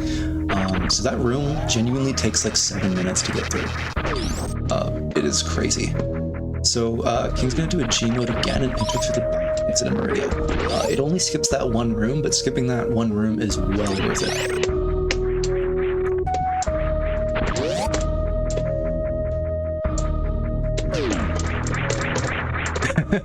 Yeah, what guys? So we have an hour left on the estimate, even though there's only one boss left, and Meridia is why. This is by far the most unique section in the game. It's at least like in these other parts, it's like somewhat similar, just like a more difficult version of low percent. You get that cool like Gmod trick, but other than that, it's pretty similar. This is where it's gonna be completely its own different beast.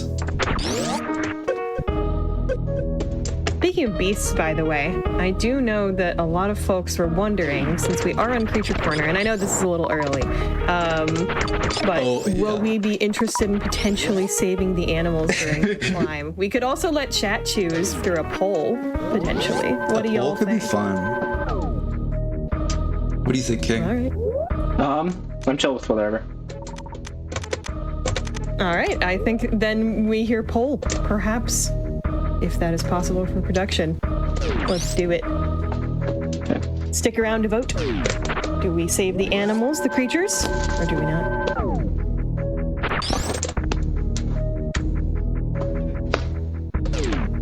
Oh, someone asked if low percent includes map tiles too. There have been theories about low percent map. That's a bucket of worms to get into. Yeah, I'm actually not too familiar with that one, but there are people who have tried to like theorize, okay, how would you beat this game while getting the least amount of map tiles possible? It's actually really interesting. Really interesting idea. That poll is now up, by the way, just as an FYI chat, so you can vote in Twitch, in the Twitch chat. Yeah, Okay. the technical definition of this category is low percent item. So the map tiles don't matter for this. Okay, this is one of the two like big deal places, or segments rather, because I have to get the same trick that I did going to Lower Norfair, and then I have to do like a crab climb with ice, Yeah. all in one Just so you guys go. wait. There's no safe in between, so you got this, King.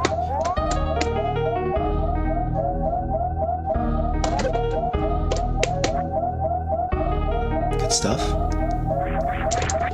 For anyone that missed this explanation before, this essentially disables the gate. There's a gate, a one-way gate that you can't go through, and it lets you enter Meridia from the back. It's not out of bounds, it's just the camera stays still, and Samus's sprite loops around. He was all within the bounds of the map. It just didn't show. Okay, this next room is called Mount Everest, and it's one of the biggest rooms in the game.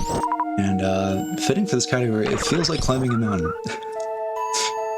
You have to make it to the top right of the room. And again, you have no method of gaining height. You don't have grapple beam. Your bombs don't work for bomb jumping. You can't wall jump. So the only thing he's gonna have is ice beam to freeze enemies and use them as platforms. The only thing is, the only enemies that you can really use for this are the crabs here. And they just run on logs. You see them here. These crabs. They're gonna take 6 shots, and the next one will freeze them.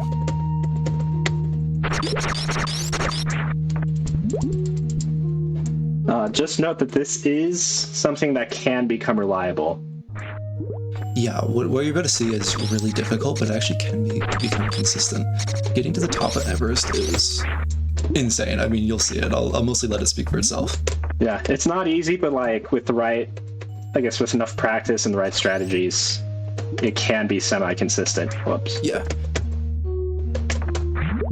Note that the hitbox for the thing is slightly smaller than the sprite, but he's going to use these enemies as platforms. And they mostly, for the most part, they'll be still when they're off screen.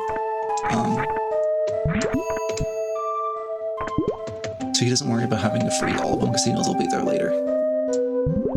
Okay, here we go.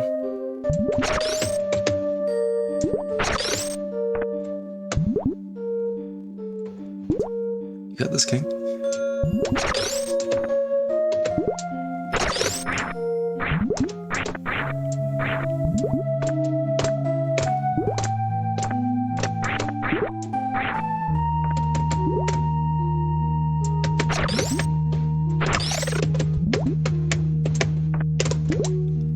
So Samus jumps higher when she's crouched, so you'll see King before almost every jump crouch. It gives you a couple extra pixels and makes a big difference when your jump height is so little. You'll notice there's an overhang up here, so he can no longer just keep climbing as normal. You may be thinking, how does he do this? Well, just watch this.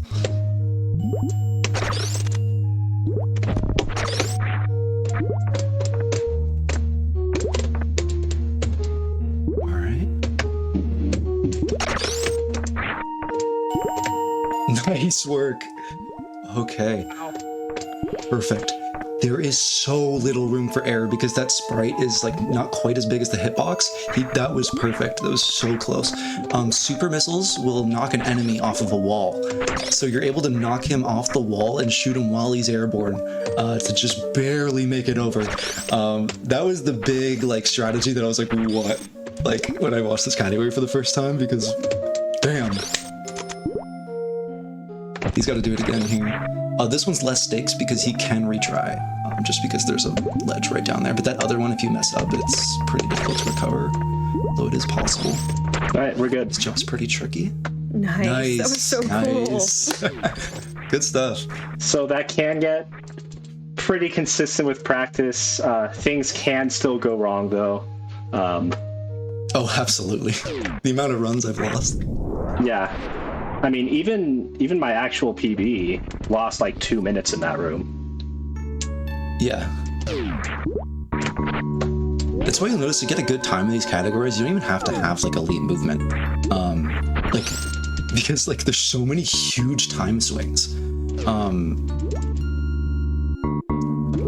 Like it was like when I ran this category, the world record was held by Zost. And like obviously Zost is like one of the best players ever. Right, movement significantly better than mine, but I was able to beat his time by like 3 minutes just by executing like all the strats and just not messing up, because that makes such a big difference. These snails, you can't freeze them, so the way he's gonna climb is slightly different. You'll see here. Whoa. Whoa. Yeah. Same camera thing of like, you know, this camera just stays still during that. But yeah, it's really cool. It's a lot faster than like climbing those normally by like turning around, jumping, turning around. Also, let me show you a strat that... Here we go. For anyone doing map rando, that's what you can do. Zost is the GOAT. Listen to Zenny, guys. Zost is the one who inspired me to play this game, so... Ever just sitting watching his streams for like 4 hours straight, like every night. Those little jumps, by the way, that I'm doing are not super straightforward. They're very calculated what I'm doing because I have to jump from a certain pixel in order to make that ledge. He goes straight through that platform. That is not like a normal platform that you're supposed to be able to go through. It's a solid block. But using that Metroid, if he jumps and aims down, it forces him to stand up, and that's actually why Ice Beam is necessary to beat this category. Normally, you're supposed to use Speed Booster to run through. There's Speed Booster blocks that can be broken while you're at maximum speed. But using Ice Beam, you can actually forego need Speed Booster. You'll see King stands on the left side of this fight. Once you do enough damage to Botchoon, he literally cannot hit you while you're on the left side of this map. But this fight can be really stressful, because again, he's taking double damage from everything here, and Botchoon can double hit you. I've lost many runs to Botchoon because if you play it too aggressive and he hits you, it just all your HP gone. It's brutal. Yeah, and that's why I don't like Balloon. I don't know why you like Balloon, bro. I'm not a fan. Now here's why he's done this horrible, brutal, difficult run with only 2 E-tanks so far instead of 3. It's because of this area. See that quicksand there? If you fall in that, it's just over. You cannot get out of quicksand. So going under this E-tank is impossible. Good save. Nice. So this E-tank is like unskippable. You have to get it in this category. This quicksand is okay to fall in, you'll see why later, but the rest of them, if you fall in, it's reset. And you'd have to go all the way back to before Botchoon. The next room is just half he climb. He's gonna climb Metroids the same way he would crabs. He's gonna farm to full first before that. But I want to use this time to talk about Coliseum. So Coliseum, the room, like 2 rooms before Dragon. He's getting close to Dragon here. It is a brutally difficult run. Like, it's not that the platforming is like too difficult, but if you fall down, you're in quicksand and it's over. And a lot of the platforms, you only have 1 tile to actually hit, and they're all spiked platforms. So you got to maneuver like damage iframes.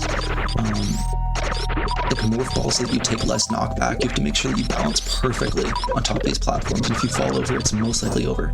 Sometimes you can recover by freezing a Metroid, but a lot of the times, if you fall down here, it's just done. So it's extremely stressful. Yeah, I've got some fun strats for the next couple rooms. Yeah.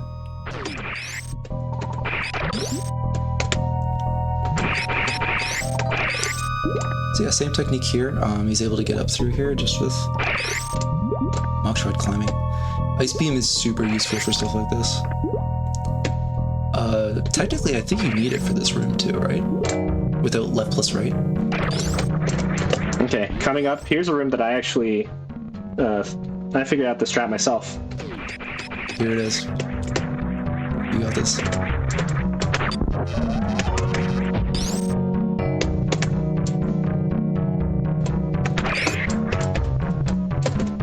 He uses clever like enemy manipulation to get there, just so that 1 bomb jump will get him to that spike platform. But from here on out, he's got to play like super well.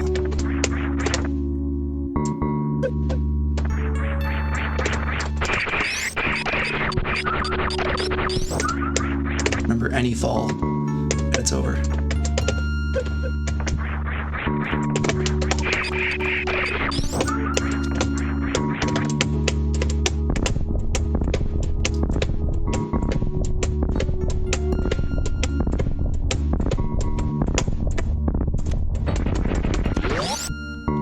Nice stuff, nice stuff. Oh my god, I'm so impressed. Wow. Guys, I'm blushing right now. Incredible. Now he's gonna save here, so we're good for a minute. King innovated that room quite a bit. That was great. Yeah, just remember, if you fall down anywhere there, it's over. You can't get back up. Yeah, some sections of Meridia are just above the water. You see, now he's underwater. Okay. I'm gonna Also, briefly... real quick before you do that, I just wanted to mention that the poll answer is not the one we normally see here on GDQ. Yeah. Kill one by a very large margin. So we are going to be killing the creatures here on Creature Corner. I guess even if it's themed about creatures, that doesn't mean we have to be nice to them. Too many speedrunners watching. All you guys gotta get exactly. Okay. I'm gonna talk about Dragon. Coming up, this is probably I would say this is the worst, most dangerous part of the run. Yeah, this is by far the hardest part. I would expect something to go wrong here. I have to count. Dragon has 6,000 health. I'm gonna be counting, just like I don't know. You'll hear me counting like one number 3 at a time or something like that. I don't know. Okay, you gotta do this with the turn. Yeah. So. Ooh. Oh. Yeah. Yeah. You didn't kill the turret. Oh. 6. 6.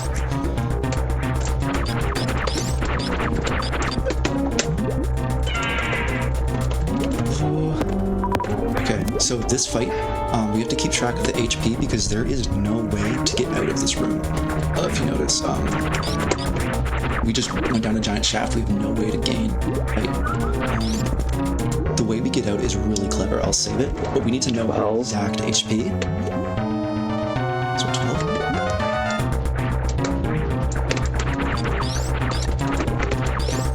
And it's really difficult to maneuver around. If you get gooped, especially. No movement speed. You see that? It's crazy. 15. Perfect.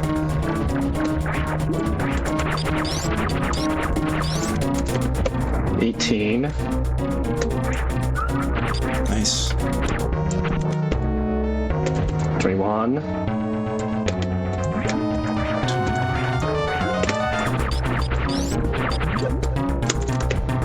24.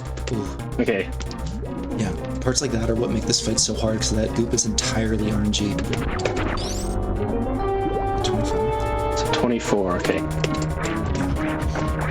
You can also tell by some of the color changes with the... Oh, whoops. I was supposed to shoot ammo there. Yeah, But you can tell by some of the color changes with her belly. Oh, okay. I'm gonna shut up now. Yeah, just let it. 24. 27.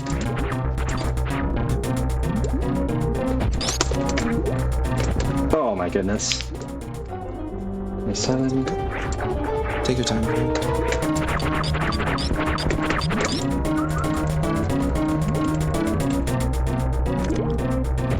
30. Okay, I'm gonna set this to manual now, actually. Yeah, that's a good idea. I was about to suggest.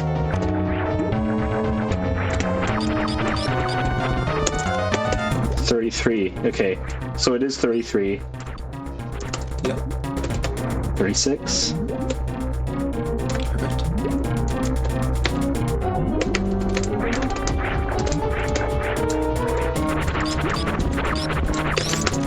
Oh my goodness. Okay, we're at 36 though, right? 38. I'm gonna count to 59 and stop at 59. That's the goal. Yeah, that's what we're doing here. 39. 39, right? 39. 40.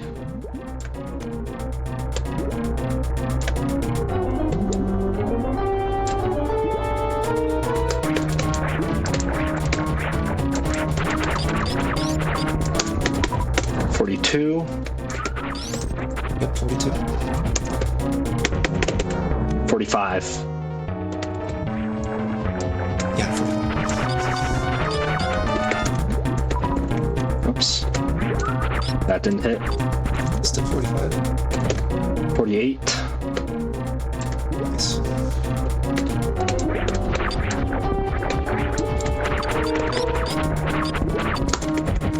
50. So I want to shoot 9 more. 9 more. Keep track of 50. Not counting that shot right there. Yeah. 51. 54. 5 more.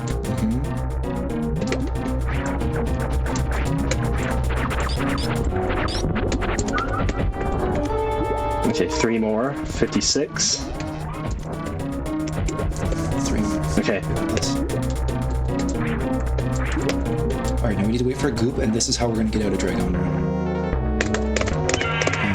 When you're picked up by Dragon, 30 taps left to right will get you broken, so he's going to do 29. And wait for the last one. Watch this. Might have to pause abuse if he wants to.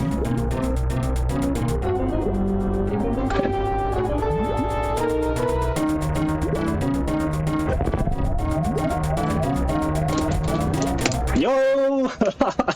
There we go. That's how you defeat Dragon. That's awesome. So you have to get her from the top of the screen because there's no way if you kill her from the bottom, that's what we have to count so precisely, because if you accidentally kill Dragon, it's over. You can't get up. You have to reset. So that's what makes this the most difficult part of the run. Yeah. If I had missed that missile, awesome. I'd be fine, but it would cost like probably 3 minutes to try and get a charge shot in. So what he's going to do here, this was what I was talking about, why you need X-ray scope. So this room you can't go up, you just can't, there's nothing available here. So using X-ray scope, he's able to climb up the room. This is the only area that like gravity suit is needed in low percent ice, technically. You can do the rest of the run without it. But here, what he's doing is he's crouching and then hitting dash on the X-ray. And then while he turns around to look at the other direction with X-ray, he lets go, and that makes Samus stand up. And when she crouches again, she gains height. He's able to gain height really slowly by just like crouch, X-ray, crouch, X-ray, crouch, X-ray while turning around precisely. I know it looks like she's going out of bounds, but again, she's just going straight up. There's nothing out of bounds here, so the camera gets locked in place because the camera only moves when she like jumps. You'll see this here. He's at the top of the room now. So when he jumps a few times, oh, never mind. He's gonna go right through. But yeah, he just made it to the top of the room. And just went through the door. Yeah, X-ray climb is not out of bounds because he never left the map. He just went straight through those tiles, completely within the boundary of the map. He never left. And he just exited because the door is right there. He was able to shoot open the door and break out. Perfect. Very cool. Okay, that's the hardest part. Yeah. Awesome. Policy. Not that the run is chill now, but it's better. Coliseum is like just as hard on the way back, if not a little easier, but since you have that save, it's like really like not a big deal. I mean, I think in my PB I fell down here once, and I think that was my only death. But it loses like 45 seconds maybe. It's really not a big deal compared to a lot of the other stuff that'll happen.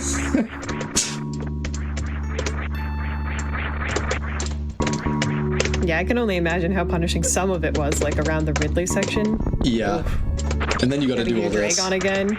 Look at that bomb that jump, sounds dude. He's so good. He's so good. Amazing. Wow. Just incredible. I didn't know if I was gonna get that, honestly. That's not like a super Are you gonna consistent go one. for it? Yeah, that's a hard trick. Yeah, clever use of the bug there. As well. Now, for the next few rooms, it'll be okay. He should be able to exit Meridia safely, since when you're going down, it's a lot easier than going up when you can barely move at all.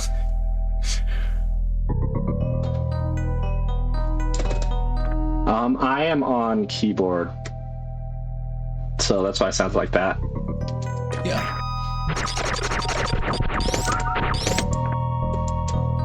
I like how earlier we were like, no, quicksand, and now we're like, okay, quicksand. Yeah. No, I can get stuck in this. Quicksand in this game have door transitions through them. That's one of them. If they have a door transition through them, then you'll just end up going through the door. Most of them don't, though. He could escape that one because it was one tile wall. Of course, a bunch of exceptions come up right away, and he didn't even fall in the sand, so I could demonstrate. He's too good. Okay, I'm gonna save real quick because the upcoming part isn't like super hard. But if I do, so if you fall in, if I do mess up, then I have to go like all the way back to like right after I finish Dragon. So I'm just gonna save right now. worthwhile to save your for sure.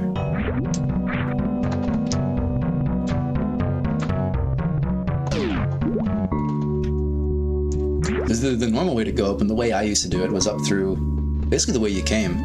But it's actually faster to do this, and I had no idea until forget who showed me. It might have been King. Also, I forgot to say what I do in my run.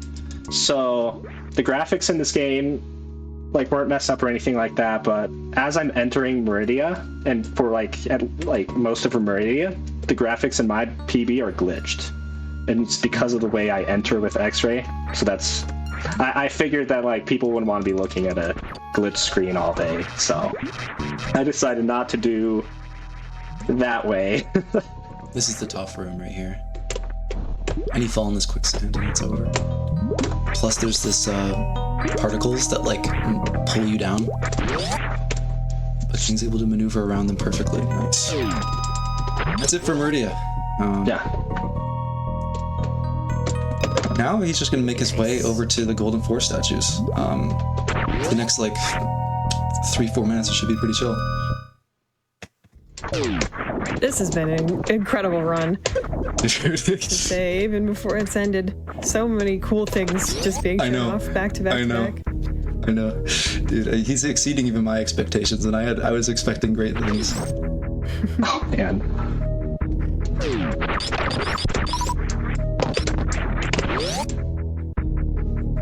Yeah, I mean, this is what I do. I'm not Zenny, I'm not Zos, I'm not getting a 40 any %, but I am doing stuff like this. Yeah. But for me, I love how much there is to do. There are literally 22 completed 14% categories, and I've done 20 of them. And there are still 3 more to do. Although I don't think anyone's ever going to do them. Because they're stupid. Like, there's so many low percent categories, and they all have this crazy tech. Like, there's another category like it's like this, but you replace ice with speed booster, and you gotta think, how the heck do you get up Mount Everest without the ice beam to like, you know, to use those crabs platforms, or like a bunch of other stuff. Like how does you know, you can do a route like this, but replace X-ray and like charge with 2 power bombs, and like that works too. There's tons of other stuff, and I'm sure like more will be discovered too. I would bet. Even though, you know, some of these games, they've been around for a while, there's always a new angle to look at them at, and I think that's one thing that this run's really demonstrating is you can play a game any way you want and get good at it any way you want. It's true, and like new stuff is being discovered. Like King just recently completed a 13%. 13% is technically possible. Like it was known about, but like a method to do it, he got and was able to complete it. I won't go into 13% now, but it's somewhat in a gray area of the rule set. So. Yeah, but more importantly, that category is stupid. Yeah. And I hate it. Yeah. How long was the run? So I probably spent like, oh man, what time did I get for the 13%? It was like just under 32 hours. But like that's without stopping the timer at all. I probably played for like at least 12 hours. Wow. It's a long time. Yeah, that's how stupid that category is. Luckily, the 14%, like no major glitches, are like mostly normal, but with just crazy techniques. Now here we go with every boss defeated. Well, we skipped a bunch of mini bosses, but those 4 on the statue are the required ones to beat the game. Now that we've beaten them, they'll all fade away, and we'll enter the final area of the game. King's gonna, of course, show off bomb jumping. Show off like that.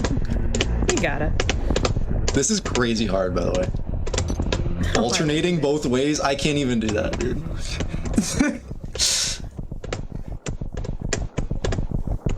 So Sneaking from Mario Kart DS has got nothing on this. Look at him go. Some people don't even know you can descend with bomb jumping. He can do that. So Torian, so even though we have all 14 items already, Torian is still gonna be no joke. Metroid rooms aren't bad if you play it really safe, but like even the acid, right? Again, you're taking double damage from everything here that you're intended to with almost no HP, and this acid gives you the weird water physics. I do have full reserves, yes. It's slightly better. It's not the exact water physics. Point is, it like slows you down. You get trapped in there, right? You'll see it here. After he kills this guy, he gets like super slowed, right? So that stuff can be challenging. But the main difficulty here is going to be the Mother Brain fight. Now, let me tell you about the Mother Brain fight. I thought Ridley was bad. Mother Brain also has 18,000 HP, and you have to use all of your ammo on Mother Brain 1, the first phase. And none of it carries over. The second phase is basically its own boss. So you have to straight up do 18,000 damage to Mother Brain with nothing but a charge shot. 200 shots. 200 shots. That'll take a second. If I didn't have Ice Beam, it would be 300. Yeah, it is ridiculous. And keep in mind that the 3 E-tanks, right? Because we need 3 E-tanks to beat the game. Those 3 were needed for this fight because of the final attack, the unavoidable rainbow beam. So not only does he have to do 200 shots, he has to do it while only getting hit like at most once, maybe twice. Because he has to be at 300 health by the end of the fight. And he's only got 399, so it's gonna be a big lock-in moment. He's damaging down because of this baby. This baby's programmed to grab you and drain all your health, so just skip some of the draining. Facing to the right saves 30 frames. I don't know. Maybe someone in chat can explain that to me. But yeah, you stand up 30 frames faster, just half a second. That's why he did that. Possibly one of the simplest time savers I've ever heard of. yeah, you just look to the right, and then you're good. Oh, another downside we didn't talk about getting only 5 missiles is these rooms. There's a refill station. Refill stations only refill your missiles, not your super missiles. And he needs... Oh, dang it, dude. I was trying to get to that. Oh, so sad. He was trying to right. pull a little trick. Just like a little fun time save. And you need all the ammo you have for Mother Brain 1, the first phase. So unfortunately, he does kind of have to just missile these doors and go back. Actually, I don't. Oh, wait. Are you fine? I thought you had to go back up to this door. I believe I have 2 supers of lenience, of leeway. So I'm gonna keep 1 extra super.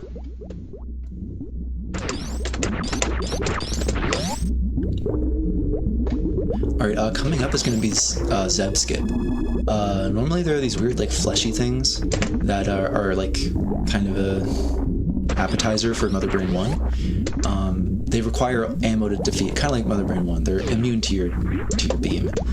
So that's a problem, because then you have to get a bunch more ammo to beat the game. But in our case, we can actually clip through the Zebutite platform with Ice Beam. Ice Beam enables that. And the next Zebutite is programmed to spawn when the first one dies. So once you skip the first one, you're just good to go ahead. All he has to do is freeze the Rinka in a specific spot, jump on it, spin jump on it while he's invincible, and then jump through the gate. Nice. See, he's taking damage because there's so many things in this room, which is unfortunate. It's going to give him even less health to spare on Mother Brain. That is... I didn't think you'd go for that. That's crazy. Yeah. Most people would, shoot... Yeah. Most people, would shoot Mother Brain from a safe distance, but, Alright, here we go. 200 shots. I don't know how many times he can hit here. Oh, here's Ice Shield. Oh, wow. That is... Oh, no. I haven't seen that in a very long time. That is... Okay. Unlucky. Do you want to... Yeah, that is really unlucky. I've done this fight, I don't know how many times, and that... I don't know. I can count on one hand how many times that's ever happened, and it's been a long time. So you are allowed to use the ice combo because all it uses is a power bomb. We have power bombs and charge. Sorry, you need charge and power bombs. And it does the spin, right? It does the ice shield attack. It does the same amount of damage as your charge beam, but it shoots like 4 little pellets, so it's better because you can do damage quicker. And normally you can fit 3 ice shields on Mother Brain before she starts attacking you, but in rare circumstances she can attack you right before the third one comes out, and that's what happened. So there's nothing he could have really done to avoid that, unfortunately. Yeah, so I mean, now I'm just gonna do it twice. I'm not gonna do it 3 times. Yeah, don't do it 3 times. Yeah, Mother Brain has got a bone to pick with you. Yeah. Yeah, like Mother Brain is. People actually find this fight harder than Ridley in low percent when they're trying to complete like regular low percents. 8. Just because of how little room of air you have.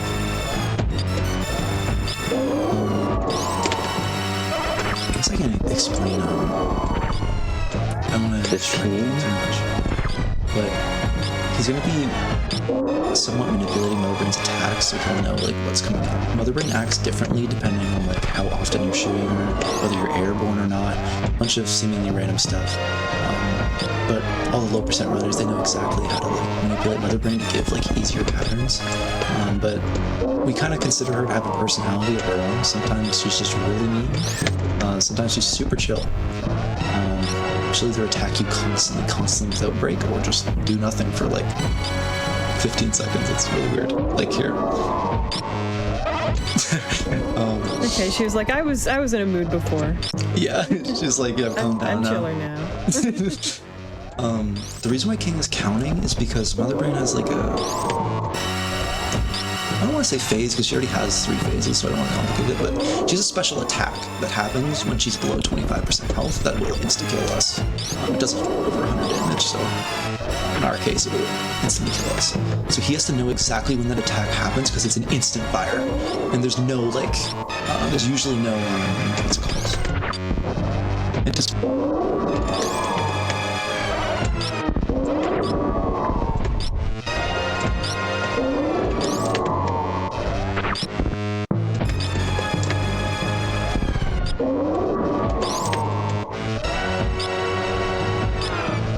Using that bomb can destroy... Oh, I also want to talk about... Mother Brain's attacks are food flavored, so that's a meatball down there, the one that explodes.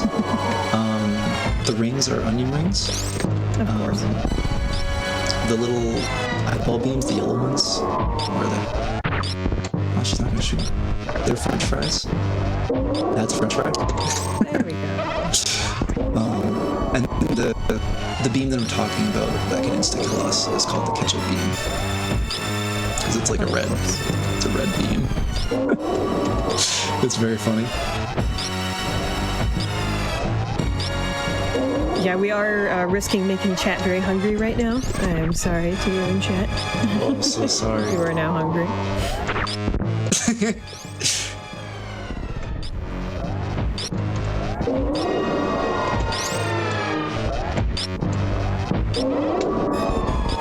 Well, while King is hungry for this win, I do have one thing I'd like to talk about.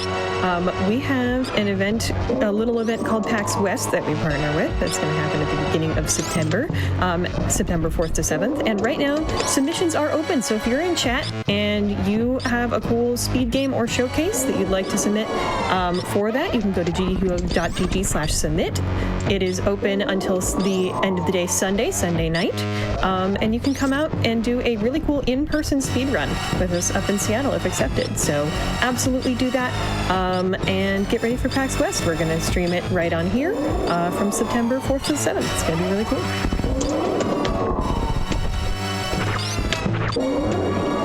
What kinds of games would you like to see at PAX West, Holden? Super Metroid.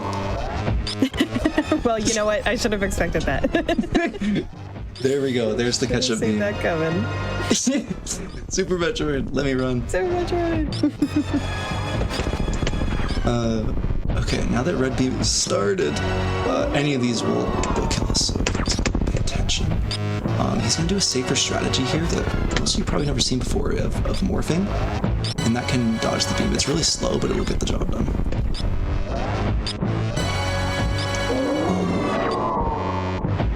Jumping, normally you jump over, right, so that you can immediately keep charging. But morphing will, it's a bit quicker than jumping, because sometimes when you're jumping, Motherbrain won't touch your toes and end your own.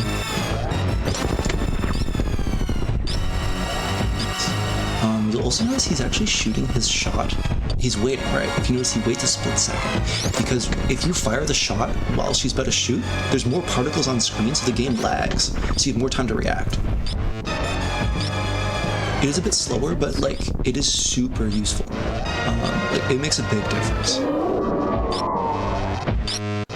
Also, because if there's no lag, you kind of mentally know that the red beam's actually not going to come out, because sometimes she'll do onion rings like that. That was a really weird way for Motherbrain to end. Yeah, what? That was so weird. Funky. Good stuff. But it's done. Right. Nice job. That is pretty much the end of the run. Motherbrain 3 can be a problem. Please use the lag corner. Other than that, wow. One death on beginning of Motherbrain, is that it? Yeah. Okay, let me not jinx it. Motherbrain 3 can There be was one on the sometimes. spikes also, but very, Oh, right, yeah. very, very low amount of deaths. Low percent.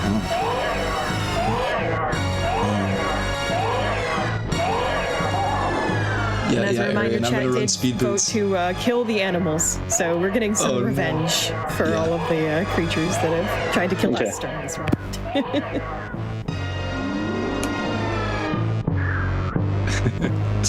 Yeah, you can bomb Motherbrain's bombs. It's one of the easier ways to complete the fight if you want to not have to deal with them. Wow, I'm actually so impressed. That was crazy clean. For an excise run at a marathon, wow. Especially because the 2 deaths were at like relatively, what's the word? Low like cost in terms of time. True. The worst places to die are like Coliseum and like Dragon's pretty bad just because of the fights.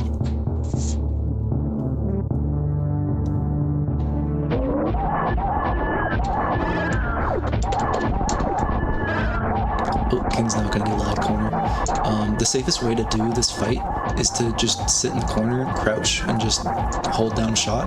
But it's really laggy because a bunch of particles will be on screen at the same time. So if you're closer to her, the particles despawn, and it's a lot less lag. It's actually saves a lot of time.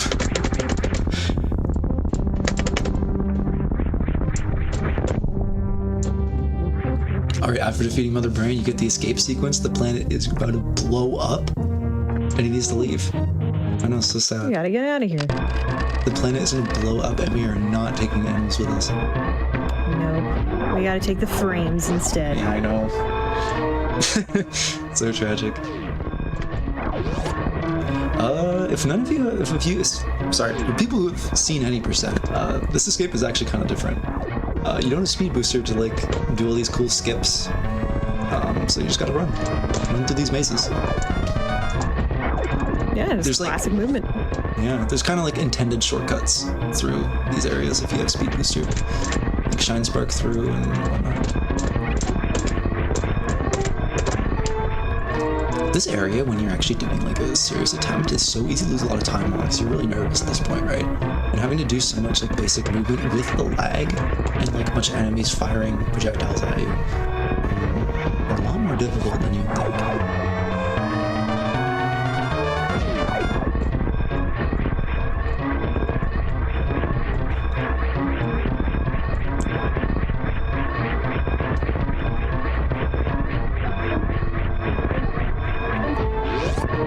Yeah, it's definitely just nerve-wracking to watch. Yeah. Imagine for playing. Yeah. Luckily, King knows where he's going, so he's not gonna die. But I when you're sure like, would hope so.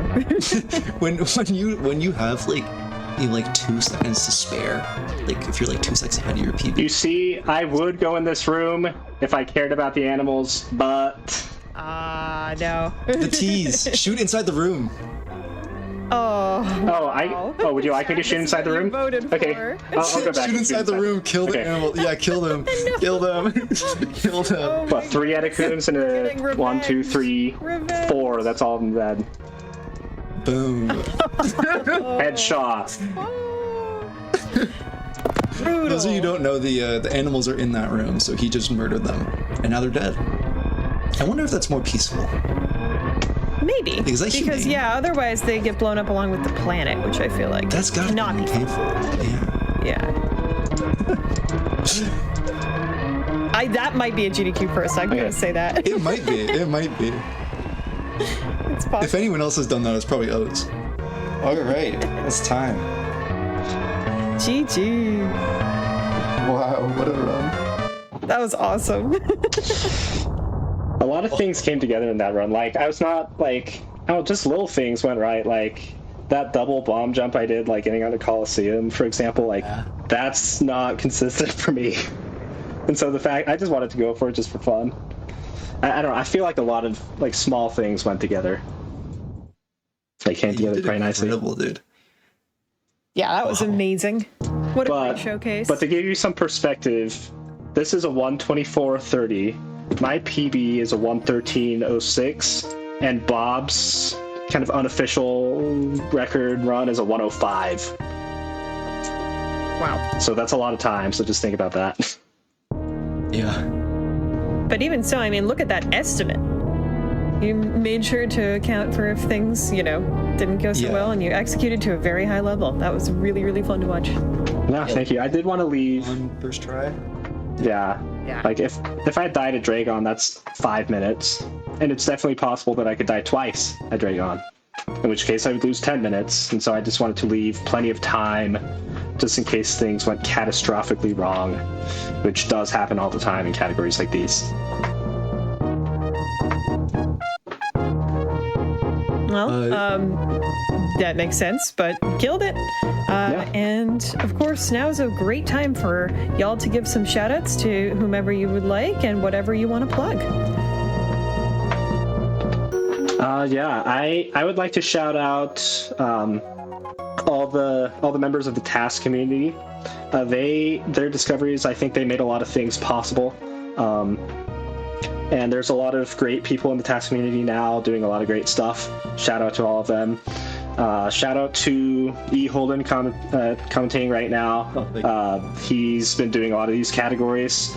Also, Zost, Ivan, and Garrison were people who inspired me to run this game. So shout out to them.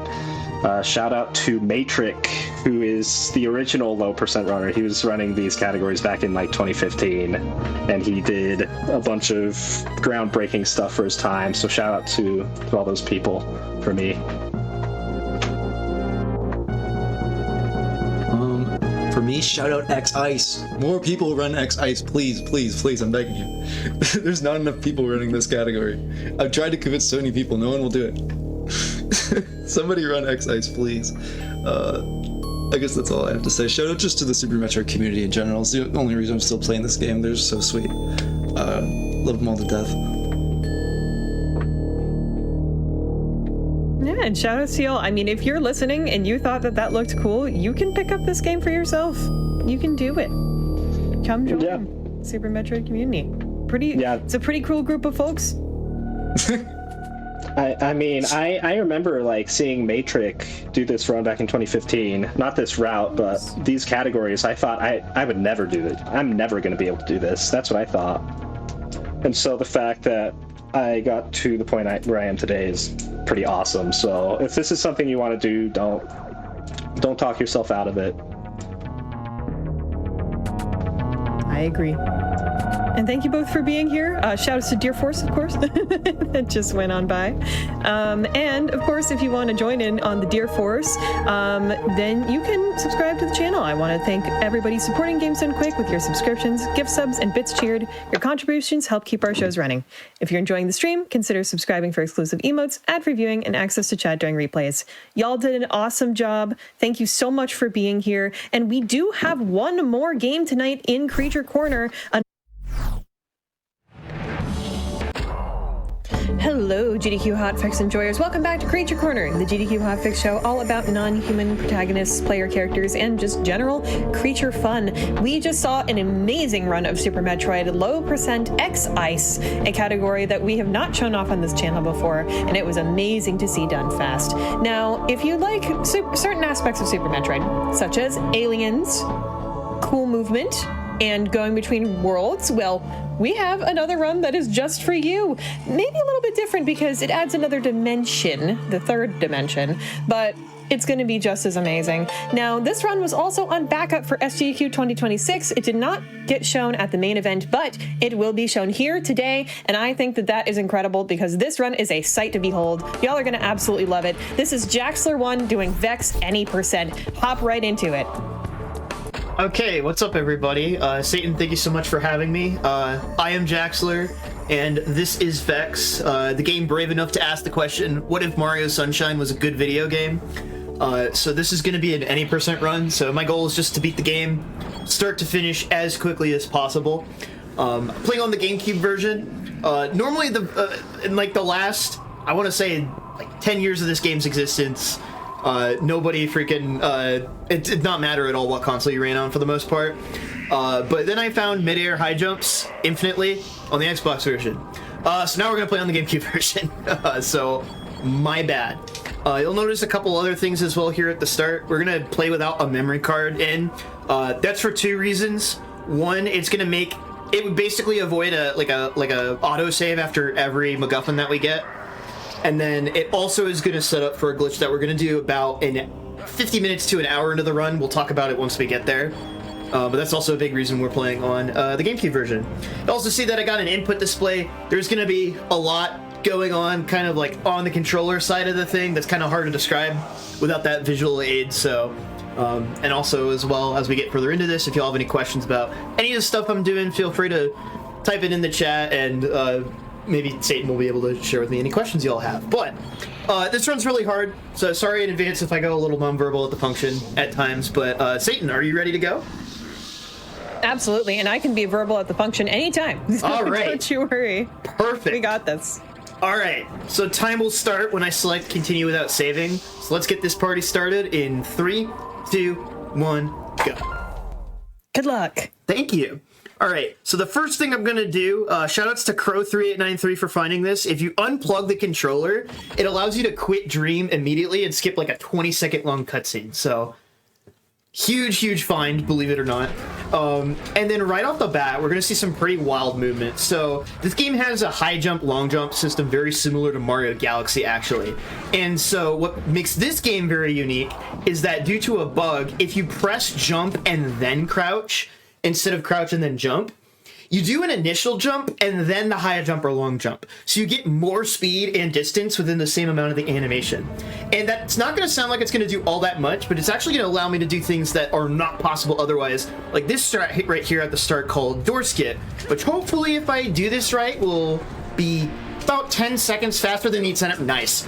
That wall jump right there is really persnickety. So, all right, sick. That's like low-key, like you start the run, minute in, get the trick, continue. Miss the trick, I just might as well reset. All right, so that saves about 10 seconds doing the sort of intended route to get to that hidden waterfall cave. Our first objective, or Wraith Heart that we're going to get, is water rings. There's these 3 sort of water tube things that have a ring somewhere at the top that we need to swim through.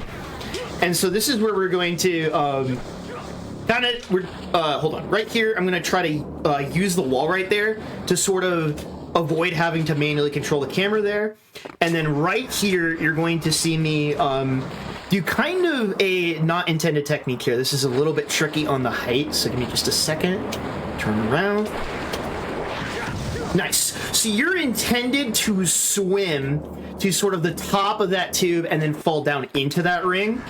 But what I did there is one of those extended high jumps where basically there are certain animations in this game that after they happen, the game allows you to buffer a short hop out of them as sort of a like, oh, I messed up, here's a way to save yourself mechanism. It's really nice.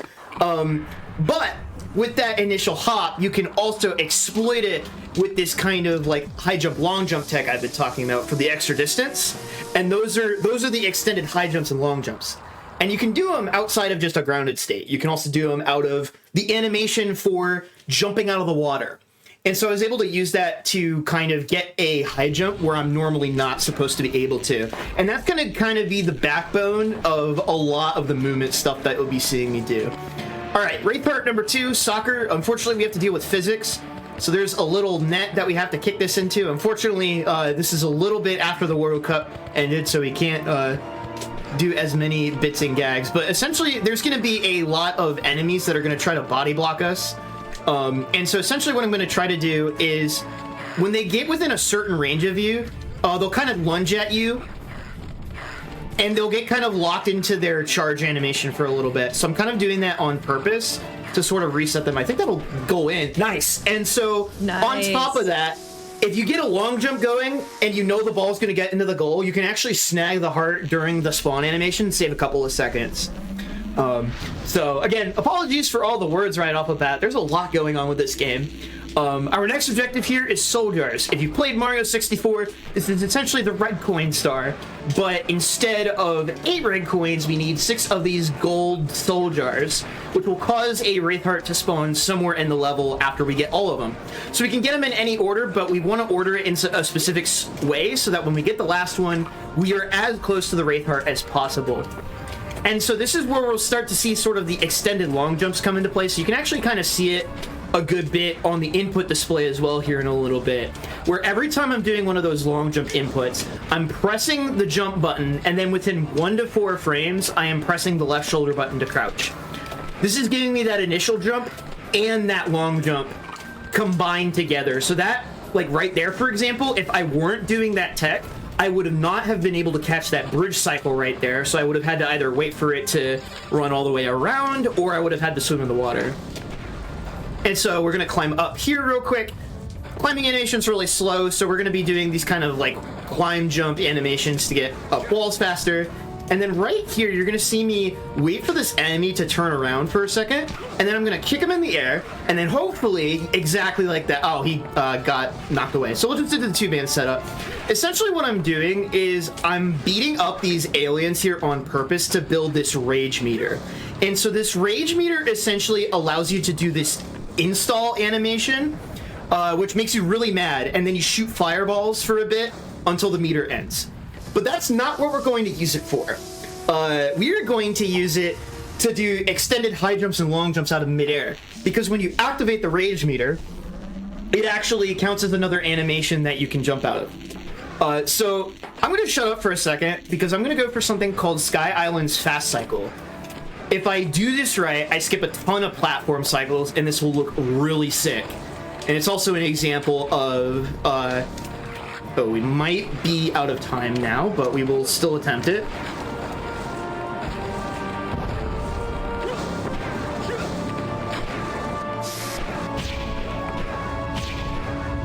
I should have known better. Okay. So we are going to pivot and get a different heart. Because I should not have gone for that. Happens. Alright, so we're going to get Sundial instead, which is also another really tricky one. And this is going to make my splits look really, really awkward here on my end. But we're going to go for a different thing here instead. We're going to try to go for the Sundial Fast Cycle. Normally I save this for the end of this world. Okay, we got it. Nice. Huge. So that lets us grab this platform right here. And then we can wait for this platform to come up. And then we can do a midair. So you saw that I activated the rage meter right there and then instantly canceled it. That essentially allowed me to get another midair long jump and avoid having to wait through those cycles entirely. So do I? Yeah, I guess I just do. God, this is awkward. I haven't had to save it like this in a run in a very long time, so this is going to get a little uncomfortable for me to actually, no, I should not do this right now. What we're gonna go do is Rock Suit. So Rock Suit I picked up at like the very start of the run here. Give me your juices, thank you. So one of the things with a lot of this rage jump tech is essentially whenever you pop the rage meter, you always at least use a little bit of the meter. So after you proc the rage jump, you can't do it again until you land on the ground and then hit another enemy, essentially. So that's something I have to keep in mind when I'm routing a lot of these, like, hearts and stuff like that and things that I'm trying to do. Because not only am I planning for, oh, I need to do this hard trick, this hard jump, but I also need to think about the fact that I'm going to need to make sure I have my rage meter refilled so that I can do the next thing I want to do later on in the run. All right, I'm going to give Sky Islands another try because I used... Rock Suit is a really easy spot where you can just go ahead and refill your rage. So let's give this another go, shall we? Really want to show this off. This trick is sick.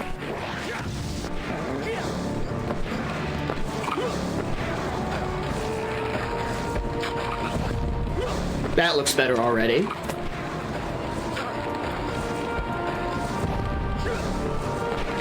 Might still be tight. That's more like it. There we go. And so if you do that movement perfectly, you catch that cycle right there. It saves about 15 seconds. So, all right. There we go. And so now we're gonna go ahead and do sumo. So I'm doing these a little bit out of order. So sorry if I get like a little bit messed up here. But essentially doing that strat, you can see right there, I had to essentially delay my fireball. And every time you shoot a fireball, you can do like a third midair jump if you use the fireball, right? But it costs a lot of that rage meter. So I actually did like 2 fireball jumps in the portion of it. So I'm gonna go ahead and beat up these 2. Oh, I missed the first one. And basically every time you hit an enemy midair again before it lands on the ground, it builds up this combo meter. So in the spots where you really need a lot of meter, you can kind of sort of build that up and chain it. And that's why we try to do that like 3-guy setup when we did the Soul Jar split as well. So this is Stumo. This fight in particular is really easy breezy. You might notice that Wraith Heart up there and be like, well, hey, you got this cool like mid-air double jump tech. Why don't you use it to get that heart? Great observation. The unfortunate thing is that a lot of hearts in the game aren't actually like interactable until you do whatever like sort of mission or quest is associated with it. Not every case, but most cases. So unfortunately we do have to take care of business here with Sumo in order to progress further. And then we can go ahead and do a high jump into it so that the frame that it does become actionable, we can take care of it. Okay, and now we're gonna go do top of the tree, which is normally kind of like I would say the intended first heart to get in the game. That's kind of the one the game is like, hey, go get this heart. This is like the easiest one to get. And so this will be another really classic example of just like how powerful this rage jump tech can be. Because the game, you're not supposed to have the ability to jump multiple times in midair. Game only intends for you and was designed around a single high jump, right? So we can use that to completely break the intended platforming. Like that. And so you're intended to use these platform cycles to get up here. But that is going to be the end of Timberdale, just like that. And even with that mistake, we're not too far behind. So that's one of the things that makes this run really hard and also like really exciting and engaging is that when you make mistakes, like you saw when I first went for Sky Island's fast cycle, the consequences are devastating because the levels are so vertically built. And that's why I keep coming back to this game, you know? All right, we are now heading into our second world, which is Dragon Reach. This is the first and only time we are going to be doing the Shards mission. This is essentially the 100 coin challenge, essentially, from Mario 64. But unlike Mario 64, you can't... Once you get this heart, you don't stay in the map like you would in Mario 64. So they're kind of independent objectives that you can't really route with like another Power Star like you could in like those kinds of Mario runs, right? So because of that, this is really the only one that we see in the any % route. If you want to see the rest of them, check out the 100% run, which I'm in the process of learning. Super cool run. But this is kind of where we'll start to see where, if you look at the input display, sometimes you'll notice that I don't always do like the maximum delay between jump and crouch, or you'll see me sometimes like pull back on the stick in weird ways. That's because I'm kind of controlling my momentum a lot of ways. It's really easy to accidentally jump over a lot of these shard hitboxes, but on top of that, sometimes I'm intentionally taking shorter extended long jumps or affecting my aerial drift on purpose so that when I land on the platform, I'm spaced in a better position to avoid whatever obstacles I'm about to come into. So this is really helpful as well for dealing with avoiding ledge grabs. The ledge grab animation was low-key the thing that caused me to miss Sky Island's fast cycle the first time I went for it. Like, it loses like at least a second and a half. Yeah, so like right there, if I had pulled up to the ledge just like that, there we go, and then we uppercut to get out of the way of the spawn hitbox in order to get these shards. And okay, yeah, that's gonna be like just a casual 5-second goal. Nice. Okay. Ooh, let's go, Jaxler. All right. Killing it. So I'm feeling myself a little bit, so I'm gonna go for a new strat that I worked on in the practice room at GDQ. Normally, you would do this without what I'm about to do, called a fakey fireball. So first of all, do a rage jump to get up here, skip a bunch of platforms. You'll see this opener a lot. And then I go ahead and kick that imp in the head on the way to refill my rage, and let's see if I get this. Oh, I beefed it a little bit. Okay. Oh, So we're going I can to see what you're doing, though. Yeah. So we're gonna go ahead and do it the old way instead, which is you do a extended high jump off of that. Oh, hold on. And then you just do a regular rage jump. So that's the old strat. I've been essentially working in a fireball jump in on top of that, so that I avoid kind of basically taking an elbow turn, essentially. But that's okay. Nothing ventured, nothing gained, you know? Indeed. That's kind of my thing with showing off this game, is just because it's so hard and can be so volatile if you make mistakes. I'm just like, I'm going to go for all the cool stuff and we'll see what happens. I want to give a huge shout out, though, to a runner by the name of Bell, who I believe was responsible for the route you'll be seeing me doing here. We're going to be getting the soul jars here, but we're going to be, for the first time, you're seeing a trick called a fakey fireball. This is going to take a little bit of my concentration here for just a second because of the lag. Nice. And so essentially what I did is I did a fireball input midair to get another extended high jump out of it. But I shot the fireball within a very tight window of activating the rage install. For a short period after you activate rage, any fireballs that you shoot do not cost any additional meter. So by doing that, essentially, I was able to get a third midair jump with like half of the normal cost. And then we do a big midair long jump just like that, and that's soul jars just like that. And a gold to boot. Okay, that was like a gold by like a 10th, but hey, we take those, right? Absolutely. But, oh, sorry, did you have something you want to say, or? No, just celebrating you. Two golds already. Let's keep racking them up. Well, thank you, I appreciate it. Part of these are somewhat fake golds a little bit, because I had been prepping for GDQ on the Xbox version, and essentially what I discovered on the Xbox version, the rage jumps I've been doing mid-air, essentially on the Xbox version, it's possible to get a rage jump in such a way that you don't actually spend any meter on the GameCube version, but it's like omega impossible, as I like to joke.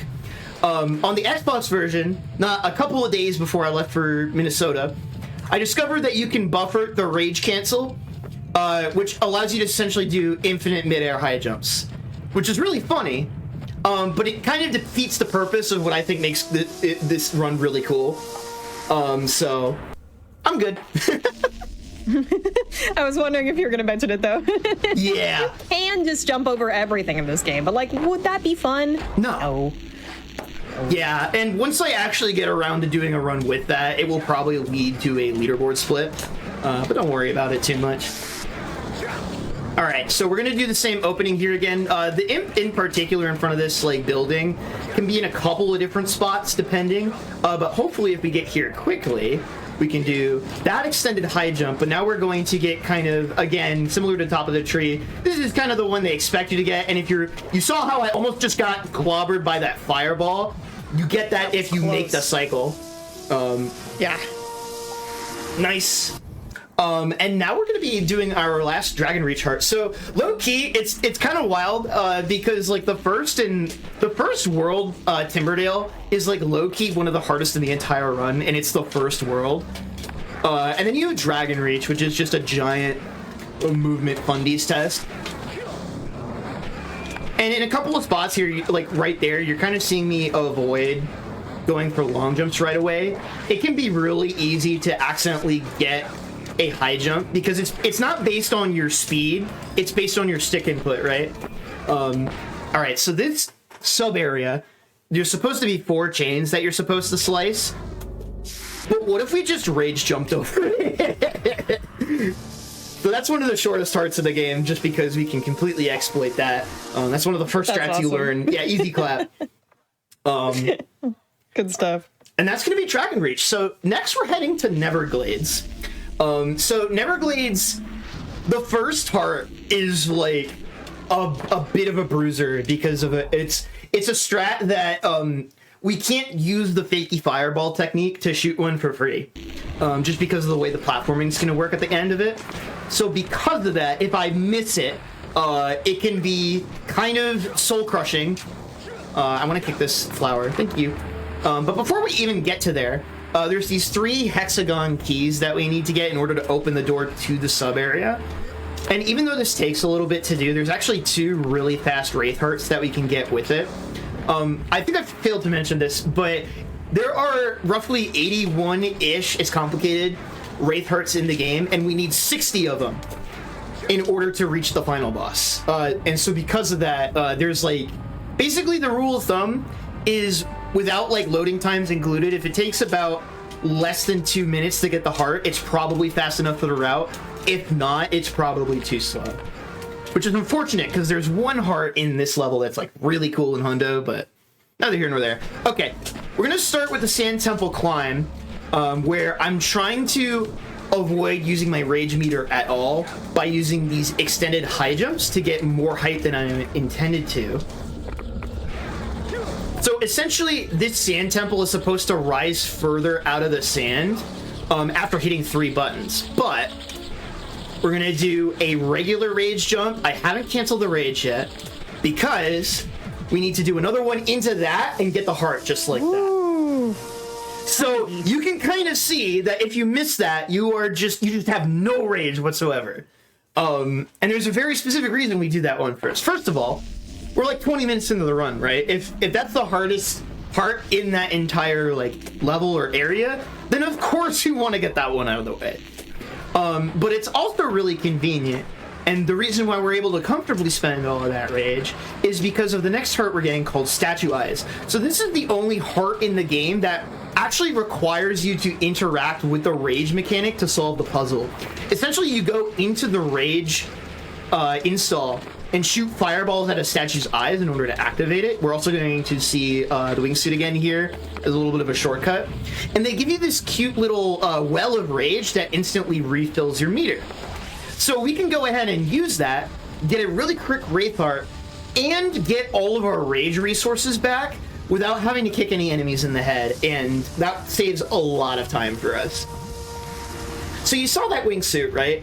You were normally intended to use that wingsuit to get this next heart. Basically fly directly into it is how you're intended to do this. But we're gonna try to do this with another fakey fireball here. So, and then before I even get there, there's these rotating platforms. And this is kind of where it comes into play, where I'm kind of doing some adjustments to my long jump timing just based around the platform cycles. So it is possible to do that without the fireball jump, but it's extremely difficult, and it usually requires one of your other mid-air resources. So those are kind of 2 really stressful parts back to back, but now we get a little bit of a break with Electric Fish. We're just going to be swimming and guiding these like electrified fish essentially through a ring, and that'll give us a heart for some reason. So Satan, I don't know how familiar you are with this game or with this run, but what's your reaction been to seeing like some of these strats or like in motion? Well, I sort of watched a little bit of you play, both just around, but also at the Disability and Neurodivergence special actually last year. Right. And I can just tell that you've refined the movement so much more. Yeah. There's so many more little movement strats and little things that you're doing. And I'm just incredibly impressed by it all. The one thing that I've also done a little research on for this game before today was this is a creature game, even if you might not initially think of it. Do you know the lore, Jaxler, for this character you're playing as? There's demons, these shadow wraith demon things that killed all of civilization.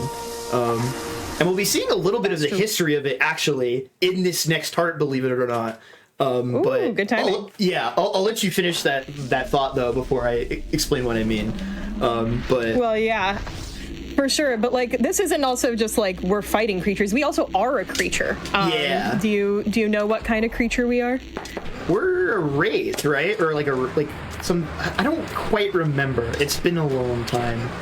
That is extremely fair. No, we're something called a Valdani, which are a race of kind of wolf-like people with 4 fingers on each hand. That were slighted by the Shadow Wraith. This guy's grandpa was killed by one of the Shadow Wraiths, the big evil bad guy. All right, and so we kind of get to see a history of that a little bit with maybe my favorite, single section in the game. This is the soul jars for this level, but it basically takes place across all these tapestries that kind of talk a little bit about the game's events and kind of the shadow, that's so cool. right, coming through and just ruining everyone's day. So there are little things I'm doing here with my movement as well. You'll see me use this flip kick a lot, very reminiscent of the aerial kick from Pac-Man World 2, if you're a ball knower. Mr. Hart, there we go. But that, so that, for example, we actually do all of that rageless, not only because we don't have any of our rage meter refilled yet, but also just because we don't really need it. If you don't need to spend the resource, don't use it, right?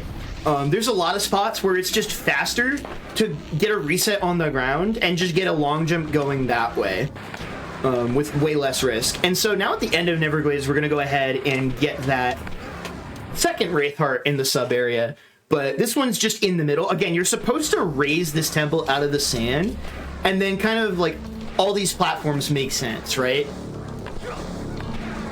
So if you do this quickly enough, you do get to avoid that blocker from getting in your way. Cut it a little tight there, just because you have to do very specific things with your aerial drift there, not to bonk your head on a bunch of very strange looking geometry. But now we're going into Tempest Peak Manor. So I like to call this the Chibi Robo World, because this is a giant inside of a home or house, but you are very small. So look, I had to make the joke. Okay, I'm a Chibi Robo runner at my core. But the kind of gimmick of this whole level is that there's that guy. He's very rude. So if I fall, he'll probably just nothing personnel kiddo me, and then I explode. So I gotta be really careful. All right, so you have to do a giant U-shaped bend to get around this piano and get inside of it for the sub area. So with that rage jump there, which is a bit tighter than that looks just because of how some of the lag works there, pretty tough. And then right here, we're going to skip the first part of this sub area by grabbing onto this pole earlier than expected. And you'll see me kind of jumping on and off of it again. And then right here, you can actually just land on top of the pole through the piece of collision. And that lets you skip more of the sub area. So sick. And then if you get through here quickly enough, you can do this where you catch that. That was kind of the back half cycle, but we'll take it. But that's sometimes I don't know what to say when I'm commentating this game, because it's just I can't help but feel it sort of speaks for itself a little bit. But also it's just I don't know. I just get too excited, and then I talk, and then I invariably mess something up. There's no such thing as too excited. Hearing about, your perspective on the game and all the mechanics and everything is awesome. Yeah. All right, we're 2 for 2 over the top of the piano. So the reason we're coming this way again is so that we can set this thing called a sundial. So this game was extremely ambitious in production, and then they were like, wait a minute, we have to make sure we don't go under. So they walked back a lot of the scope. And so there's a whole day-night cycle system, essentially. And the way it translates into the Vexx that we got is that there are, in some levels, these sundial portals. We did one of them in Tinderdale, but they're only open at certain times of day. And you can use that sundial platform to essentially set it, and then you make your way over to that sundial. We want to take care of that right away, because of something that we hopefully don't end up seeing called the sundial glitch. And so you saw right there, I kind of just ground pounded midair. That usually means I was late on my crouch input. And that can be something that really messes people up when they're learning this game, especially because it's like, oh, I need to reverse the inputs. Especially like people who have like started with something or are more familiar with like the traditional Mario runs, okay?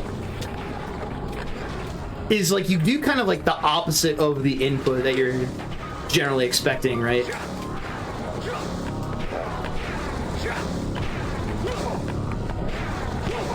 All right, and then right here. All right, so I actually made a pretty good cycle here, so I was actually able to opt for not using my rage there at all, which is kind of nice. Normally I go for a fakey fireball there, but because that moving pole kind of goes back and forth, I was able to grab it and just jump up to the top there.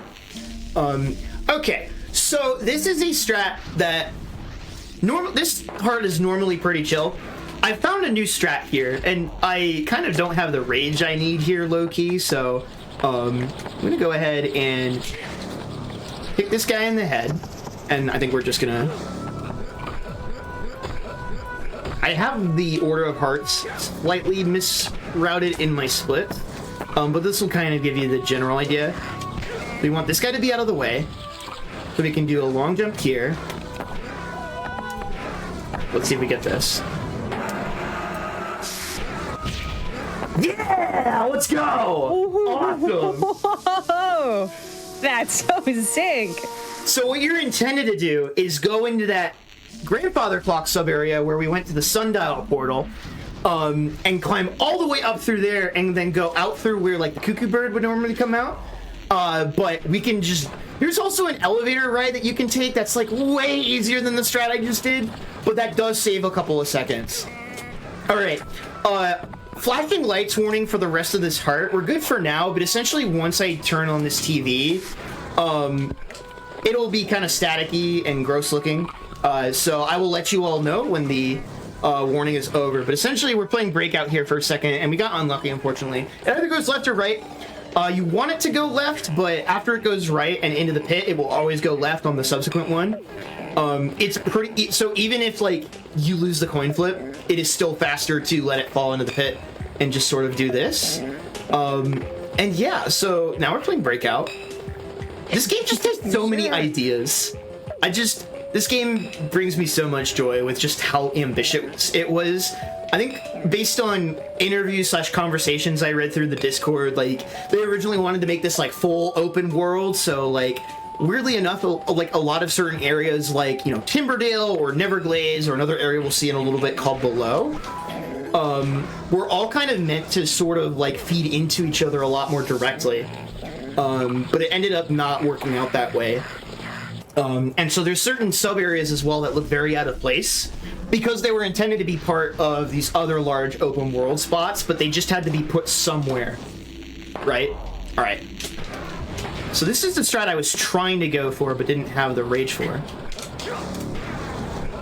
So we do that wall jump up there to get just a little bit of extra height, and that kind of skips what you saw me do with doing those, like, wall jumps up the back of the TV. And then right here, we go up. And you gotta be very careful because usually those enemies are aggroed on you by the time you get up here. And then this is the heart that terrifies people, which is soul jars. I went ahead and pressed, there we go, okay. So one of the cool things about rage jumping is that if you make a mistake, you have a get out of jail free card with the rage jump mechanic. But now that means I won't have it here in a little bit. So we'll have to kind of wait on the platform to get back up. Okay, there we go. We managed to get through that just fine. So that is basically tilting back and forth the entire time. It's really, really sketch. And normally it does this like weird fixed camera angle stuff that's really jank. So I actually intentionally hit the Y button in order to sort of regain control of the camera so that I can get back some semblance of free will. And that's going to be the end of TPM. And now we're going into the below, which has a very interesting strat. I'm actually going to be doing an instance of RNG manipulation. So it's going to look like I'm just walking forward. But this is very, very important because we are going to be rematching Sumo here in a second. And there's an attack we really want him to not do. And so by entering his like sub area load zone at a specific time, we basically hit like a cluster of RNG values that on average will give us the result that we want. We basically are trying to delay him from doing a desperation move. And if we succeed, we'll save about 30 seconds or so. If we don't, I'll be kind of sad, but we can just do the fight as is. So that movement looked good. You actually don't want to do the long jump movement there, leaving through that portal. Otherwise, you will not get the manip. Very, very interesting. All right, we'll see if we get it in just a moment.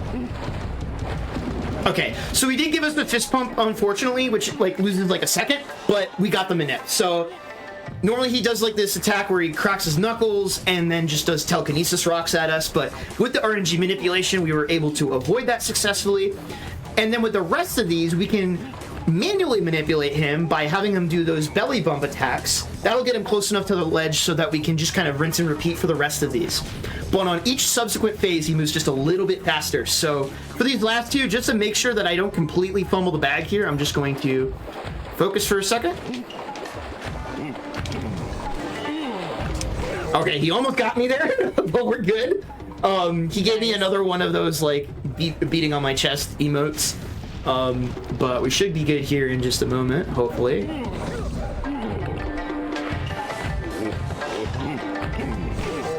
Yeah, you want to be very careful not to long jump this way as well, because if you do, you will get hit. You need to just walk. It's very unintuitive if, like, you know, you're learning other stuff in the game. You also see that I uppercutted there a lot. We don't use the uppercut very often for movement, but in some short bursts, the spacing like works out just enough. Where it's like, oh, I do an uppercut right into a heart. Places like that, it's really helpful. It just has a lot of end lag at the end. So unless we're using it to like hit an enemy to get our rage back, or for some other niche purpose, then we'll do it. Okay, now we're gonna head into the volcano area. This is kind of one of those areas I was just talking about that was kind of meant to be part of this like lava world, but kind of got orphaned as a result of the game needing to get like released under time constraints.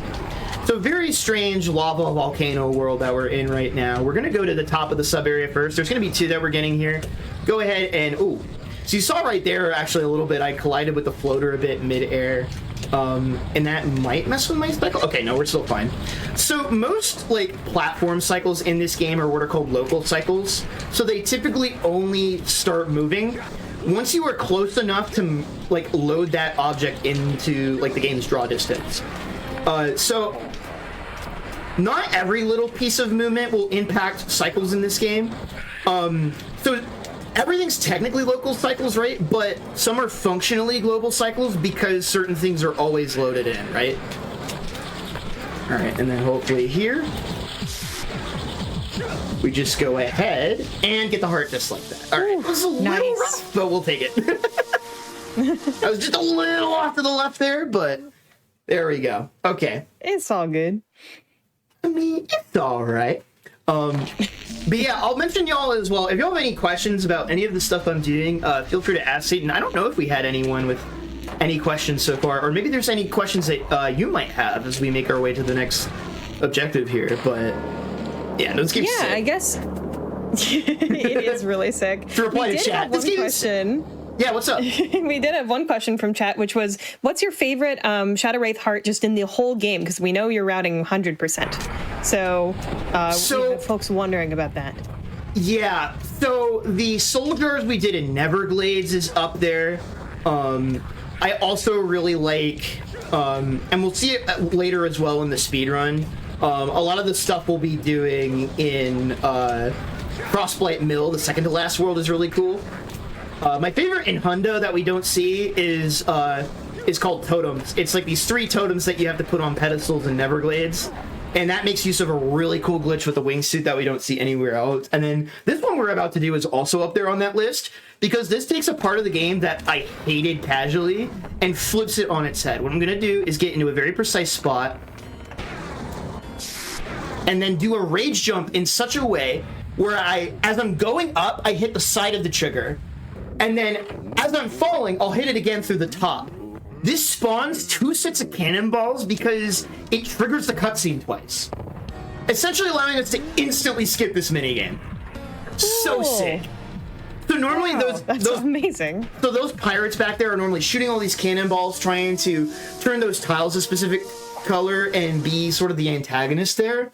But we were able to just completely ignore that. So that was really, really good. That's another section where if you fail it the wrong way and accidentally get like a long jump instead of a high jump, you don't have the ability to cancel your rage in time.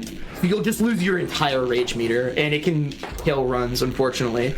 But now we're going to do soul jars. So the way soul jars is supposed to work for the below is that they're all located like outside of the main like aquadome of this area. And you're intended to take these different tunnels and swim between them in order to get in here. However, because of rage jumping and the way that they structured some of these outdoor areas, we don't have to do that at all.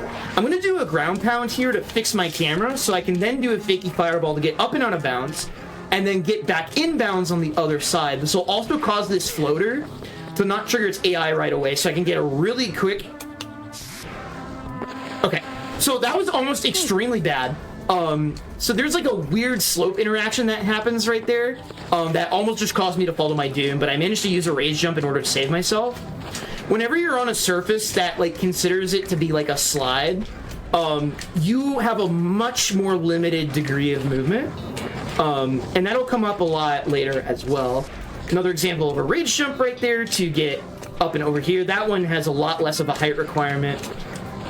And then, unfortunately for this guy, he has our last one, so we're gonna hit him in the old Newton's Cradle, and that's gonna give us Soul Jar number 6. So, fun gaming fact, we have a category on the leaderboard that is called Troll Tag, where the goal of the speedrun is to do that to that troll from a fresh save as quickly as possible. And if you're at all interested in getting into this game as a speedrun, highly recommend starting there. It's kind of, weirdly enough, like our game's 16-star. And it's a lot more accessible, a lot more reps on a lot of the early game hearts, and it's just a really great way to build up fundamentals. But as we were doing that as well, we were also activating the sundial so that we can go do another sundial. For those who are just joining us, those are kind of like this game's equivalent to the Mario Sunshine secret courses. Except we may not have flood, but we have rage jumping. So we're gonna head into here, and then the portal will be there, and then there's gonna be kind of... This is always, like, especially when you're learning the run, kind of a very scary heart. At least when you're learning any percent. If you're doing Troll Tag, you've finished the run by now, thankfully. But we're gonna be using that force field right there to kind of skip the intended way around here. What we're just gonna do, there's all these things that are trying to crush you. I almost just fell to my doom. I got a horrible camera angle there. But essentially, I bait the crusher platform into trying to squish me. And then I long jump out from underneath it, do a ground pound to stall myself midair, and then flip kick onto the little molding on the edge to essentially allow myself to bypass it. Alright, and then we're going to kick that guy in the head right there. That's going to get our rage meter refilled. You're supposed to fight those two guys. There, you can see the door there. They did not make the collision for the door big enough, so we can literally just jump around it. I am not joking when I say that strat is easy, and anyone watching this stream right now can learn how to do that jump. And then this is a really funny one. We're gonna bait the Crusher into activating so that we can rage jump on top of it and just you can see the hitbox for it is just very strange too. And that's gonna be the sundial. Nice. Wow. Nice. What a gauntlet. Yeah. And that's like not even like it. I don't even know if that's in the front half of more difficult spots in the run. Like that's just how like high the skill ceiling can be on this game, where it's just like, yeah, that looked hard. Wait till we get to Citadel of Shadows. You know, not to like, True. you know, I don't want to oversell it in the sense of like, oh, this game is unconquerable. Absolutely not. You know, it's like, this is very much what I would call a forever game, where if you really wanted to, you could spend the rest of your life finding little ways to optimize, improve, or find little things to make your runs faster, because there's just so much depth to the movement tools and to the mechanics, right? So like right there, for example, there's a little uppercut that I do to get that guy to slow down, and then we have a pretty tricky rage jump where I kind of need a very good height in order to clear that gap, and then I kind of do a weird sort of run where right there. So right there, what I did is I made use of the ground pound. So in addition to our rage jump like stuff, we have two other mid-air resources that I've been using throughout the run. One is that flip kick, like from Pac-Man World 2, and the other is the ground pound. And the ground pound, usually the way we do it is if we need extra mid-air height, we'll do ground pound and then flip kick, because the flip kick allows us to have a lot of aerial drift after you use it. The reason why I did the opposite and ended with the ground pound is because it will actually give you what's called magnet hands and auto ledge grab you from much lower than you're normally able to. So that gives me actually more height to get up there and be able to skip that entire section. All right, so now we're going to head to maybe, I don't want to say it's a noob killer because it still even gets me, but a little bit of a motion sickness warning here for this next part. This is called Upside Down. It's exactly what it sounds like on the tin. We are going to be going upside down mode here. I will let you all know when it's over. And before you ask, yes, the controls are inverted. So I'm going to lock in here for a second. Yep, there we go. So you have to land on all of those platforms. And then, if you do it quickly enough, you can also get the heart. Inverted controls mess with my brain so hard. This is really impressive to see. Yeah, that, I want to say I spent at least 2 solid hours learning that heart for the first time. Because it's just that tracks. so different than like anything else in the game. But why? Great question. Many idea. Put them all in game. Exactly. Speaking of but why, now we're going to get, in the speedrun, probably the easiest hurt to get in the game, which is, so you see this giant fish creature. Hey, Creature Corner. We're gonna go swim up to his face, and he's gonna yoink. But we're not dead. It's okay. This is gonna out in the creature. It's all good. Yeah, and so we're gonna interact with this. And so we're gonna open a chest and get a heart. So, there's a password combination on that is the same every time. It's AXB, at least on the GameCube version. Satan, how do you think you're supposed to find that combination? AXB. Okay, this was back in the era where they were still doing like a bunch of little things in the box in the manuals. So maybe did you have to read the physical manuals? You are actually correct. It is on page 18 of the game's instruction manual. Yes! W. Holy crap. Wow. Genuine guess, by the way. I've never heard this fact. I just was like, awesome. 2004, I know what they're gonna do. Yep. So now, be me, a speedrunner who wanted to try the game casually first, who picked up a loose disc and had no idea how to find that password combination. Anywho, we are now in Dagger Crag, which has a bunch of cool stuff in here. The first thing we're going to do is called something called Stealing from the Monk. So there's an objective at the very top of this level where you have to break this glass dome and then fall into a Wraith Heart. You can kind of see it partially above this monk guy here, and we'll see him again in a little bit and actually do his side mission. But there's basically 2 copies of this Wraith Heart. There's one in the intended spot and kind of like this decorative copy. But this decorative copy can still be collected. And so I mentioned earlier that we are actually going to play without the memory card plugged in.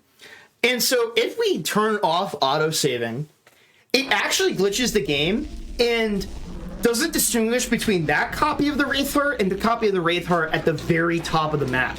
So later on, essentially, when I go to the top of that glass dome, I'll get that same Wraith Heart, but again. And so we've essentially duplicated a Wraith Heart by doing that. And so that's the big reason for the longest time everyone ran on GameCube, was because we didn't really have a way on the Xbox version to unplug the memory card to prevent autosaves. But I'll explain after this how I did that. I have to do a rage long jump, and so this requires a bit of a different input in order to get this successfully here. So we're gonna wait for... Oh, he didn't even see me. Nice. Okay, I got very lucky there. And that's going to be a free 2-second gold because of it. So normally I have to wait around for that floater and at least aggro him and attack it to force it out of the way. Because even if it doesn't hit me, it's still aggro, like it still has a hitbox that I can bump into. But that sub area, right? You're supposed to, it's a combat sub area. We're supposed to defeat all these enemies, and then the less enemies that are on the platform, the less there are to weigh it down, and then you can use that to get up to the top of the sub area, right? But we can just use the rage long jump there, and you have to use a long jump there, otherwise you bonk your head on the ceiling and you can't get to the heart. All right. So very cool puzzle casually that's going to be absolutely disgraced by a single rage jump. You're supposed to figure out what order of those to break in order to be like, oh, now I can get the heart. But we just bypassed it entirely. Oh yeah, fun fact, I was talking a little bit about the heart dupe as well. Or wait, no, actually, I'll talk about that when we actually perform the dupe. I forgot that I found a new strat for the soul jars in this level, so I should probably talk about that a little bit. So we're going to be kind of doing the opening that we've been doing a lot in Dagger Crag, where we kind of go off to the left here, uppercut this guy so that we can do a rage jump on top of this window, and then do another one of those ground pounds to snap ourselves to the ledge. And so, again, these soul jars, kind of like the red coin missions. Okay, a little awkward, so I'm going to need your juices. There we go.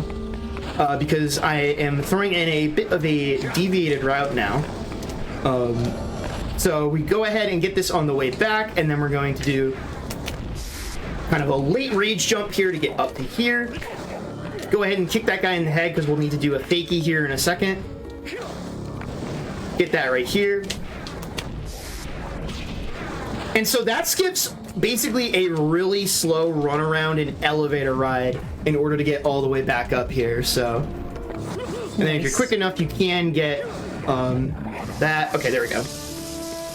So unfortunately, because camera angles are brutal. Yeah. So this saves about 4 seconds. So I didn't. I could have golded that if I didn't accidentally have to spend my rage to save myself there. But again, that's how this game works sometimes. Sometimes you have to spend those resources to recover, and then it's not even know the backup. It's come up with a backup on the fly that doesn't lose you too much time. So like right here for I love that there's a movement option in this game you can use to recover and to do really cool strats, that you can also recover the movement option on the fly by figuring it out. That's really, really cool. Yeah. It makes it really, really dynamic and fun. And that's why I just like, it's so hard for me not to come back, you know? Like, All right, so now we gotta save the monk. So this is like the one time we actually have to do combat, unfortunately. So basically, the floaters will die in one hit. And there's all these secret guys, actually. I'm gonna try to get basically the tentacle monsters taken care of as quickly as possible first, and try to knock some of these guys in the pits if I can help it. But all these tentacle guys spawn in a specific order, So you have to do them like that. Okay, there we go. And now we can go ahead and save the monk.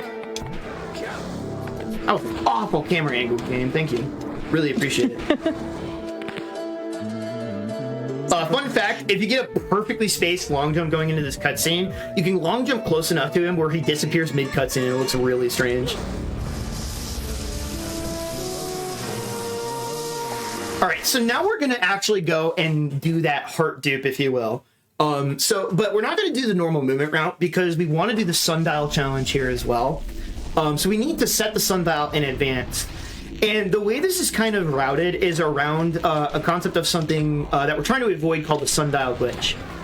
Whenever you go into like a loading zone mid-level, like a sub area, for example, there's a chance that it will just kind of break the day of time, or the time of day, and sort of reset it to a default value, even after using sort of like the sundial thing. So I have to route it in such a way that anytime I set the time manually like this, I immediately do the sundial the next heart after. And I have to avoid doing any hearts that would take me into a sub area, which doesn't guarantee that the glitch would occur, but it makes it like infinitely more likely. Right. We're gonna do a rage jump up here, and then we can catch that cycle just like that. Nice. Wow. And cool strat that I found actually is that you don't have to take the pull. You can just climb up the side of this. It's really neat. Oh, cool. If I can actually climb the side of it. And you can see the heart is right there. We get sucked right into it. And we're good. Beautiful. Speaking of finding things, Jaxler, how did you find this game? Great question. So I can't remember what game I was running at the time, but a speedrunner friend of mine named Peanut, who's really, really cool PlayStation speedrunner, did, I believe, the PS4 remake of the first Ratchet game during the online era of GDQ. Really, really cool dude. Basically saw me, I think, playing, can't really remember which game it was. It might have been Whiplash. And was like, oh, if you like Whiplash, you would really, really like Vexx. And I was like, okay, you know my tastes, I believe you. And then I proceeded to play Vexx and fall in love with it. That's kind of the beautiful thing about not only running obscure games, but also having friends who also run obscure games, is they can connect you with some truly cool stuff that you might not have been able to hear about otherwise. So you're gonna see another ledge snap right there where you can kind of see I almost like magnetized to that ledge, right? And that's because of using that ground pound in order to get myself there. So unfortunately I didn't make that first cycle, but we can do the backup, and then instead of taking the pull, we're gonna rage jump. You know the drill by now. Very nice. Yeah, speedrunner friends can be very cool. There we go. Nice. Okay. Fortunately, I whipped the heart on the way up, but we will take that. Yeah, so somebody also asked as well if like the sundial glitch is truly random. It's mitigatable. So it's like it's one of those things where if you knowingly avoid like triggering loading zones or like and stuff like that, you can mostly avoid it. It still is rarely possible just because, you know, video game from 2003, 2004 era, right? But basically, it almost never happens if you take the precautions that I did. But it becomes more and more random and likely to occur the more in-level loading zones you take.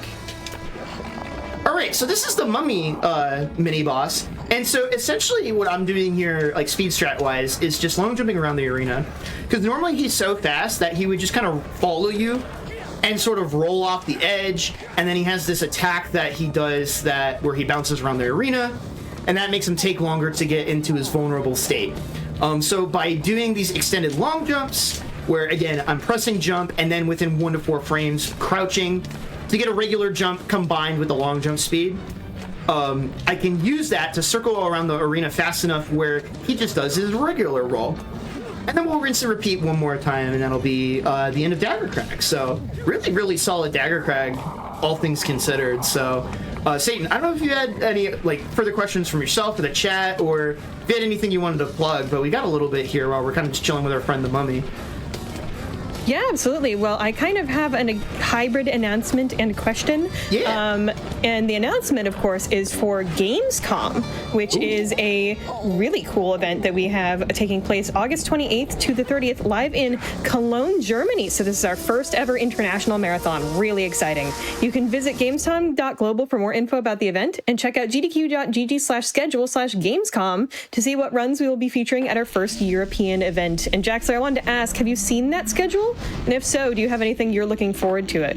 I saw it when it came out, and it's been a little bit, so I'm a little fuzzy. But I want to give a huge shout out to my friend Caspi, who's going to be showing off Ultros, which is a really, really cool Metroidvania run. So you're not going to want to miss that one. That's like my run to watch for that schedule. Yeah, for sure. That's on the first day. For me, it would probably be Mario Kart DS, the opener. Oh yeah, I completely forgot. That's going to be so great. There's so much good stuff. Absolutely check out that schedule. Silk Song, Donkey Kong Country, Celeste, Pokemon, Mario 64, Blade 2. It's just ridiculous.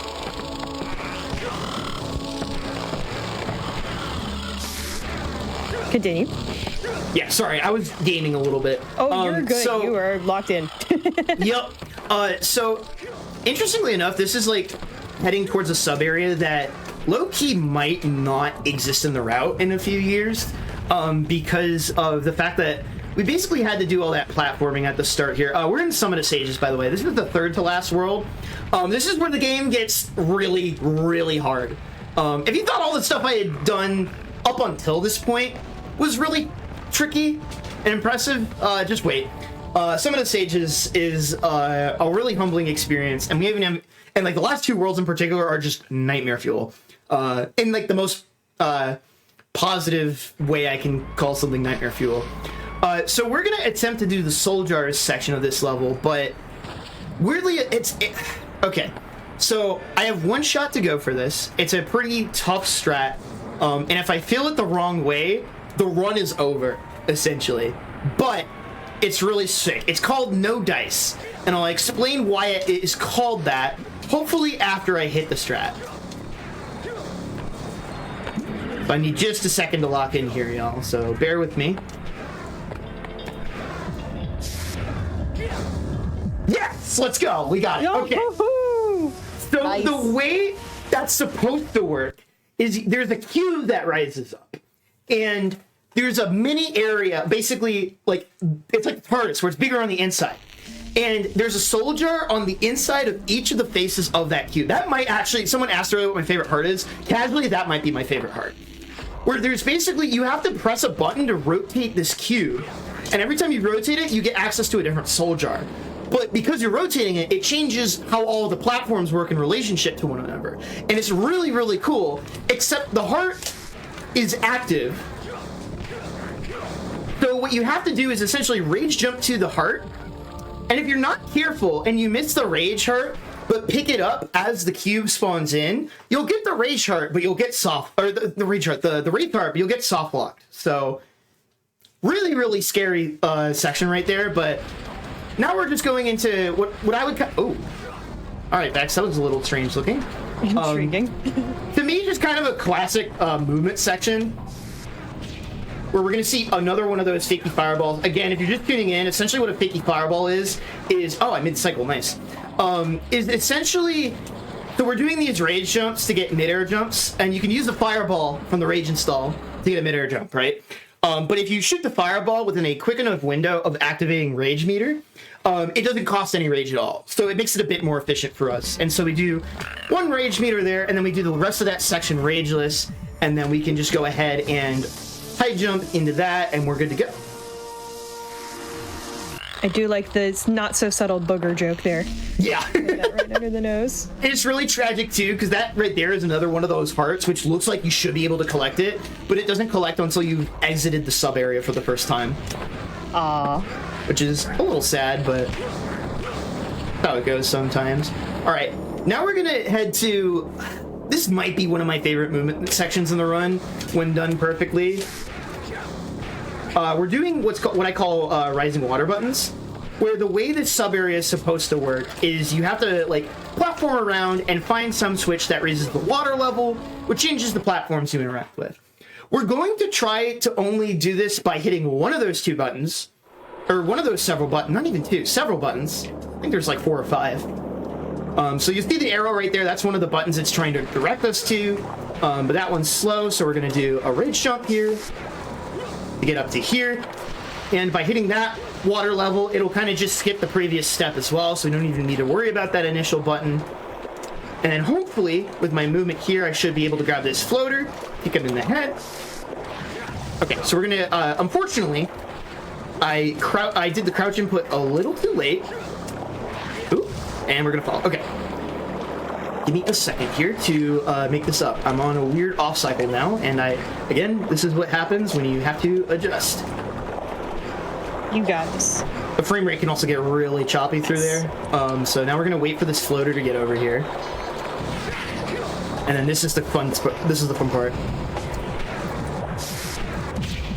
Yes, let's go.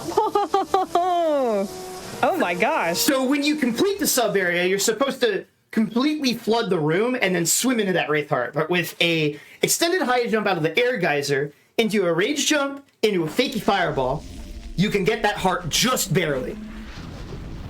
Hell yeah. All right. Very nice. So another little bit of flashing lights warning, just because there's this kind of strong particle effect that plays. We're going to be swimming through some more water rings to unlock another sub area for a pretty quick Wraith Heart, so I'll let you know when we're through all the rings. But we're going to be doing another strat that is actually quite similar to what we did at the very start of the run, where I'm going to extended high jump, ground pound, and then flip kick to get into that ring from the bottom instead of falling through it from the top, just like that. And now we're going to swim for a little bit, so funnily enough, swimming, I believe, is actually the fastest way to move around laterally, which is kind of wild. Oh, I need this ring. I forgot. I was actually just about to ask. Yep, I almost forgot. So that ring right there, I confused it with the previous one because we actually saved that one as our final ring. Because if we continue to hold down the swim button after we swim through this ring, then we'll continue to swim during this opening cutscene. So this will put us right in front of this door, and then we'll have to hopefully swim a little too far past it. Lobster was just a little too buttery. There we go. Okay.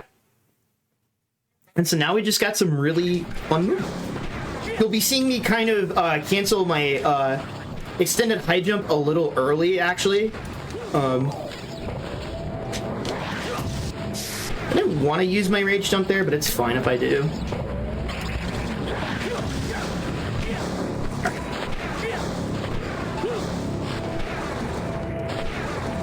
Nice. So I'm looking for a wall jump there, actually, so I can preserve my rage, so I don't have to use it later. Again, if you don't need to use your rage, then why use it, right? So just little efficiency things like that. And it's going to be really nice as well, because this is going to allow me to avoid having to slow down my movement chains and kick one of those imps in the face on my way back to the sub area where we did the no dice strat. Oh, I guess I should mention as well, it's called no dice because it's a D6. So it's called no dice because you don't interact with the die. Oh, I never mentioned as well, I was going to explain when we were doing the heart dupe, right? I mentioned that for the longest time we couldn't do it on the Xbox version, but I actually found a way to do it. And the way that you do it is actually by filling up the OG Xbox hard drive to the max, to the point where it doesn't have enough room to create a new save file. And then it will prevent auto-saving from happening, allowing you to do the heart dupe on Xbox. That's actually the biggest reason why no one had messed around with the Xbox version and why the infinite mid-air high jumps had gone undiscovered for so long, was because people just presumed it would be slower, because that heart dupe basically cuts out a really, really slow heart.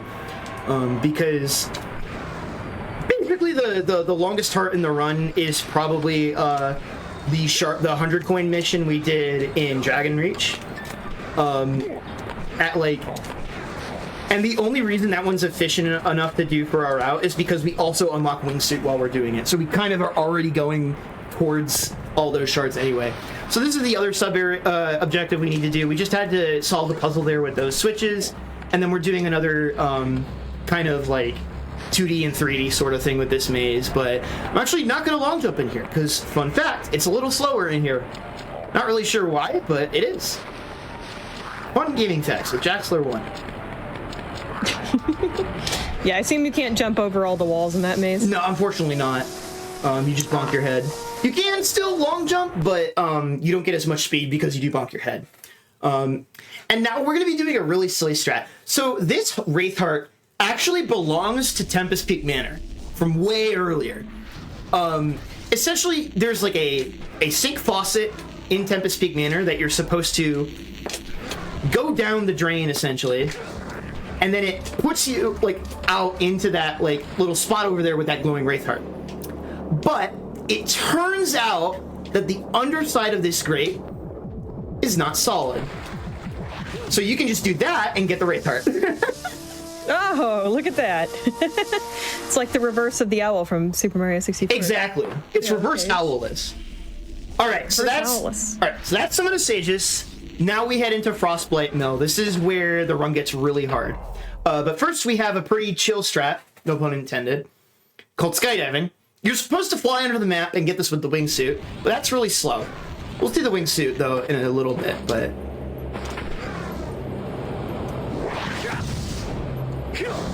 and there we go. Nice. All right. So this part is really tough. So I'm attempting to get to the windmill slide sub area, and there is a global cycle, actually. Global simply because it's always loaded on the map with that windmill in the back. And if I don't get up to the bridge quickly enough, it will blow me off the bridge and I'll have to make my way all the way back up. So if I did this properly, we can take this air gust all the way up. Okay, so unfortunately, I got really unlucky. And we're gonna have to do that backup right there. This means I won't have rage to save myself if I mess this up. But we did mostly make the cycle. I just got a really weird camera angle that I very rarely get. So I just wasn't prepared for that scenario. But we saved it with rage, so we'll have another shot to go with that fast cycle. But this stretch should look very familiar to anyone who's ever seen a Mario 64 speedrun, where we jump off the slide and make it to the end. Nice. And we're at are these the same game? So the devs will tell you that they were extremely inspired by Mario 64 in the development of it. But I'll raise you this: this game is better. I'm a very devout Mario 64 hater, although I will say the DS version is good. Mario 64 DS is the better version, and I will, if you want to disagree with me, either type in chat or YouTube comments for when this does go up on YouTube. But True. So true. So right here, this is one of my favorite movement sections just because of like how clean the long jump lines are here. So count with me here. We'll go 1, 2, 3, 4, 5, 6 out the window. And then 1, 2, 3, 4. Oh my gosh, I actually gamed too hard and I missed it. Aw, too much gaming. So you know what I said with regards to long jumping spacing, right? And intentionally like cutting my own speed values? That's why you want to do that. So that's a little unfortunate. I can't remember the last time I made that mistake, but hey, because this sub area is pretty short, it's not that costly, thankfully. Richard is calling you out in the chat for being one of the relay runners and discovering a strat. So. Oh, air strafing, right? Yeah, totally. Yeah. Yeah. All right. This might single-handedly be my favorite split in the game. It's extremely difficult because at the very start here, we're going to be going for that cycle again. And then on top of that, we have maybe one of my favorite like exploits in the game with the wingsuit. So give me a second here to cook.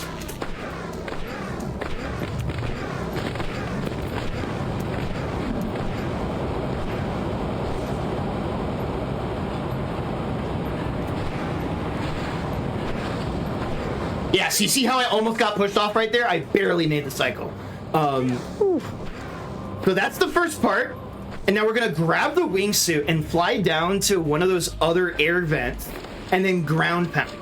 What this will let me do is hold backwards on the stick and catch the air gust way higher than I'm ever supposed to be able to take it. So I don't know if you can see all that platforming down there, but that's what you're intended to do to get all the way up here. And it's all these like cycle-based flipping platforms that you have to wait on and take forever. And there's like no enemies that you could use to refresh your rage meter, but now we're basically all the way at the top already. Wow. And a little rage long jump there for platform? swag. That was extremely Nice. Woo! good. All right. Heck yeah. Bang. Alrighty. Bang. Yeah, no, Frostbite Mill, really, really tough, but when it all comes together, it just has some of the coolest strats in the run. Like this one we're going to do. So, this will be very familiar if you remember what we did for Grandfather Clock. So you see that giant windmill? There's a sub area in there that you're supposed to climb up. I don't remember how to do that platforming, so we're going to skip it. So we're going to take this all the way up here and hopefully kick this guy in the head so he doesn't annoy me. I missed him. There we go. And so what we're going to do is we're going to wait here for just a second and... Okay, didn't want to use my rage there, but that's fine. We'll try this again. You can kind of start to see what I'm going for here a little bit. There we go. So we're just going to ride this all the way to the top. Long jump off at the apex. That made me nervous. And get the wraith Camera. heart. Just like that. There we go. Camera, oh camera. Yeah, there's a little cutscene that reveals the heart there when you get close enough to it. I was trying to long jump through the cutscene, but I again got hit with a weird camera angle. And that's windmill skip. Yay! Nice. Alright, we have maybe the most inconsistent / frustrating heart in the entire game coming up here. I'm gonna go ahead and kick this guy in the head. Just because I didn't mean to spend my... Oh, there's a guy right there. I could have done it off of... Okay, let's see if I can hit this. Nice. So you can catch... A lot of kicking guys in the head. Yeah. Public menace. Continue. Yeah, so you get to ride that air current to skip all the platforming to get up to the sub area. And now we have snowball chest keys, which is by far the most random part of the entire run, I'd say. There's going to be these snowballs that fall from the sky. And we need to throw... Oh, and like stuff like that can happen. And they spawn randomly. So we need to hit 3 of them into these frozen keys in order to unlock the chest with the Wraith Heart. Hopefully they cooperate. We'll see. You can kind of slightly like manipulate where they land based on where you're standing. Okay, that's a very good spot for one. And then we're gonna go for kind of a skip where we jump and then throw the snowball, and that launches it way further than you're supposed to be able to. And that lets us snipe that one from all the way over there. And then I got a very, very nice placement right there. And that was actually really, really good luck. I didn't have to wait around. Wow. Sometimes you can just have to wait around for the snowballs forever. And it's really annoying. So that was pretty good. And then we just got one more little rage jump. And there we go. Oh, that's gonna gold. Okay, that was good enough luck to gold. Nice. Okay. All right. Thank you, snowballs. Let's go. All right, gamers. We've got a little bit of a reprieve. This is the last time we'll see the rock suit. I didn't really explain the rock suit when I was using it earlier because it's not all that complicated. Essentially, you go into this altered state where you can't jump very high, but you're invincible, and you can gain grounded speed really quickly and break through things made of glass and ice. We're going to be doing that one more time through here, but we're able to do some platforming to skip all of the uses of the rock suit that you're intended to do in this section. But this is kind of the last reprieve before the difficulty curve of the game, like, just exponentially increases for no reason in the final world called Citadel of Shadows. For our last few hearts. Boy howdy, it's tough, but we'll be fine. We'll have a great time. Totally. I'm just gonna go ahead and state, going into the Citadel of Shadows, there's kind of 5 hearts. There's what's called left path, right path, 2 down center path, and then 1 in a sub area underneath the starting area. The last one, really not that bad. Left path might be like one of the most difficult cycles in the entire game that I'm gonna try to show off. So we'll see how it goes. Just an absolute backbreaker of a level. I'm going to probably just go nonverbal at the function here, just because of it. You'll probably understand once you see what I'm up against here.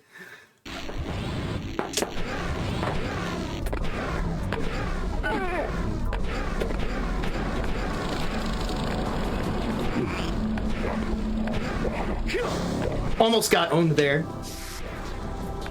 Yeah, see what I mean? So I made the cycle I was going for, which is cool. But I got just the worst camera angle of all time. Yeah, like, look at this. Compared to all the other, like, platforming and level design you've seen in the game, like, just evil. Yeah, that camera is actively working to sabotage you. Yeah. Very, very evil. And then we've got all these spinning platforms, which look sketchy, but basically the way you can kind of think about those platforms is by the time you long jump off of one of those, like, spoon saucer things, the next one in the cycle will roughly be where you were standing. So you just long jump forward. It looks like you need to adjust, but you actually don't. And then for this one, there's kind of an optional cycle I can hit here that's really swag if I hit it. We'll see. Okay, I kind of partially hit it. So basically, instead of, yeah, I just spent the rage there. But basically, you want to avoid the poles because long jumping is faster, so you can kind of use the base that those poles are resting upon as long jump targets.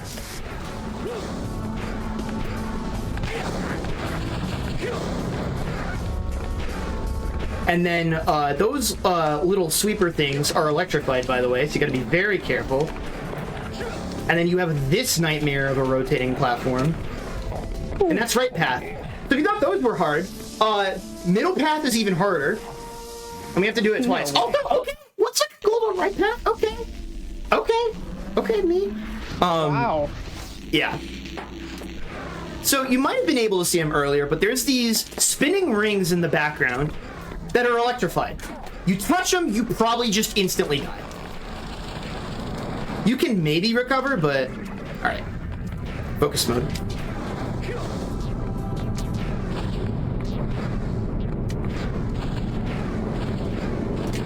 And then we'll skip all those awful platforms right there and go... Okay, so that's the first round done. Oof. And then basically we just kind of hang around in this little sub area right here. Wait on a set cycle, and then we can kind of jump to one of these early to get the heart early. Nice. Okay.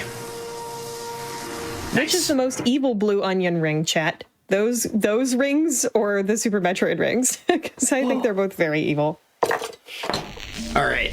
So we're gonna do middle path again. So more onion rings. More onion rings. I'm gonna lock in here because if I, okay. So we kick that guy in the head to reset our rage meter. Okay, here we go.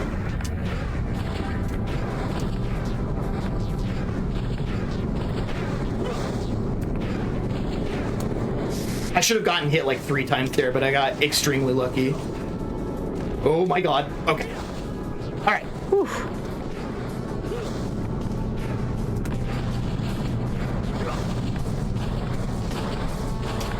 Yeah, chat's saying at least you can. Oh my god. Okay, here we go.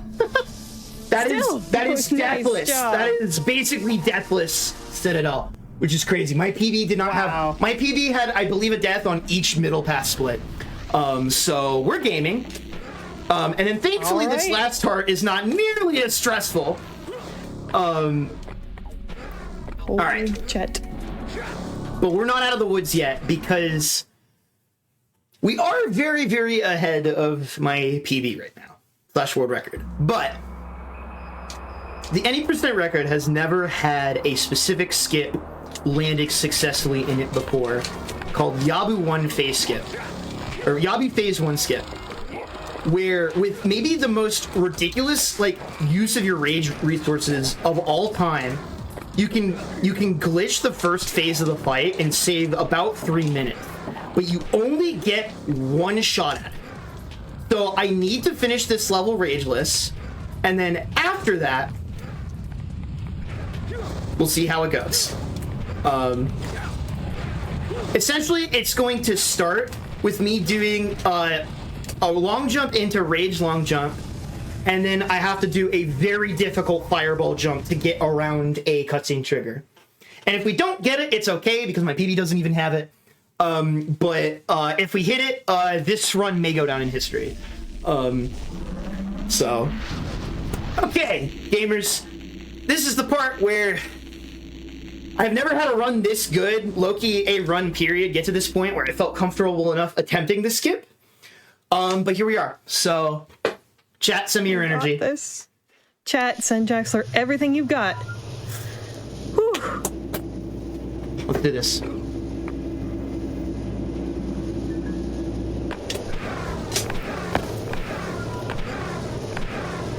If we don't hit it, no worries. Again, because my PB doesn't have this trick. Okay, that's the first part. This is the hard part.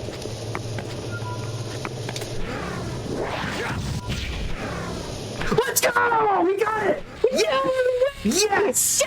And so, what that's going to allow us to do is we aggro the boss before we're supposed to talk to him normally. He'll spawn a bunch of enemies, and now we trigger the cutscene on purpose. He'll spawn another wave immediately. And by having the double wave in the arena, as soon as we defeat all of these enemies, it will immediately go to phase 2. Holy crap! I cannot believe I hit that. Let's go!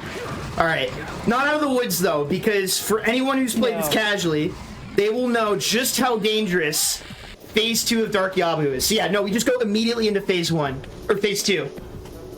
Okay, gamers, so how this is gonna work is I'm gonna crouch in the middle, and he has a bunch of attacks he can do that I have to react very quickly to. So I'm gonna crouch in the center and then be ready to jump as soon as he's ready to hit me. Yep, and now he should be vulnerable soon. And so we kick him in the head, and then ground pound him. And that's once, and we gotta do that 4 more times. Ooh. I'm holding my breath, and I'm sure Chad is too. Yep.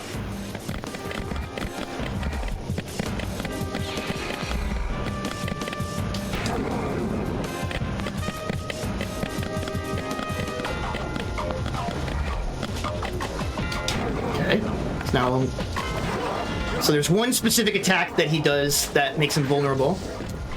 Okay.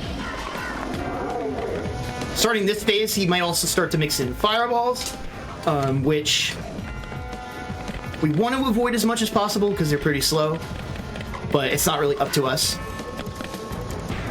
Good. Really fast third hit, holy crap. 2 more hits to go.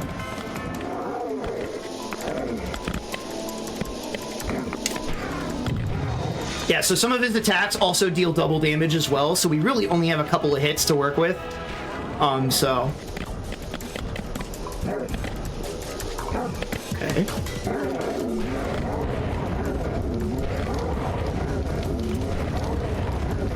Four. 5. And then he always does that immediately after, which is so rude.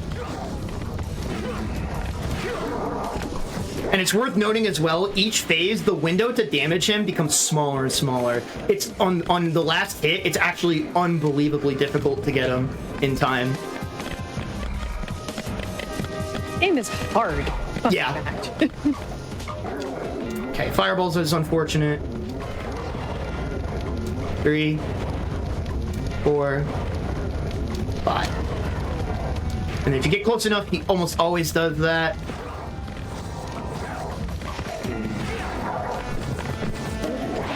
Got him! Yes! Okay. Phase 3. He's gonna summon a couple more guys. And then after we kill all of these guys, basically at this point in the story, our talons become like super gamer mode.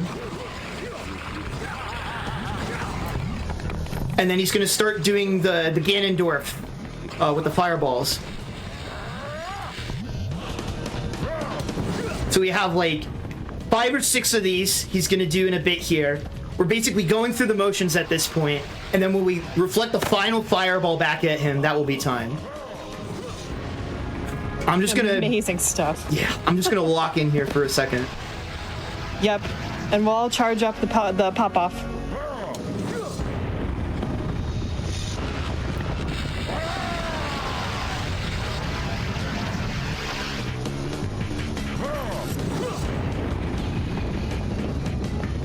Can I communicate something funny to you from chat? Yeah, go ahead. Richard says, can you believe Jaxler is about to get a world record in the Shadow Realm? Kinda real. All right, this is second to last hit. All right, let's go.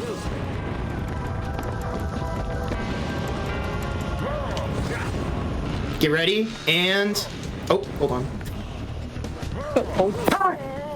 Okay. GG! Let's go! That is a world record by 4 minutes. That is a 1:27:33, world's first ever sub 130 RTA. Oh my god, that run was great. Woohoo! Let's go! Let's freaking go. You were here! Let's go, baby. Oh incredible. My goodness gracious. G freaking G. Oh, you all want to see the splits? Hold on. We gotta go. Yeah, look at that. Yay! Oh, wow. And here's the crazy part, Amazing. y'all. That's crazy improvable because of just you saw how Timberdale went. I've had splits where I have been 10 flat out of Timberdale. My Summit Best and BPT, this game, I told y'all, this is a forever game. There's so much room to improve, so many things I'm sure that are yet to be found. That feels really good. I have been struggle bussing trying to get a PB like that for so freaking long. So, thank you for the invitation. This was such good motivation for me to get back in the lab and finally do it. Oh, that feels really good. But yeah, that was Vexx Any %. Brand new world record, y'all. We should have known. If you all enjoyed that, you can find me playing this game and many others at twitch.tv/Jaxler1. I tend to specialize in stuff that is more off the beaten path, stuff that you might not have heard of before, and I'm really glad I got the opportunity to show this game off just because this game is so cool. I feel like it doesn't get the credit it deserves, and the game disc could not be read. I don't know why my GameCube disc does this, but it does. So that's really funny.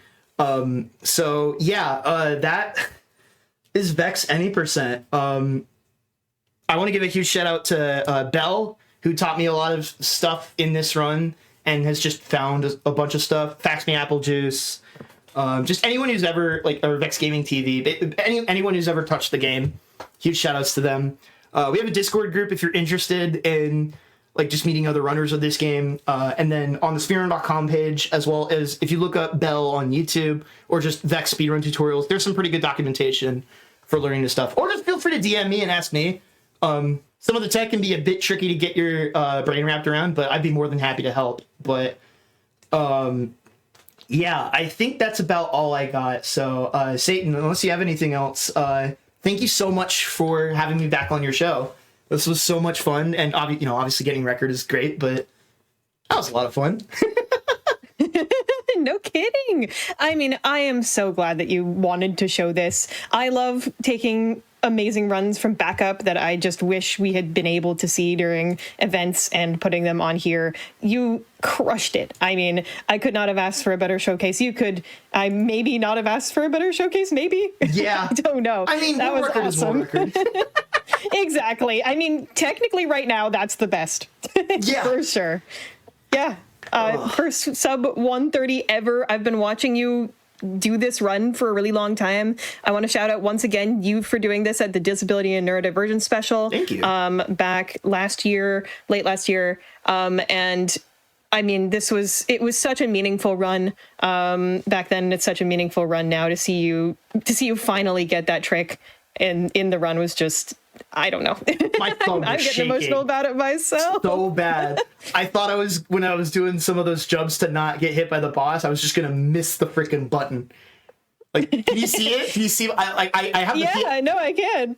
I know it's. Yeah, oh my gosh. good lord! I should probably. He is from the Shadow Realm. But yeah, No, from the for Shadow real. Realm of the PS2 iToy camera. That's an iToy camera, by the way. I don't think I established that. That's a PS2 iToy webcam. That's hysterical. Don't ever use it.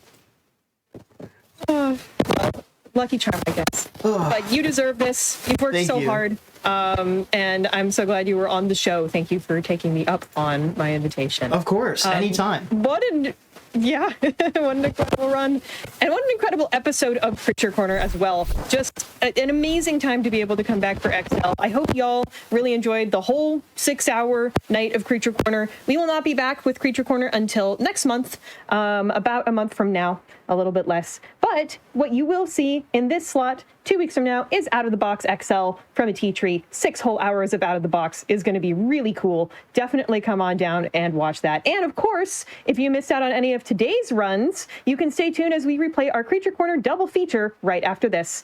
And you can tune in Friday at 7 p.m. Eastern for Do All the Things and Parallel Universe. So stay tuned. Don't go anywhere. The replay is coming. And yeah, amazing show. Bye, everybody.